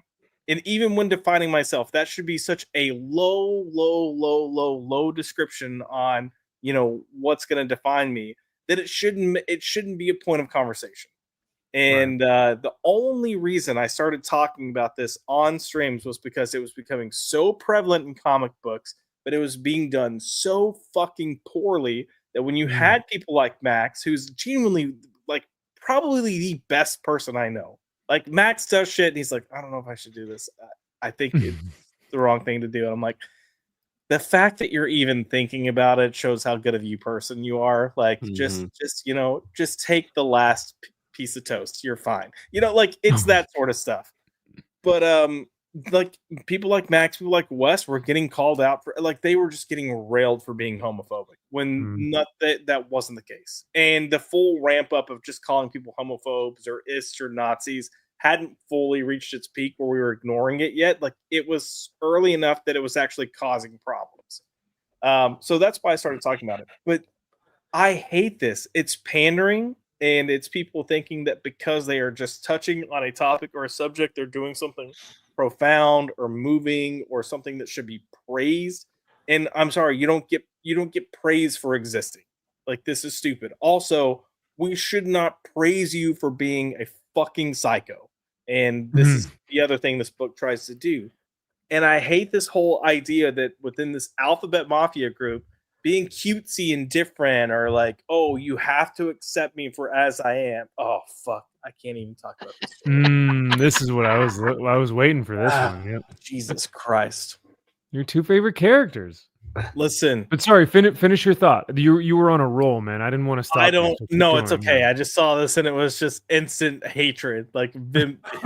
You got like I don't even remember what I was saying, but like you were basically expanding upon the point of there are people who want to be praised for merely existing. Oh yeah, and yet that's your existence may be something that not a lot of people, or not your existence, right? Because you can still exist, but you still have to understand that there are people that may not assimilate with your values, or with your mindset or with your worldview. And that's just something that a lot of people don't recognize. So yeah. Anyways, whatever I was saying, I'm sure it was awesome. But it was killer, man. I appreciate it. I was like, oh my God, I'm just gonna let you keep doing your thing. So this pissed me off. Oh, this was awful. Look, I'm not stupid. I know that this is some pocket universe where it's supposed to be different, but it also doesn't make sense narratively, because they have these characters acknowledge that they're in a different universe, yet they're acting in line with the universe instead of acting like themselves, acknowledging this universe is weird. But this writing is so heavy-handed. And all of these were. Listen, if I could describe LGBTQIA plus in one word, it's delusional. These people are fucking delusional. They have no concept of the real world. All they know is RuPaul's Drag Race. And look, I've got friends that have been on RuPaul's Drag Race. So, not everyone. But they think that's life. They think whatever they're seeing on, Bravo TV is the real world, and that's how to act. And that's why you get so many fucking retards walking around doing God knows what. But yeah. So are you saying that they think that their real world is that this guy with a gun is just going to point that at them in this beautiful, like, lovely neighborhood where they're like, oh, hey neighbor, howdy do there, neighbor, lovely day there, neighbor. There are look, I know gay Europeans who came to visit the United States. They vacationed and went to Florida, and the entire time they were there, they were posting Instagram reels about how unsafe they felt being there, because someone was going to attack them or abuse them or shoot them or whatever, because the people there just have so much hatred towards queers. And I'm like, what the fuck you talking? Like, no one fucking cares. What they want you to do is get out of the fucking way. Stop acting like you're the star of the show. You have main character syndrome, and you should just like be the guy holding the mic grip. Like, that's where you belong. But that's the world they live in. So they're showing this, and this guy, probably whoever wrote this part of this book, probably felt like they were like, oh yeah, like I'm really showing the chuds because I'm showing them what they're really like. And it's like, no, you don't. No one cares. No one cares. If anyone cares, it's because you're shoving shit down their throat, or you're fisting people in fucking public and you think it's perfectly fine because you have no concept of morality. Going That back could a be few it years too. on that one. Yeah. Yeah. But you've got him saying that, and then Midnighters like say that again, which is a Midnighter type of thing to say. He would, but he Sure. wouldn't confront some moron like this that's like, oh, you queers are ruining the country and you think you can just get away with it just because of the laws. What the fuck does that even mean? What does that Well, it's mean? time for a way. Yeah. What do you mean? Just because of the law? Like the laws Yeah. about superheroes or the laws about No, about queer the people? yeah, queer people. And then you got Midnighter being like, "You're people." Like Your people. Midnighter, he's not sassy like that. He would just beat the shit out of you. He wouldn't say anything. Um, But and yeah, then this guy comes out and goes, "You killed him. The gay agenda in action." Oh my god. I What? mean, The I'm gay sorry. agenda kills like Yeah, yeah. but the gays think that this whole like concept of the gay agenda is just ludicrous. I'm like, no, you're trying to convert children.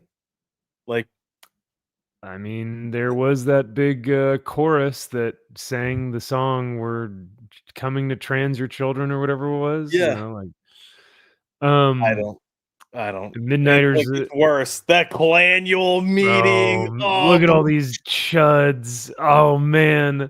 because Guys, if you it, don't agree with me and what I do and how I do it, and if you disagree that I am actually the star of the show, then maybe you're not a Nazi, but you're a white supremacist. mm, and don't they all look like us? Because you know that's what they're trying to say. It's like, oh man, look at all these, conservative Christian white male these supremacists, Ev- patriarch, you know.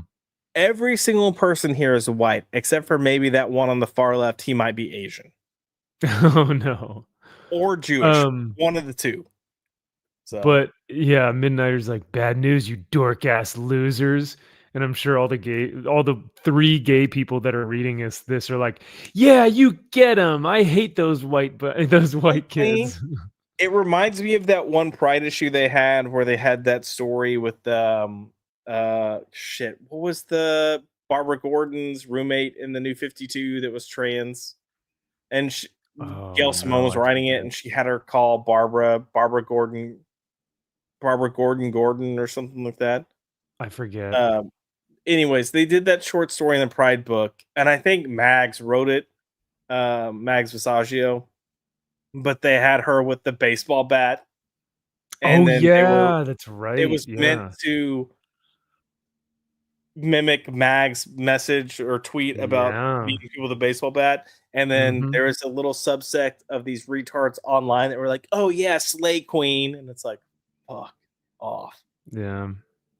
I don't know, man. I just think that this writing is really Shut up, Max. really accurate, No, how did you oh, and by the way, this is in all of these stories. So if you thought that this was just Midnighter and Apollo, everyone talks to each other like, "Hey, sweetie. Hey, gorgeous. Hey, babe. Hey, beauty. Hey, yeah, baby. one Hey," it's like and Apollo do everything. not talk to each other like this. The "How'd you first sleep, instance dear?" we had of them even talking in like gay relationship type things was actually Grant Morrison, fuck him, and the Superman and Authority, Oh, where well. he had them like, "Are you cheating on me?" And I'm like, "Oh fuck, get out of here." They Oh, wouldn't do it. no. They wouldn't do it. But scroll up to the Renee Montoya, Oh, yeah, the where they're in first the story? club. Yeah. This Oh, one? go just Or the second one? a little bit up. So, like right before this, if you know Renee's history, she's got a like history with alcohol and doesn't drink because of her, like it. And then here, that's like you've got all these characters that are like feeding her drinks, and she's like, "No, I'm good." They're like, "No, you should have it." And I'm like, "What are we doing here? Like, what are we doing to this character?" But Yeah, it's an I don't know. alternate universe. So, like, Yeah, no, I don't think then you have her making out with like every female that fucking walks up to her as too. So this was the Vita Ayala story, yeah, and it's it hot is garbage. unintelligible. Oh Like, man. it's just girl speak, you know, where is the oh, Oh, this apparently is you way can too let good. characters smoke in comics. You just have to make them, Oh, scissor as well. that's a good point, yeah. Not Wolverine or Yeah, Nick scissor. Fury. No. If you want a cigarette, there's got to be some scissoring. Ah, all right. Okay. Oh, this is way too good a night to be true. Thanks. Any excuse to look in your eyes, Charmer. Come on, Casanova. The real party's downstairs. Okay, I know we're going hard tonight, but where the hell is the question mark? This can't be right. Basically, all these stories are intertwined because of this wall that every time, from what my understanding is of it, and this is why none of these writers have any concept, or the editors of this book had any concept of what was happening. No. But from what I understand is that every time you carve something into this wall that was like in a gay club or something, it was you supposed were to now be fucking Stonewall. Like, that's how heavy-handed Tim Sheridan was starting this. Okay. He had them in fucking Stonewall. I'm like, bro, like, what are we doing? Kyle, you've been suspiciously quiet. Anything you'd like to add to the Pride comic? Well, I thought it was very stunning and brave, and I appreciate these warriors that went out here and sacrificed to make this book happen and to get it out there. It's much needed and appreciated. I wish I could be like you, Kyle. You're the real hero. Oh no, I'm no hero. You're the hero that we need to review this book. Yeah. Yeah, you really are. Yeah. I need you to just trash the shit out of this. I need you to be as homophobic as fuck while discussing this book. I mean, these people, and yes, I do mean these people, are very fucking they're the most degenerate pieces of shit on the planet. And it's like, you live these terrible lives and you expect everybody else to be like, oh no, good for you. Like, this is your pride. Like, you're prideful of this degenerate way of life. And this is all you know. And so this is all you can write, is this garbage. And going to nightclubs and banging everybody and having no consequences for any actions whatsoever. And yet you somehow think you are the heroes of your story, and that, no, this is great. This is going to help gay people. And this is going to help people, come together and be really appreciative of everything. It's like, no, it's making everybody else be like, do you think we went a little too far here? Yeah, 100%. Yeah. Let's wind it back a little bit. That's always...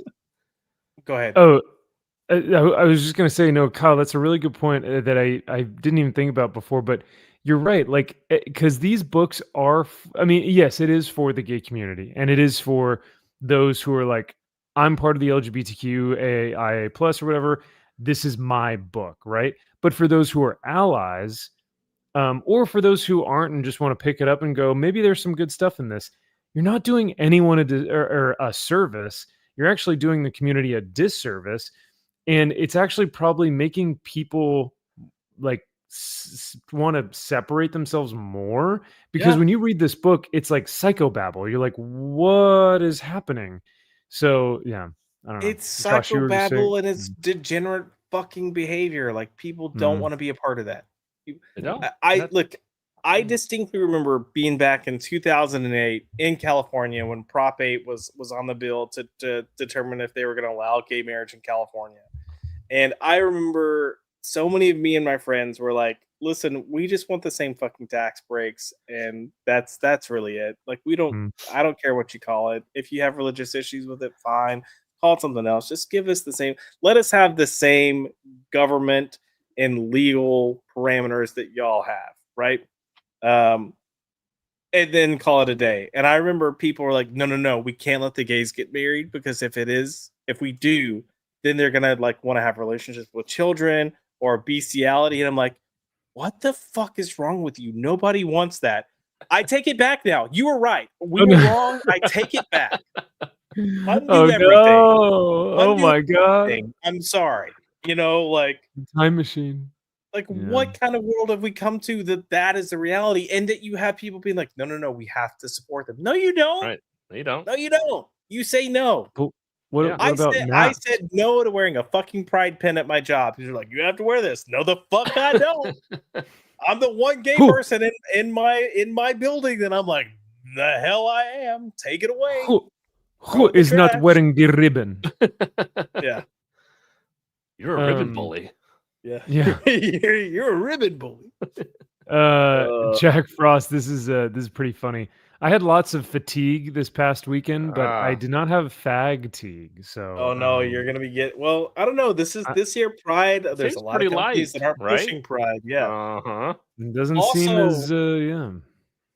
So it's my understanding this Pride book has been done for a while. Like, Oh wow. they pretty much completed it around summer last year, and that they are not commissioning any work for a Pride book for next year. Oh, that's see. not gonna go over well. That's not gonna go over well. So It's for the 4 people who read this. They're probably gonna be very upset. yeah. So. Uh-oh. Vita's gonna be out of a job. Now, I guess there was DC Pride to the farthest reaches.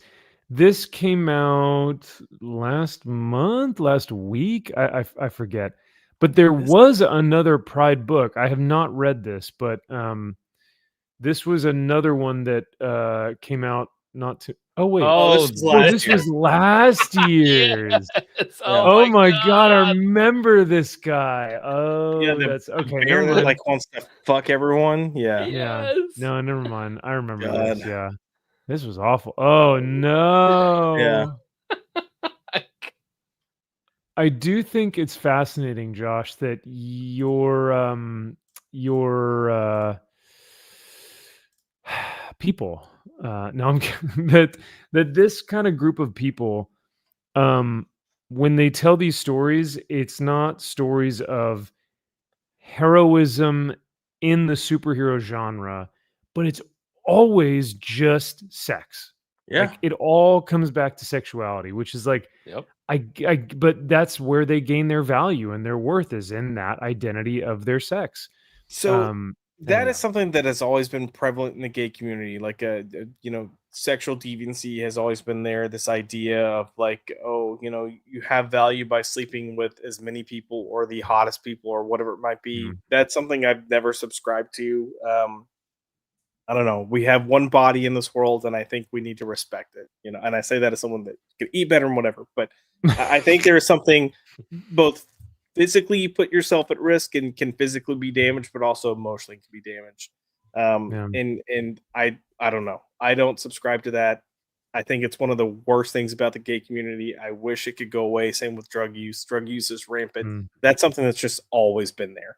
And especially for gay men, like I kind of understand when you have guys that are physical and they're sexually driven and you're gonna have it more, but at some point you just have to have self-control and be a decent human being and know that there's more worth out there than just a quick bang.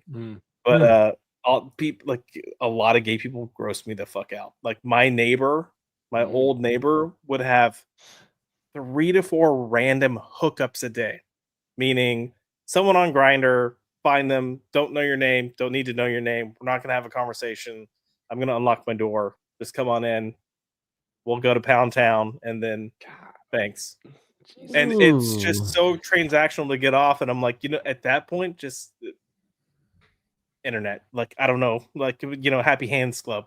I can't. It's just, which also isn't necessarily the best answer, but it's better than AIDS. So I hey kids, comics. No, I'm kidding. Yeah. No, but yeah, it's also something that I think we can all say that there's something about people within like different communities that like make it worse for everyone else. It's the same thing with like, I feel like there's a lot of men on YouTube right now that are like promoting and preaching like what true masculinity looks like, and like this revival of like men who need to take back, courage and honor and values. And the way we do that is through like cars, money, and bitches and hoes. Hell and it's like, yeah. whoa. Fuck yeah. Kyle's like, I'm on board, Bring it baby. on. Let's Hell go. yeah. When in all actuality, the thing that's going to bring you the most value is like family, Boo. provision, Boo. oh, boo, kids, Boo. boo, having a wife, boo. Boo. What what I will say I hate too, because you kind of mentioned that all these stories focus on like sex instead of an actual story. Like you do have stories out there in comics. So most of your early Midnighter and Apollo stuff, like you spend a good chunk of the time not even knowing they're in a relationship. You see that That's there's cool. a support that's kind of there, that it's like, Mm. okay, for some reason they really kind of help the other. But you don't find out that they're in a relationship and they don't focus on that until Mm. a good ways in. I would even say Kate Kane, Batwoman. Like that first book, Elegy, is a fantastic book. And it acknowledges that she's a lesbian, but they don't focus on it at all. You know what they Well, focus on? They focus on that she was a soldier. Like that is the story. Like she's a soldier. and see what's funny is that if I were to read an Apollo and Midnighter comic now, I wouldn't know that they're superheroes. I would know that they're gay though. It would be the opposite. Like I wouldn't. I'd be like, oh, they say, oh, they're super, or like they have these powers. Like I don't know what their power set is. So Apollo's essentially Superman. Like he's Oh, and got Midnighter's just Batman. Well, Midnighter has like a Like an mechanical implant. computer Oh. tech in his brain that he can predict what you're gonna do. Yeah. So like Oh, he that's essentially kinda sees cool. it happening and he can run through scenarios and then determine the scenario that's gonna be best. So he's essentially Whoa, like unbeatable. that's cool. Yeah. I like that. I mean, if you outpower him, you outpower him, but he's gonna But see, find a I way. would have never known that. But I do know that they're together. So, So when it comes to them fucking, he knows Well, exactly what to But do. that's the and thing, Max. when If to I do it. handed you my authority omnibus and said, "Hey, you should read this," you would start reading it and then go, "So wait, what moron turned them gay and when?" Mm. So When you did they wouldn't know. fuck in here? I don't get it. Yeah, Yeah, I why thought- aren't they thought they were calling each gay. other sweetie and baby? Hey, schmookums, and I'm gonna be home. schnookums. Is this No, another you're Richter and schnookums. Shatterstar where they changed Yeah. it like way later and people got Yep. pissed? But yeah. Yeah, man, he must know. It's like I know exactly what Apollo wants when he Yeah, wants it, and I give it to him. Yeah. That's my Yep. superpower. Yep. See? Well, we've got just a few more minutes left here, and I'm going to kind of round out the night, just doing a quick, what do you call it? Quick round, Sure. Speed whatever. round. Speed Yeah, round. speed. Yeah, there we go. I didn't read anything else on this top row. I almost check into Green Lantern, Absolute Green It's Lantern, shit. just It's for so the, bad. just for the Nothing art is of it. happening. Like we're No. still pretty much at the exact. I mean, we kill another character. Yeah. That's about it. Oh, and they Wow. find out that gold, aka yellow, is hurting the green. Oh, Yeah. But nothing actually is like progressing the story. No, Not not a really. fucking thing. Good. Did you guys read Imperial? I did not read this. I tried to read it. Yeah. It's, I look. I might try to go back and reread it because I was trying to read it in a hurry with the mindset of like, there's so much shit I need to read. Ultimately, I didn't care. There are murders within the Hulk quote unquote family. I think it was supposed to feel shocking. I didn't care. I was kind of praising some of them. And then it's a murder mystery now that you've got Hulk, She-Hulk, and Amadeus Cho, and they essentially end up teaming up with fucking Star-Lord and Nova, and Yeah. So it's supposed to be like a cosmic event or cosmic. Yeah, he goes back to okay. Planet Hulk and World War Hulk, and it kind of goes back to okay. that, and it's like whatever. yeah. I mean, I looked at the 56 pages and I looked at the Jonathan Hickman was writing, and I was like, nope, I'm out. And also the $7 price tag doesn't help. So It's a big one. It's trying to be an event for sure. Yeah. Okay. Let's see. So yeah, I might. Well, it's like I might look at this, but at the same time, I might not, because when you have what was the other one? It's when you have Annihilation, early Oh, yeah. 2000s with Yeah. Silver Surfer and Nova. It's like, yeah, I'm good. Gladiator and yeah. All that, Yeah. all that Oh, jazz. Gladiator. Yeah. Oh, the world to come, though. The world to come, Max. Oh, it's coming. Oh, I came at the world to come. Who didn't? At the end, I was like, Yeah. finally, here we gosh, it's about go. time. My man. Woo, My man. my Let's go. man.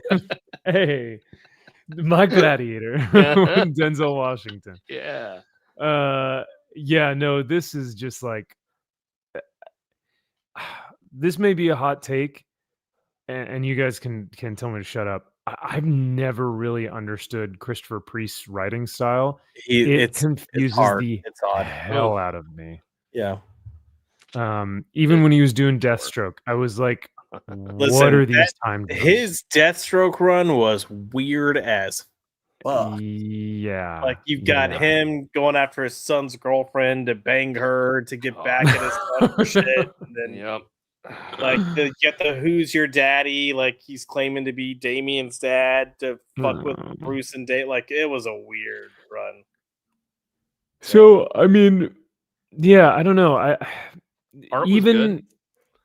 Art was beautiful. The colors were actually, for me, the colors were beautiful, like breathtaking. The colors were actually one of the top things for me. I thought the art was great, but the time jumps and the dialogue, I was like, oh my god, I don't even know what's. I kept asking myself like, huh? After every like dialogue, I was like, what? I found that with Priest, I tend to need to read his stuff as a collection, like a trade or a full collection, because he does write in a very specific way that you kind of have to get in his rhythm, his cadence. And when you do, it works. But it's like when you're going month to month, it's hard to like just eat like it. You can't just get into that rhythm. So yeah, his Black Adam was dog shit a few years ago. Yeah. But some of his Vampirella and Draculina stuff is good. But like Josh said, you have to read it in chunks. You can't, because we were reading it when it was coming out. Drew and I were, and we were reviewing it. I'm like, oh my god, I'm getting so fucking confused about what's going on. But when you read it together, it makes sense. So yeah. So then, other than the big reveal that like all the political pundits, I saw a guy on YouTube today who only talks about Trump, and like, you know, he even had on his YouTube channel, they turned Black Panther into Ryan Gosling, you know, like shocking or whatever. I was like, oh my god, bro, here we go. Even they are, you know, taking this and flying off the handle. Of course. I mean, I didn't care. If anything, I would probably do a video about how bad just the storytelling was. But it is funny that it's literally a blonde-haired, blue-eyed kid, you know? Hell yeah. Finally, it's about time. About damn time. Yeah. I feel seen. Although, listen, I think Christopher Priest is getting too much credit for having the first white Black Panther. Okay, I mean, come on. Who was the first? I have been pushing Wakanda Forever for 2.5 years. How dare you? Wait, Wakanda Forever had a white Black Panther? No, I'm saying me. Because he's you want to be okay? All right. Yeah, I see what you did there. I will say Yule made a really funny comment today on the stream. He's like, finally we could be like, it's the Black Panther or the white Black Panther. Oh god. The Black Panther or the white Black Panther? Which Black Panther? The Black Panther. The black one. Oh, so that Black Panther. That Black Panther. You people Black Panther. Yeah. You might want to lock some stuff up, you know. Oh god. I read G.I. Joe. G.I. Joe was good. Larry Hama still knows like military tactics and like ammunition, firearms, creating like different outposts and like his tactical objectives, and like he knows military like no one else in comics. And so it's very refreshing to read that when they're like establishing different bivouacs or OPs and things like that. It's really cool to read. So I like G.I. Joe. Good. This was wild, man. It's getting so Resurrection Man, this is getting really deep in the time stuff. Like, Oh yeah, it's heavy. I don't know if you guys got a chance to read this or not, but I haven't read this yet. I did. unfortunately. I read it. Yeah, it's again. I read it probably at the time I shouldn't have read it because I forgot what I was reading. I was like, "Fuck, Ram V, son of a bitch." Like, yeah, I need to Yeah. like sit down for a good hour to read this book. I need so, noise canceling headphones on, and like I just need to Mhm. just lock in. Yeah, but no, it's very very heavy, but in a good way. I'm still with him. He hasn't gone Yeah. fully off the reservation yet to where I'm like, okay, but it could easily go there. He's not in Kooky Town yet. Yeah. I'm still, like you said, I'm still with him. But I agree with you, Kyle. I think I read this at a time where I was trying to read this amongst other books, Mm-hmm. and I think I just need to solely give myself 30 minutes and just like, okay, what's he trying to say? Because I know he has a story to tell, and I know he's trying to say something, and I'm trying to get there with him, because it's very deep. So Isn't this just like a 5 or 6 issue mini? that's a good question. I'm not sure. That would, I pray it is, because he is somebody who probably does better with fewer issues. So Yeah. please God. Yeah. I mean, the issue 5 is the only thing that I see on the horizon. Right. So yeah, Yeah, maybe this it is is 5 issues. So maybe it's just 5. All right. Because usually you've got 3 months out. Yeah. Ish. Yeah. Okay. But I mean, oh yeah, we forgot to tell you, Kyle. We met Ram V in Dallas. Oh. Yeah. Burying the lead, eh? Thanks. Yeah. Honestly, He was way more chill and funny than I thought he'd be. Really? He He was seemed like he'd super be kind of chill. serious, kind of. Yeah, no, not at all. Huh. Because he made a point to be like, we mentioned this because it's out and that we're liking it, and he was like, yeah, funny story. I actually pitched this back in 2019. Oh, So he pitched to do this back in 2019, and Jamie Rich was the editor at the time, and Jamie Rich was like, yeah, no, this isn't something you do where you are in your career. You come back to us when you have more heat, and then we might let you do it. And so now he has more heat for himself. Yes, he does. Which Jamie Rich is not at DC anymore, so he made the comments. He's like, so the first thing I did when I got greenlit is I, took pictures of it, sent it to Jamie Rich, and said, "Do I have enough heat now?" And I'm like, "Good for you, man!" Fucking awesome. But, yeah, got him. Yeah. I was like, "Damn!" But no, I brought up the One Hand and the Six Fingers, the book that the books that I put as my number one for last year, because he wrote one book, Dan Waters wrote one book, but they dovetail into each other.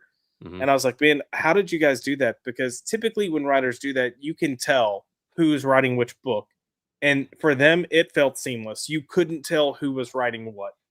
And he was like, yeah, everyone thinks it's this like grand thing and a lot of communication. I had a lot of people asking me that. And the reality was I'd just call them up and be like, hey, let's go down and have some beers. So he was like, we just went to a bar. We just went to a bar, drank, discussed it, and then we went and wrote our thing. He's like, that's honestly it. Like, we just got drunk discussing our story. I'm just like, I wasn't expecting. I'm kind of shocked you drink alcohol. Like, I thought you were going to be... Dude, I'm losing the mystique from you. You're killing it. I know. Yeah. You're killing it. I picture you like in your study with a pipe, and you're like mulling over like deep, with a monocle or something, and you're just like sending correspondence to one another. Back and forth. You have like a tweed jacket or something, and you're like, I don't know. I'm asking, is he farsighted or nearsighted? And I want to really get to know the character. I'm texting him at 2:00 in the morning, and I really want to know the intricacies of the characters. Yeah, because that totally matters to the character, Oh yeah, absolutely. It's like that funny story where someone was talking about George Lucas, and when they were doing the prequel trilogy, and someone's like, Yoda needs to bleed, or Yoda's going to bleed in the scene. George, what color blood does Yoda have? And he's like, green. like I don't know, green, and everyone's like, all right, his blood's green, and then like forever. That's just like, So some of these guys are just like, I don't know, green. I don't know. Let's go to Yep. the bar and just shoot the shit. I don't know. Yeah. But no, he was super chill and was very grateful that we came up and just said, "Hey, man, you're doing kick-ass work on Resurrection, man." And he was like, "Yeah, I don't know. I had this idea because I was like, why have we never used this character other than the '90s run?" And he's like, "And you're telling me that the only thing you guys have done with him is like you've killed him by fire and by like bullets and this and that?" And they're like, "Well, yeah, I mean that was just the run." And he's like, "What if he just died though?" And they're like, "Well, we haven't done that."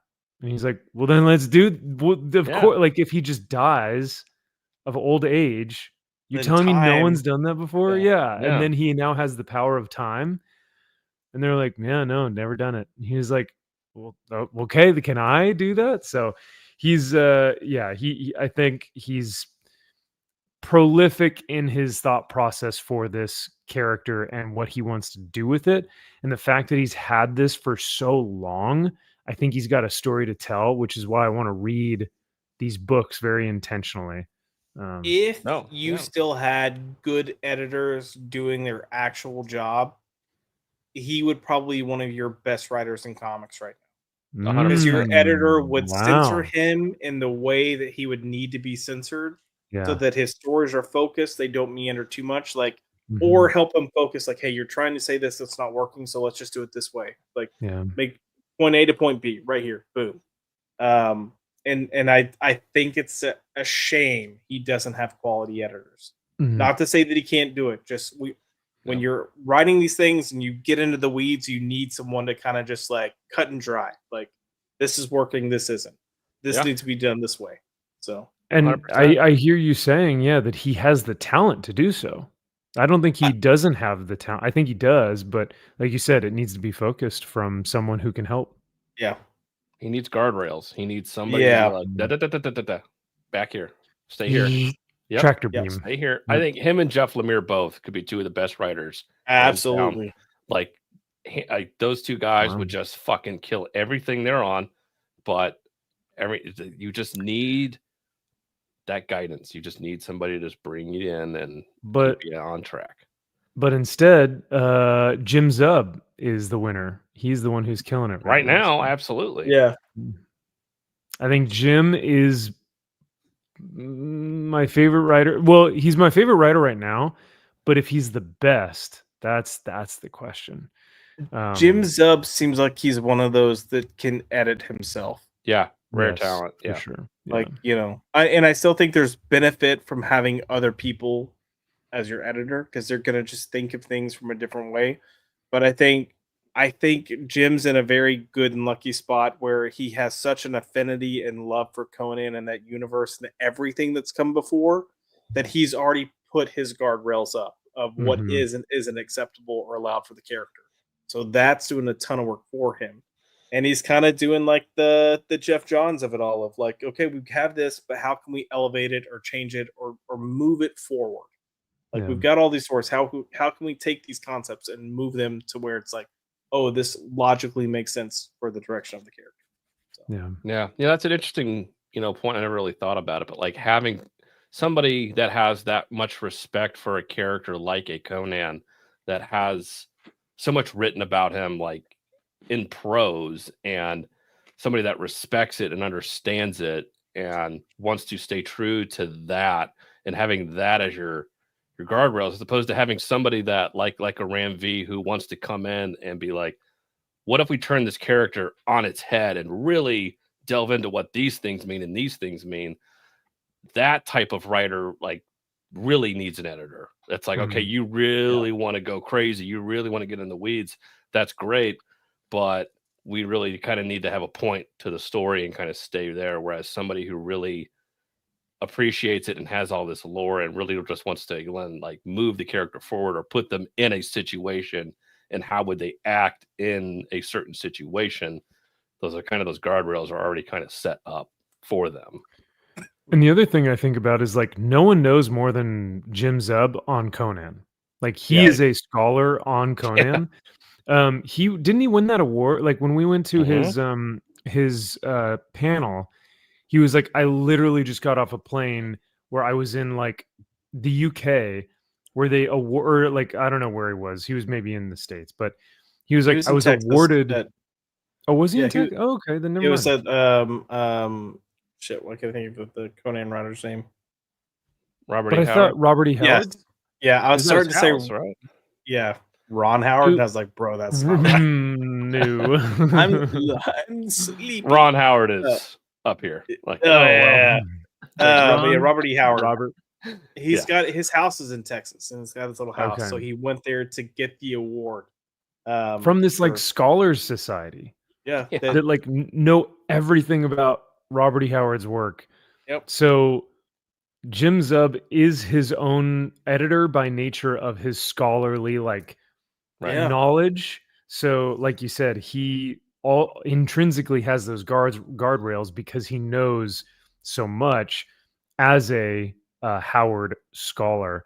But I don't know if we have any Resurrection Man scholars, you know? No. So the keeper of the sacred text would be the DC editors.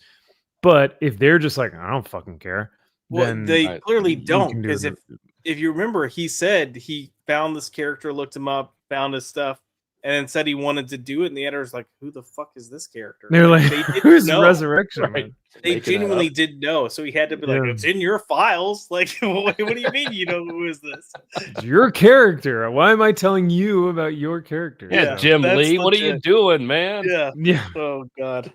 Oh no, not your sacred god, your golden god, your boy. Hey, he's too busy killing it on his new Batman Hush. All right, keep it down. Oh my God, he is just working his ass off. Yeah, because that book is just doing gangbusters right now, eh? Yes, it is. You know what? Numbers don't mean everything. All right.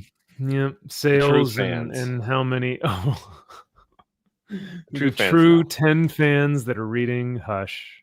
I'm getting every variant, every issue. You know what's funny is you actually are opposed. This is another thing that you are opposed with Rock and Robbie on, because he does not like the new Hush series, and he's never really liked Hush. Well, of course, because he's a moron. So because it doesn't have a stellar writer on it. He's camp for anybody else that he loves. Yep. No James Tynion. No James Tynion. No Denny's Tynion this week. He did turn on Tynion. He was mad. Like he was love or scorn. Tynion. I'm like, he was drunk. Did he really or something? Like, what is he mad? Like, what did he do to you? Fuck you, Tynion. Like, that was brutal. He really dug in there deep. Easy, sweetie. Like, all right. Bipolar as fuck in his video this week. Like between the like, oh excuse me, I'm a little gassy from my sparkling water. It's so shout out to Aldi. Fruit. Yeah, shout out to Aldi. I don't know why I'm telling you this. Like, what the fuck? Oh yeah, he told us where he shopped to get his So then the whole horny speech of like, I don't really read Blood and Honey, but if you look at it, they've got great sexy covers, and I like sexy covers, and I'm not being a pervert, and I'm not horny, but I'm just saying I like pretty people in my. I'm like, what the fuck? My dick is hard right now, and was the whole time reading this. It's like I'm feeling very uncomfortable right now, dude. Yeah, it was a weird. That was a wild video. So give us more of that. That's great. Yeah, it's entertaining. And then my dumbass is like driving, listening trying to take this. videos. I've got to get clips of this. So like, screen record. Stop screen record. Yeah. Classic. Well, I think that should do it for this evening. Anything else we want to touch on before we head out? I will say again, I just, I know we just got back from Dallas, but it was such a pleasure to see everyone there. Just an honor. And we were, I'll say it, we were a little butthurt. I was butthurt that Kyle wasn't there. No, you weren't. Grow up. And it definitely wasn't the same. and he's It gonna was say, better. "Oh, Yes. whatever." Yeah, It was better because I wasn't there. Yes. because you weren't there. I was in my room late at night singing, "Daddy, Daddy, why'd you break your promises to me?" I don't know. Because he's that a one. dad. And they Oh, didn't show he is a up. dad. Yeah. Well, he was singing it to you, Max. You didn't hear him? No, I did not sing anything to Max. I tuned that out. I just All kind of. right. There's a lot of other noise going on, so I was like, All yeah, right. I'm gonna just put my noise canceling headphones on and just try and fall asleep and just. Did I send you the pictures, Kyle? I'll send it to you in a second. Oh, I thought. Oh, okay. I had my did. retard headphones on. So. All right. Josh thought I looked like I was about to get ready to hop on the short bus because I thought. No, he did. Oh. Nadia confirmed it was the Oh. same energy. Oh no. Same energy. You can tell me what you think, but All right. yeah, it was pretty funny. It was like one of those first mornings, and I was just on my laptop with my headphones on. So, all right. Gavin says, "Good stuff, lads. Enjoyed the chat." Well, thanks for being here, Gavin. It's always a pleasure to have you guys here with us, and yeah, I look forward to seeing you guys next week. Next week should have some pretty good books out as well, and I hope so. yeah, well, after this week, yeah, we need some good books. So, but other than that, yeah, you guys got anything else? Just apologies for the gay rant. This month always pisses me off. So, no, man, I wanted to give you full reign so that you could talk about that because that is not my wheelhouse. No, it very much is. Well, not your wheelhouse. It very much is. Whoa, what is that? I shouldn't be the only one being like, this is bullshit, I guess I should say. Oh, well, I mean, I will gladly say that book sucked and it's just abysmal, and there's and it is just ramblings of like, nonsensical, right? It doesn't even feel like a story because it's so poorly written. But when I say that, it doesn't have as much weight because, of course, straight, cis, white, male, all the good stuff. I'm all of those things. I don't know what you're talking about. Oh, yeah. You're so straight, bro. Yeah. Nice hanging out, Ezekiel. Thanks for being here, man. And thanks for chilling with us this evening. Yeah, it's always a pleasure to see everyone, and it's really cool. Really cool to share all the stuff that we got too from original art and as well as the comics that we got. So other than that, enjoy the rest of y'all's weekend. I know it's weird because now it's a Saturday night instead of a Friday night. So yeah. It's been a busy 24 hours.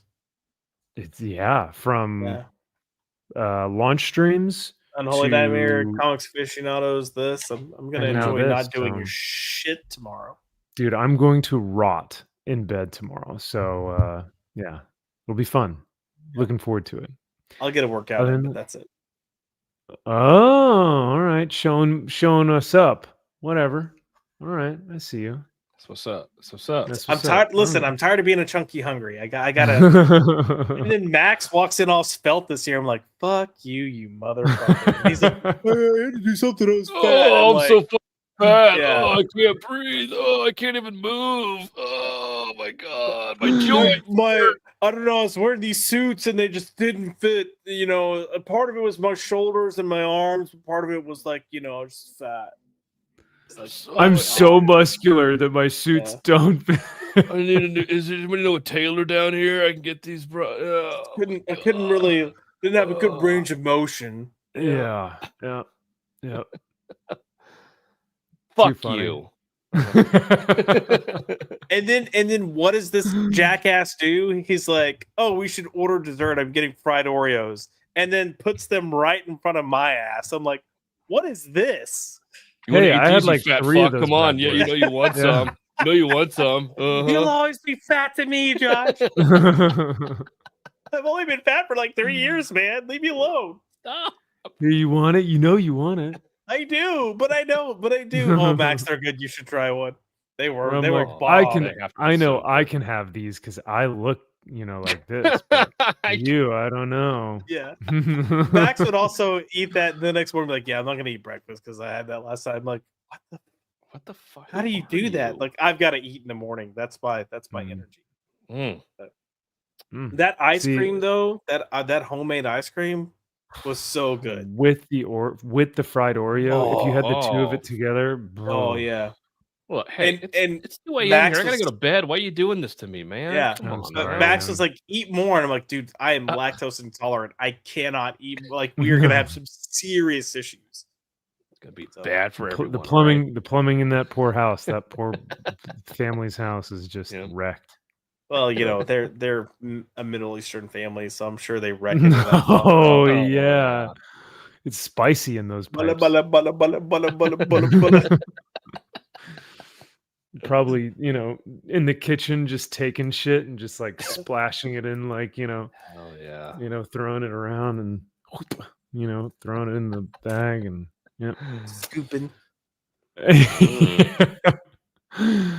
Well, on that note, we will see y'all next week with some more books that we'll be reviewing and maybe some more news. But have a great rest of the weekend, everyone, and we will see y'all soon. Enjoy the rest of the weekend. Take care.